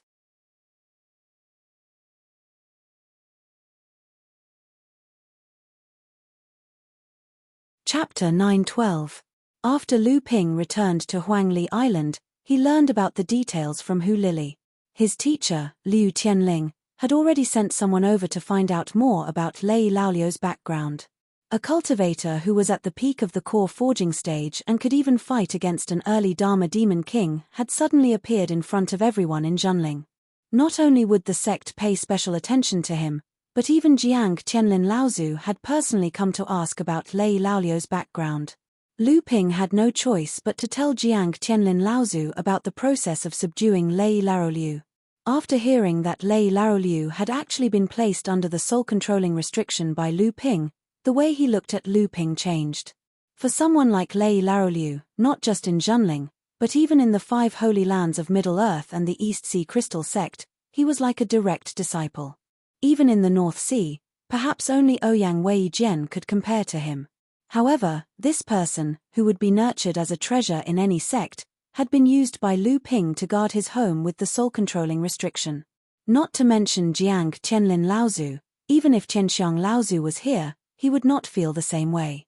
After sending off Jiang Qianlin Laozu, Lu Ping gave Hu Lili the 4 spirit-gathering pearls that he had obtained from the vast sea relic, then went into the secret room. After spending nearly a month, Lu Ping had finally refined the thin water sword to the point where it was like the flowing water sword. Just as Lu Ping finished refining the thin water sword, the flowing water sword combined and swam around Lu Ping's body like a pair of fish. The cheerful sound of the sword echoed throughout the secret room. Lu Ping's divine will captured something as the flying swords circled around him. As the 2 swords trembled, Lu Ping's divine will seemed to sense that something had broken. He hurriedly probed into the swords and found that a layer of previously undetectable restriction runes was undergoing a rapid transformation. Lu Ping did not know the depth of it, but thinking back to when Dongyi Laozu had repeatedly asked for the thin water sword, there must be some secret hidden within the flying swords. At this moment, the transformation of the hidden restriction runes was completed. Lu Ping's inner yuan and divine will instantly refined the newly formed restriction runes. Lu Ping's expression suddenly changed to one of joy. What a brilliant restriction technique! It was actually able to hide a treasure restriction in such a mysterious and ingenious manner. When the 2 swords of the thin water unending flow sword were separated, the treasure restriction that was connected to each other was hidden in the runes of the other treasure restriction. If one wasn't a tool refining Grand Master, it would be very difficult for them to detect the difference. At this time, whether it was the thin water sword or the flowing water sword, on their own, they just looked like spirit-nurturing magic treasures that had condensed 8 restrictions. Once the 2 swords combined and the hidden restriction runes were activated, the flying sword's 9th restriction runes would automatically form and become a top spirit-nurturing magic treasure. Lu Ping's divine will could clearly sense the extremely strong spirituality hidden within the 2 flying swords. This was the characteristic of a magic treasure that had reached the peak of the spirit-nurturing level. It only needed to pass the lightning tribulation and condense pure yang qi to become a spirit treasure. The beautiful autumn water sword in Lu Ping's hands could also be considered a rather good pair of flying swords. However, compared to the thin water sword that belonged to Cunghai Laozu, the gap was really not easy to make up for. Lu Ping looked at the pair of flying swords with a joyful expression. With this pair of flying swords, Lu Ping's strength would be greatly improved. However, this pair of flying swords would also cause a lot of trouble. At least, the Cunghai sect would look for any opportunity to take back this pair of swords that belonged to the founder of their sect, including killing Lu Ping. However, after being warned by Celestial Phenomenon Laozu, the Cunghai sect would at least not make a move on him for a short period of time. However, Lu Ping did not dare to be careless. After killing Ju Tong and snatching the thin water sword, the hatred between Lu Ping and the Cunghai sect could no longer be resolved. The only thing that eased was the mutual scruples between the 2 sects. After all, the situation in the North Sea was becoming increasingly serious. If the 2 sects fought, regardless of victory or defeat, the strength of the human race would be weakened. Lu Ping's heart moved and he took out the stone box that Dabao found in the depths of the lonely peak. Lu Ping carefully injected qi into the stone box, and the mysterious runes on the surface of the stone box suddenly lit up. At this time, the thin water-long sword around Lu Ping also seemed to resonate with the stone box. The sword body tilted and the sword tip pointed towards the stone box. Lu Ping thought to himself that this thin water longsword was not only the key to opening the Cunghai sect's treasure, but it was also the key to opening the mysterious stone box. Lu Ping's heart moved, and two sword lights were fired from the pair of flying swords, directly shooting towards the surface of the stone box. The scene of stone chips bursting out did not appear as he imagined. The flashing runes on the surface of the stone box suddenly lit up.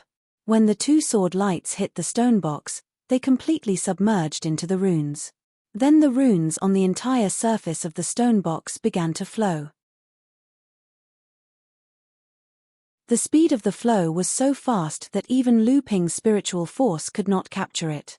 At this moment, he heard a catcher sound, and a fine crack appeared in the middle of the stone box. Lu Ping was overjoyed and slowly opened the stone box. A purple jade slip lay in the middle of the stone box. Lu Ping raised his eyebrows and held the jade slip in his hand. His spiritual force quickly entered it and began to read the contents. As he read it, a few days passed. It was not that the contents were complicated, but that the jade slip recorded a set of supreme sword technique inheritance of Cunghai Laozu. Lu Ping was momentarily fascinated by it and began to figure out and cultivate it on the spot. Therefore, it was delayed for a few days. However, although this sword technique inheritance was precious, what Lu Ping valued more was what was recorded at the end of the jade slip. After Lu Ping came out of seclusion, the first news he heard was that there were problems with the spirit veins drawn from the various sects of the North Sea and the demon race's vast sea heritage. First, Zhenling, who was closer to Huanyu Island, claimed that out of the 5 medium-sized spirit veins that Tiankang Laozu had drawn from the Lone Peak, only 3 ended up in Zhenling's main spirit veins. Back then, Tiankang Laozu had forcefully snatched away 5 medium-sized spirit veins from the Lone Peak. At that time, he had offended many people. Therefore, after hearing this news, many people from the various sects of the North Sea and even the demon race clapped their hands and secretly mocked Zhenling for getting what he deserved. However, not long after, news came from Feiyu and Lingu sects that only half of the spirit veins they had drawn from the Lone Peak ended up in their sects. At this time, the North Sea cultivators began to realize that there seemed to be a problem. Sure enough, Yuzhen sect and Chongming sect both claimed that the spirit veins they had drawn were severely depleted. Out of the 2 medium-sized spirit veins, only 1.5 were in their hands. Even Xionglu Laozu, who had obtained the vast sea bell and had been hiding until now, released the news that he had only obtained half a medium-sized spirit vein. This time, other than Xianling sect, the other sects were no longer gloating. Due to Feng Shutao's foolish actions, Xianling sect's losses in the vast sea heritage almost outweighed their gains. When the entire Xianling sect received the news of the severe depletion of the spirit veins, they naturally cheered loudly. It was just that these cheers made people feel sour. Lu Ping smiled. If the various sects knew that the strange depletion of the spirit veins was actually caused by Lu Ping, who knew how many sects would come knocking on his door. However, 9 medium-sized spirit veins were almost equivalent to the replenishment of a large spirit vein. To the entire Zhenling sect, this was undoubtedly a great boost. Soon after, Lu Ping received news from Hu Lili that Huanyu Island had become a trial ground for the blood condensation disciples of the various sects. Thinking of the broken formations, restrictions, and protective walls that covered the entire Huanyu Island after the collapse of the Lone Peak, as well as the large amount of spirit herbs and materials that had yet to be collected, and even the treasures and instruments that were discarded on the island, Lu Ping thought to himself that no wonder. It must be the idea of the 2 great cultivators, Tianxiong Laozu and Dao Sheng Laozu that day. Otherwise, the sects wouldn't be so cautious in following this rule. Lu Ping thought for a moment and said, "It just so happens that I have a few things that I need to do after I return to Huanyu Island. However, I can't go now, so I'll send a few disciples over." Hu Lili said in surprise, "Didn't you just come out from there? Did you leave some treasures inside?" Lu Ping smiled bitterly and said, "You can say that. I didn't expect those things to be so important at that time. I hope it's not too late and that the trial disciples of the various sects haven't gotten to them before me." Lu Ping summoned the Fang siblings and Seng Wu. The three of them were already at the peak of the blood condensation realm and were only one step away from advancing to the core forging realm. He told the three what he wanted to find one by one, then sent them to Huanyu Island to train on their own. At the same time, he told them not to reveal the purpose of this trip. If anyone asked, they should just say that they were going out to train. After thinking for a moment, Lu Ping gave them a few single-colored and two-colored restriction-breaking talismans and instructed them not to reveal these talismans in front of others. Then, he told them to find Dabao and get a few suitable instruments to protect themselves. After sending the three of them off, Lu Ping thought for a moment and sent out a sound transmission sword. The next day, Du Jialuo arrived at Huangli Island from Tianling Mountain. Ever since Lu Ping returned to Huangli Island, Du Jialuo had come to visit Lu Ping several times. However, he didn't run into him even once. What he didn't know was that Lu Ping had already seen him in the Beijing Tower. Disciple greets Uncle Master. Although Du Jialuo was almost certain to become Lu Ping's disciple, Lu Ping had instructed him that he would only accept Du Jialuo as a disciple after he had advanced to the core forging stage. Furthermore, Du Jialuo was not allowed to reveal his relationship with Lu Ping. Thus, even though Du Jialuo was already at the 8th layer of the blood condensation realm and was about to advance to the peak of the blood condensation realm, and his earth-based techniques were quite famous among the 4th-generation disciples, he still didn't formally acknowledge a master. He only trained with perfected Master Liu Shenyuan. Lu Ping passed a jade scroll to Du Jialuo. After thinking for a moment, he tossed a jade token to Du Jialuo and said, "Go to Huanyu Island and find what's recorded on this jade token. After that, go to the crafting hall and look for Grandmaster Chen Lian. Give this jade token to him and he will know what to do." Du Jialuo took the token and was about to leave when Lu Ping called him back and handed him an escape talisman weapon. "I've already filled this talisman weapon with inner yuan. When you're in danger, just activate it and cultivators below the Dharma manifestation stage won't be able to do anything to you. Use it well." You're tuning in to the Celestial War YouTube channel. Don't forget to subscribe and join us on this journey to catch the most captivating stories,